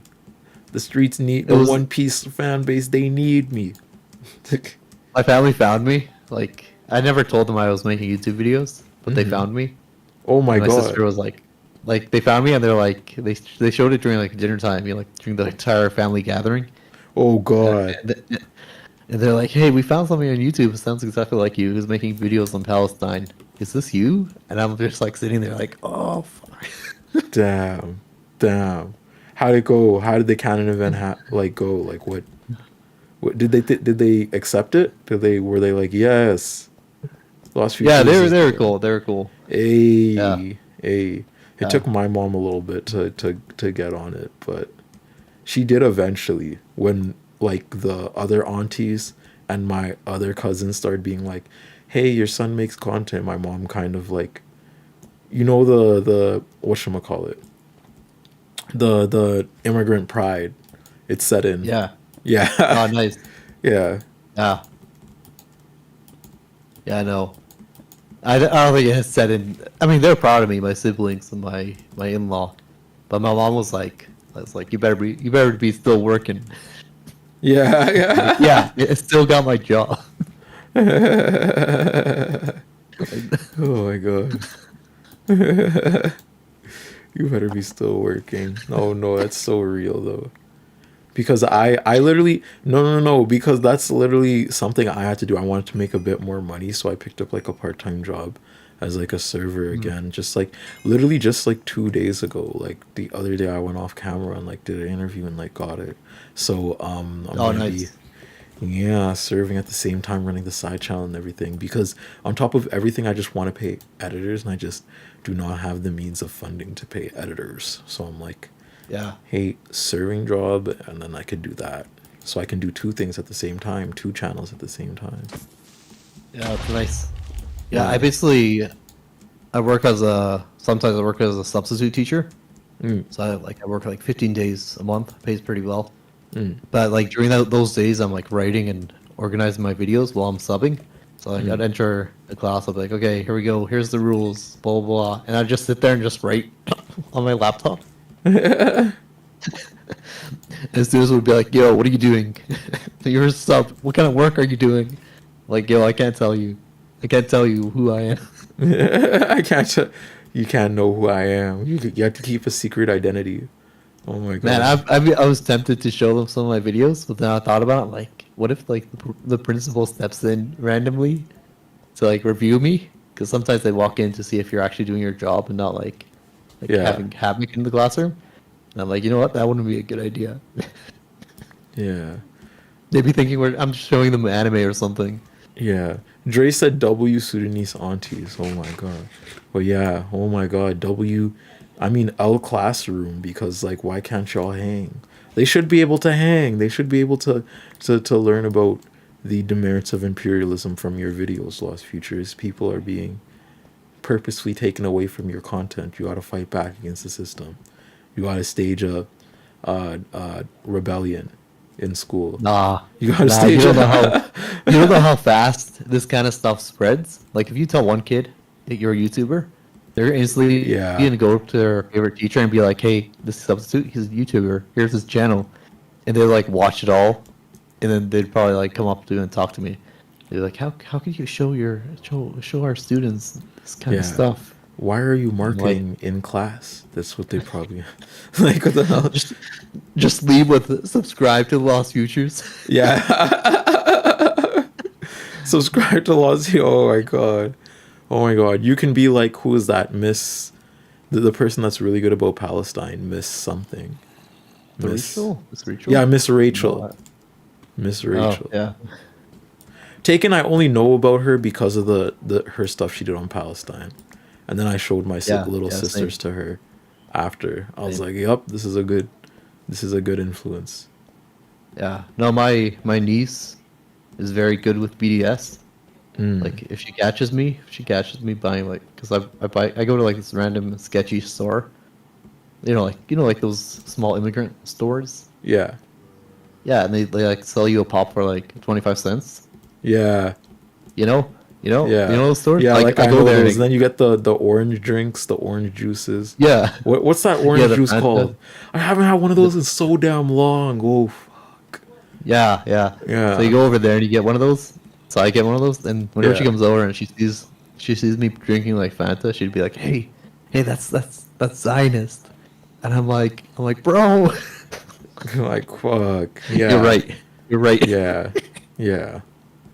Yeah. Nephew for uprooting the systems of capitalism and making lost futures Yeah, more exactly. aware of exploitation around him. But damn, those orange drinks used to hit. I'm gonna be sad, like not drinking those anymore. Those orange drinks used to hit. I Yeah, I like feel after like church we always used to go to my uncle owned one of those like little stores. I call them like African or Arabic like quote unquote like bodegas. Like that's basically what it was to us, right? yeah, And we would like hang there and like the uncle would bring out like a crate of them and be like, yeah, just chill in the back and play the Nintendo and just drink these. And oh my god, I miss it. I miss it. yeah. When I went to here in the prairies, it's hard to find like those kind of stores that sell like the glass bottles. Yeah. Did you drink from glass bottles? Yeah, the glass bottle ones, and we also have Yeah. the mango variations from the with the Yeah, here in the prairies, those are really hard to find. When I went to Ottawa in December, every Lebanese bakery store had those glass bottles, and I was like, "Whoa, man, this is like the village." And they're like, they thought I was like a fob or something. They thought I was like this white guy who was stepping into the store, being like amazed that they had all this stuff. And I'm like, the prairies don't have this kind of food, this kind of yeah, fruits, no, actually, this kind of and experience. and it's very select, like who is there too. Like you said, it's very in community. Like I wouldn't in Edmonton. There was a couple of those, but at this point they've since died out. Like because they either like the shopkeepers just can't run them anymore, or like they get Yeah. bought out, or especially Edmonton because Edmonton is very commercially viable in terms of gentrification right now. You know what I'm saying? Yeah, Like, yeah. a lot of people moving in, a lot of so it's like you lose those enclaves as a child and you forget like how much you liked the things the store sold. Like, fuck, Yeah. I'm missing a whole bunch of but I found one of the stores here that's like a halal store that sells like a whole bunch of the same spices. But for a Yeah. long time, like for a good like 4 years when I was in Vancouver, I didn't even know where to find like stores like those. like yeah, Yeah, it's no, wild. we have a few stores here from like Syrian immigrants who came Mhm. here like 20 years ago, but they have like connections with like the spice and stuff, so That's they sick. bring and import that stuff. We also have like family in Lebanon who come over, so like they basically like, smuggle spices Let's and go, like W smugglers. and stuff. W smug. Sorry, Nah, keep man. going. For my dad, it's like those Arabic cigar. No, not cigars. Cigarettes. The Marlboro in Arabic. Oh, the Marlboro. Yeah, the Marlboros. My uncle Yeah. had them too. Like everyone was buying them. Everyone Yeah, was no. buying. Yeah. If anyone goes to Lebanon, he's like, "Yo, you gotta give me like a big pack of Marlboro and just smuggle it through customs." Yeah. Yeah. I remember that was the uncle thing. I never really got on it though because I was way too damn young. They would have slapped me. But yeah, it was. Yeah, Yeah. yeah. No, I feel like Edmonton. Like I could throw all kinds of shades on Edmonton. I feel like Edmonton's getting a lot more whiter with the auto population. It is. Like It they're trying to is. upgrade themselves and kind of like match the kind of white vibe. Like Mhm. you don't go into like normally. Like I went to Ottawa, and I stepped into a store that had a huge furnace for making fatayr. Like bread, and it's like a kind of like a bread pizza. I don't know if you know fatayr. Yeah, I think I have had it. From. Yeah, like Well, this dude had a I'm gonna huge search it up though. How do you spell it? Just so I know we're talking uh, about the same thing. FTAR fatayr. It's like Oh meat yeah, pies. yeah, yeah, yeah, yeah. Meat pies, like cheese pies. Yeah, I've had this. Yeah, yeah, yeah. Yeah, so I walk into this restaurant in Ottawa, and this guy had a huge furnace, and it was just like the one in the village. In Edmonton, they're like scrapping all that to match the white customers there. Mhm.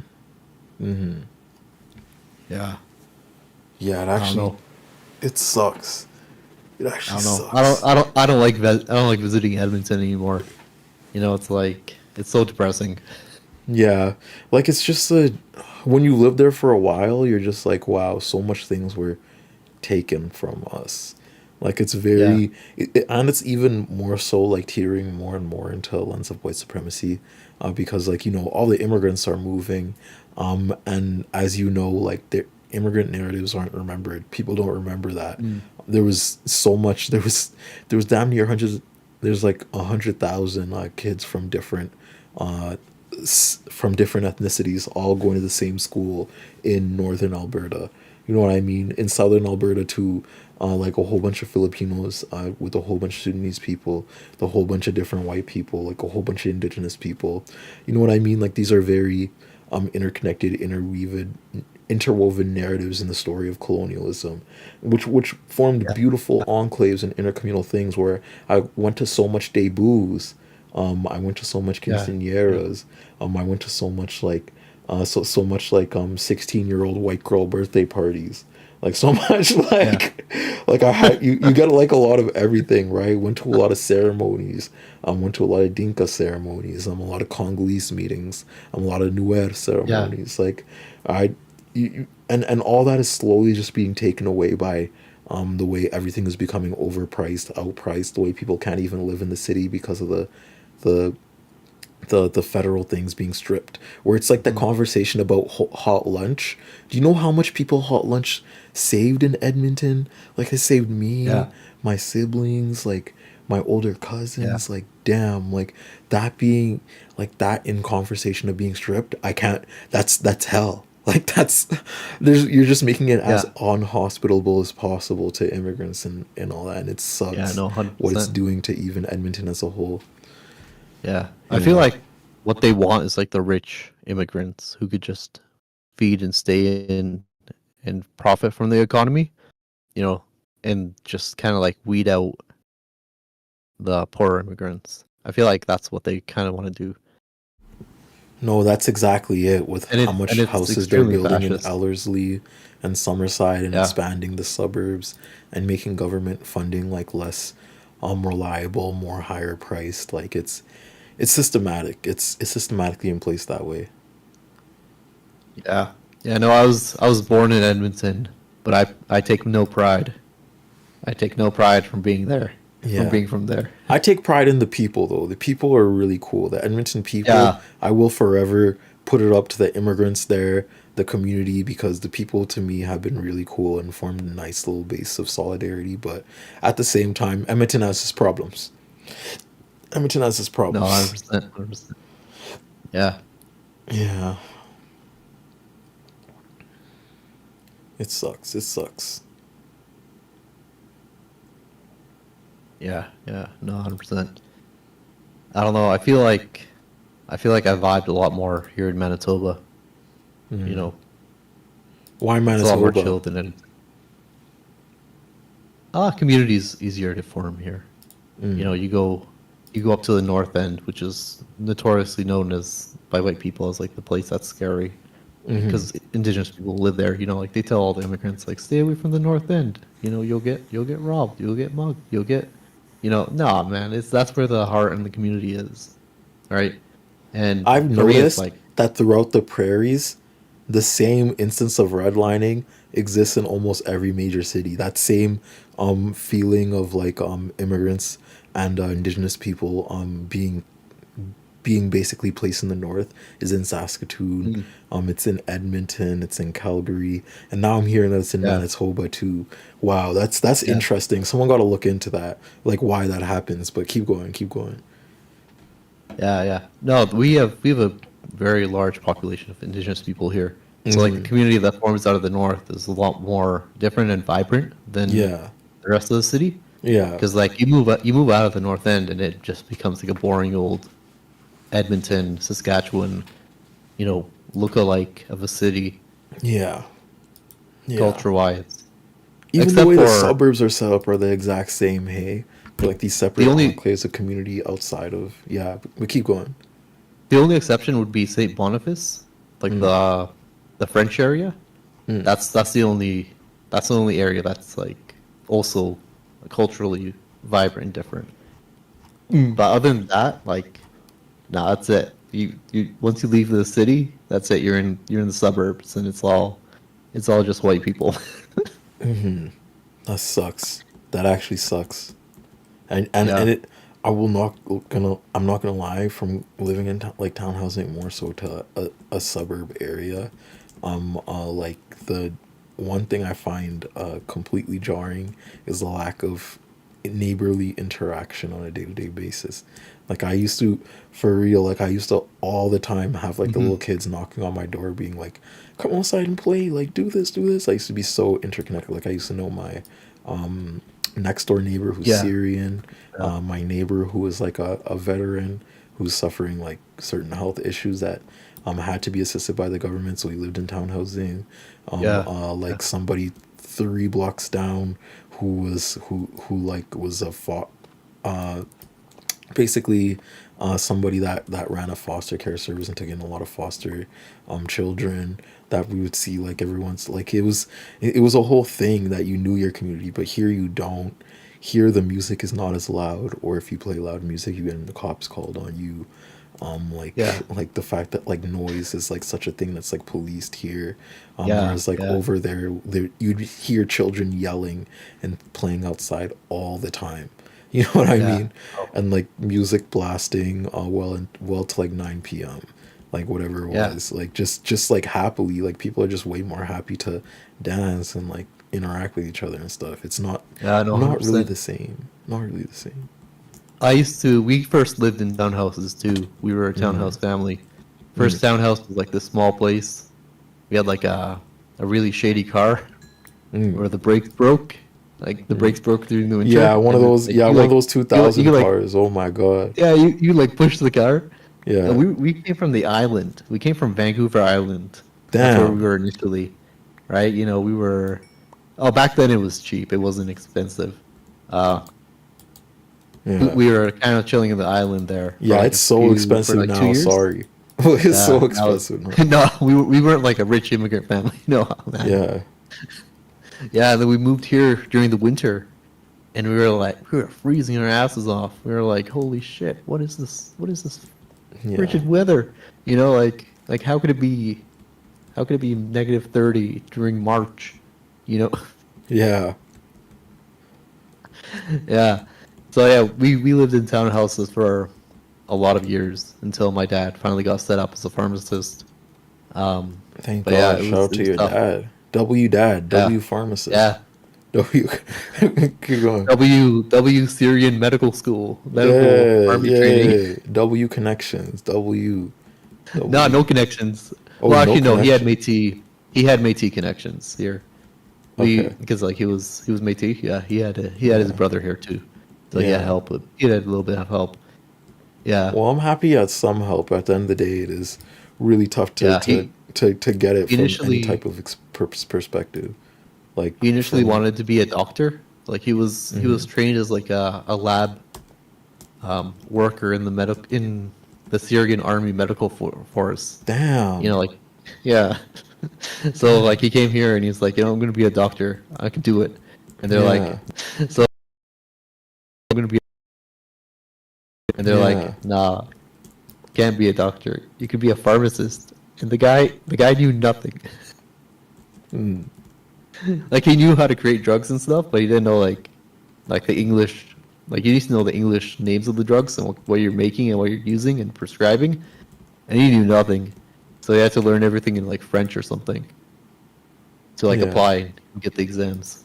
So yeah, it was tough coming here from Syria, but yeah, Syria and Lebanon. Well, he survived. It was good. I'm happy that he Worked out. survived. Yeah. Somebody said F. Nah, this is a W. This is a whole W story. Whole W immigration story. Like I don't see a lot of stories like that. Like in terms of surviving the narrative of, you know what I mean, like systemic inferences. Like I don't see a lot of immigrants coming out of that and building something good out of it. So it's nice to hear when it does happen. W dad, W medic, W. Oh no, they're saying F. The stream cut off. Oh, F the stream cut off. Oh, what the hell? What the hell? No, the stream reset. It seems like it's been on for like a minute. Oh well, yeah. The stream has been on for a while, so yeah. I'm sorry that Yeah, the it looks stream cut good. off. It looks good. Yeah, no, they're yeah. So we moved everywhere. Like I was born in my eldest was the eldest is born in Toronto. My older brother is born in Fort Mac. I was born in Edmonton. My youngest sister was born in Toronto, and the youngest was born here in Manitoba. So like Hey, we moved like y'all are like everywhere. nomads in Canada. That's Yeah, wild. Like we little moved nomads. everywhere to I have to a like get the dream. exams done and everything until we settled here. Yeah, That's cool. Well, that's a lot of places to go to. Like I, yeah, like my family pretty much stayed in Edmonton. Well, we were in PEI first, and then we came to Edmonton and settled here. But some of my cousins, a couple of my cousins lived in Vancouver for a little bit, but then it got expensive and they moved here like in the 2010s. yeah, It seems like a yeah. lot I of people think find their in way back to the prairies, like in and of itself, because every other place is just, even though Edmonton is getting gentrified, every other place is experiencing it at like tenfold. You know what I mean? Mhm. Yeah. Yeah, yeah. I think in like 1997 or 1998, when I was 2 years old, my dad just gave up and went back to Syria. Like he took us back to Lebanon and Syria. He was like, "F this, F them," like I could do it here. I could do it in Syria. I could be a pharmacist in Syria, you know. And yeah, we almost never came back. I got my Syrian passport and everything, my Syrian citizenship when I was like a baby.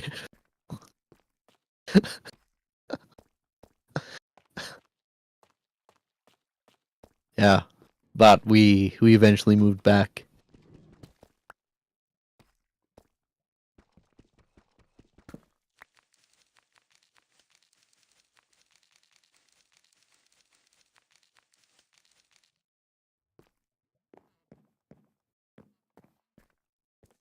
Derp, you speaking?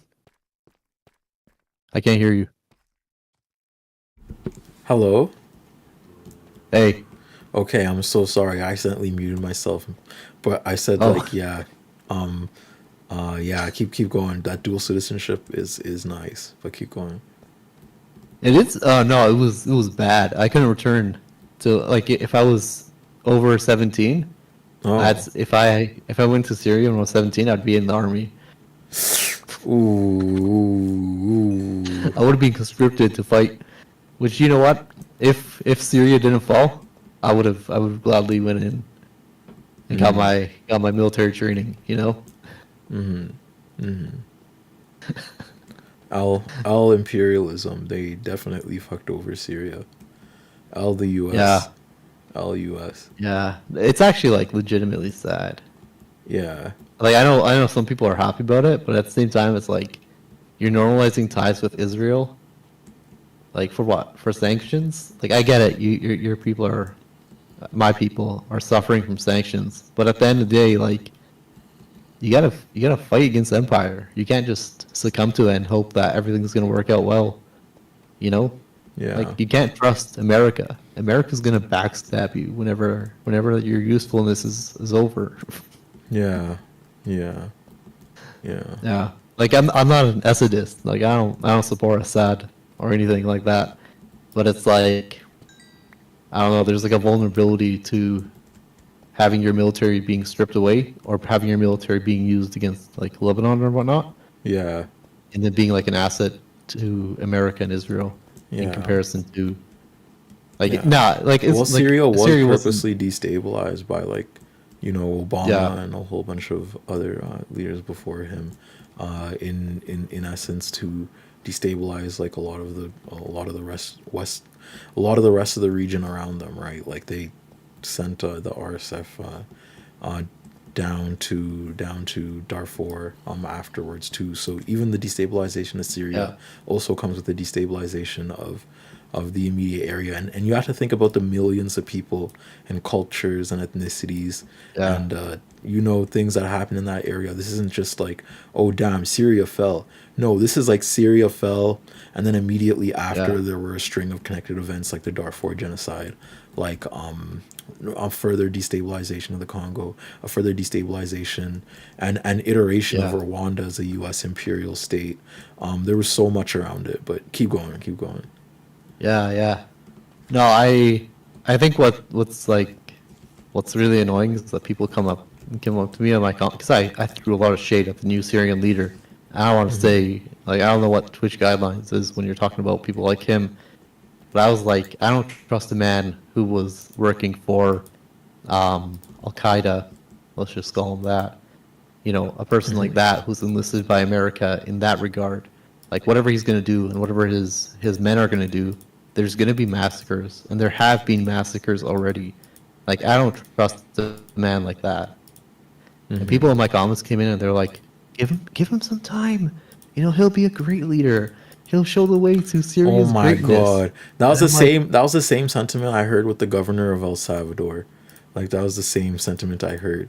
It's always, it's always with the wrong leaders. People pull up that argument with the wrong leaders. Like I could see someone like Ibrahim Traore. Okay, give him some time. But someone like Yeah. someone that's outright fascistic from the beginning with with an imperial like scope of their actions is weird. That's weird. You're allowed to call that weird. You're what? Keep going.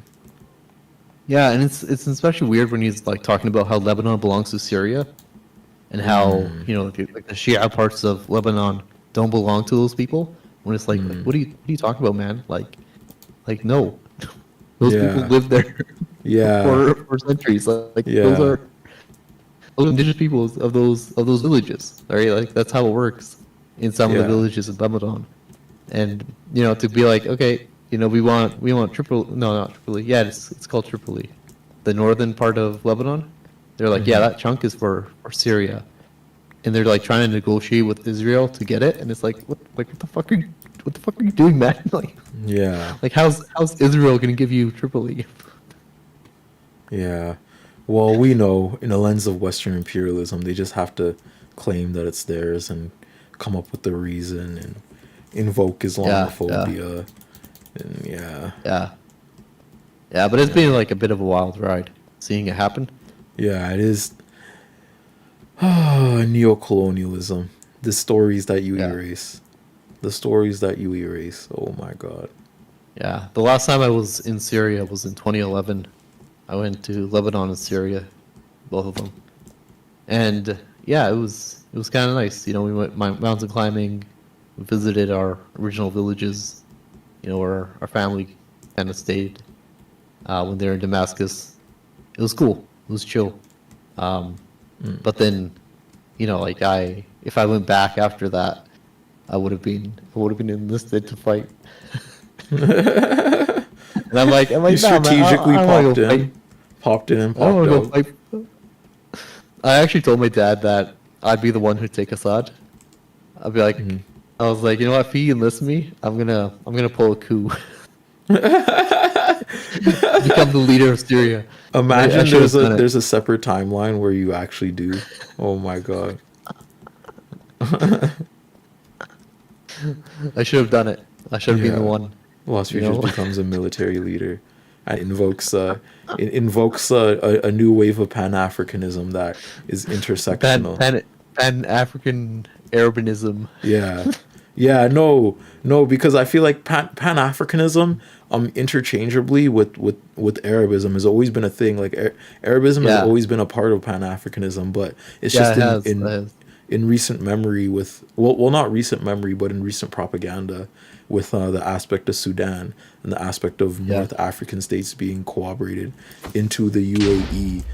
There's a sort of shift with the Arab identity as a whole in and of itself.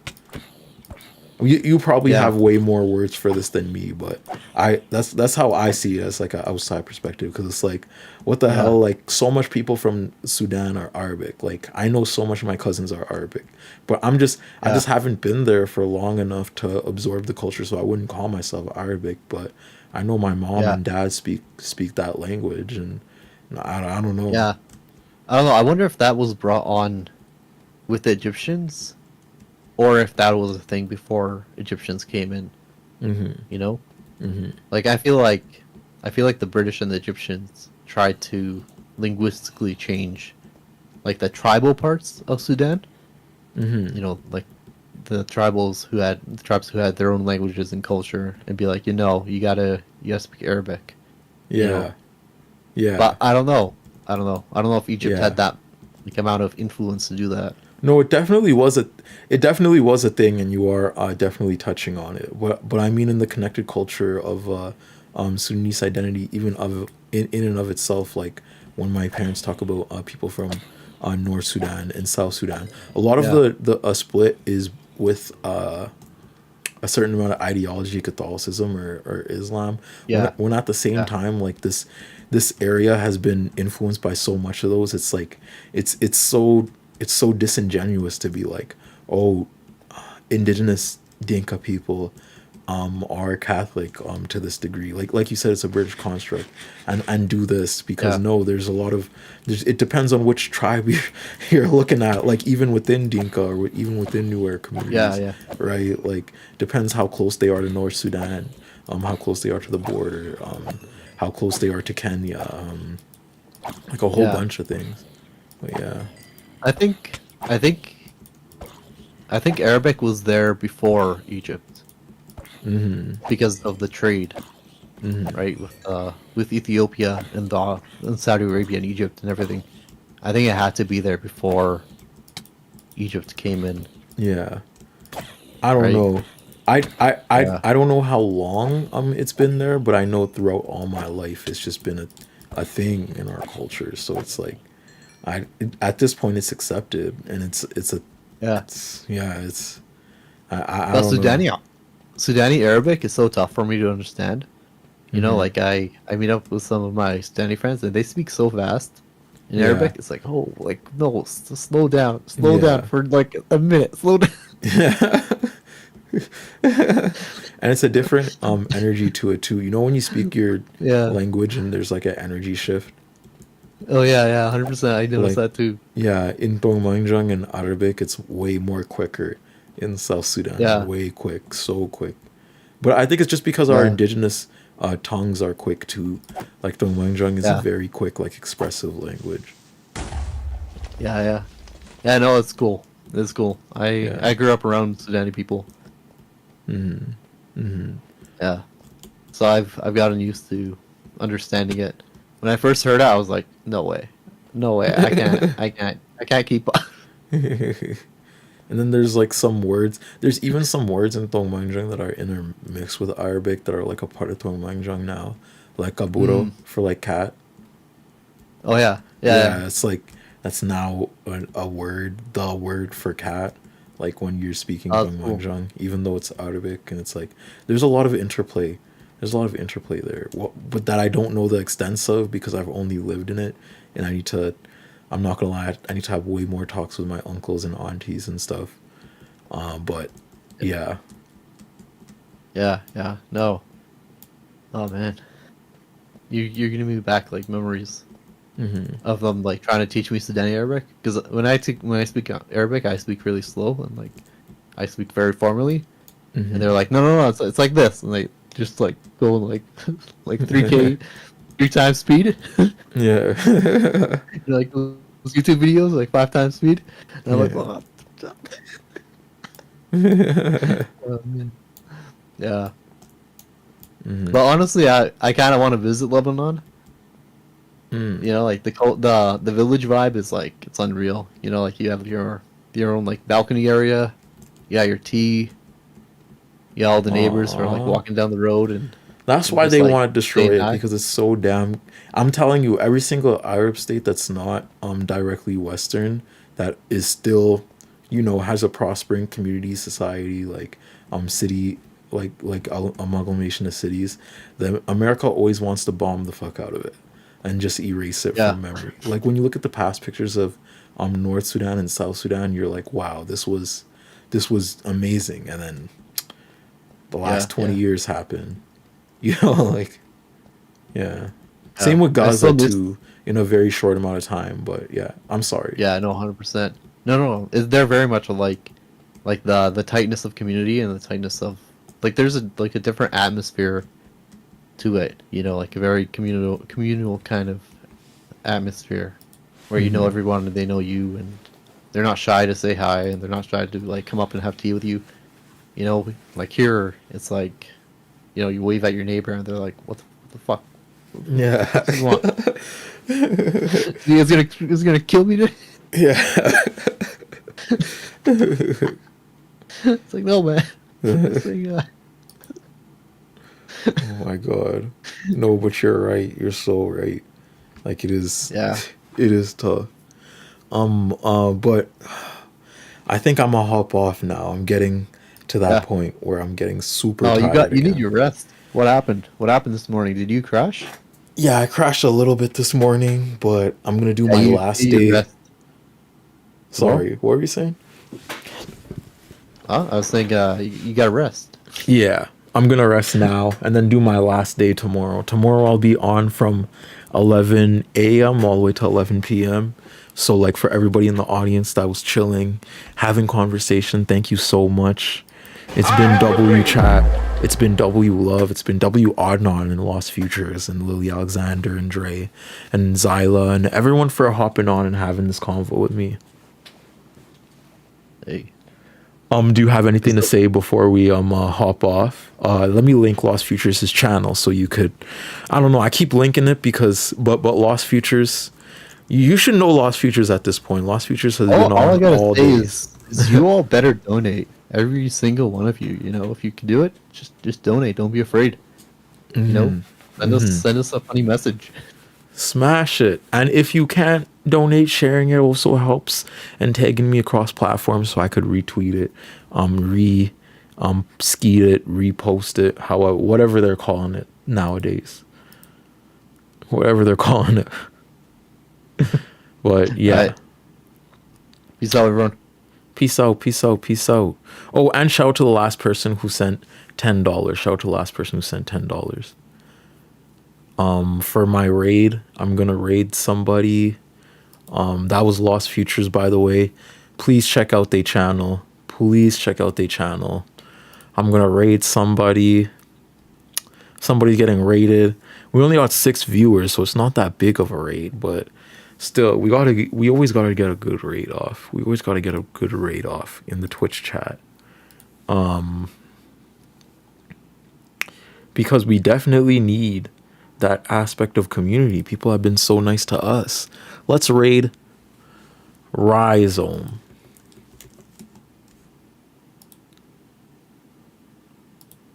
Start the raid. Yeah. Thank y'all so much for watching. Go raid Rhizome and yell W Rhizome in the chat. Yell it right now.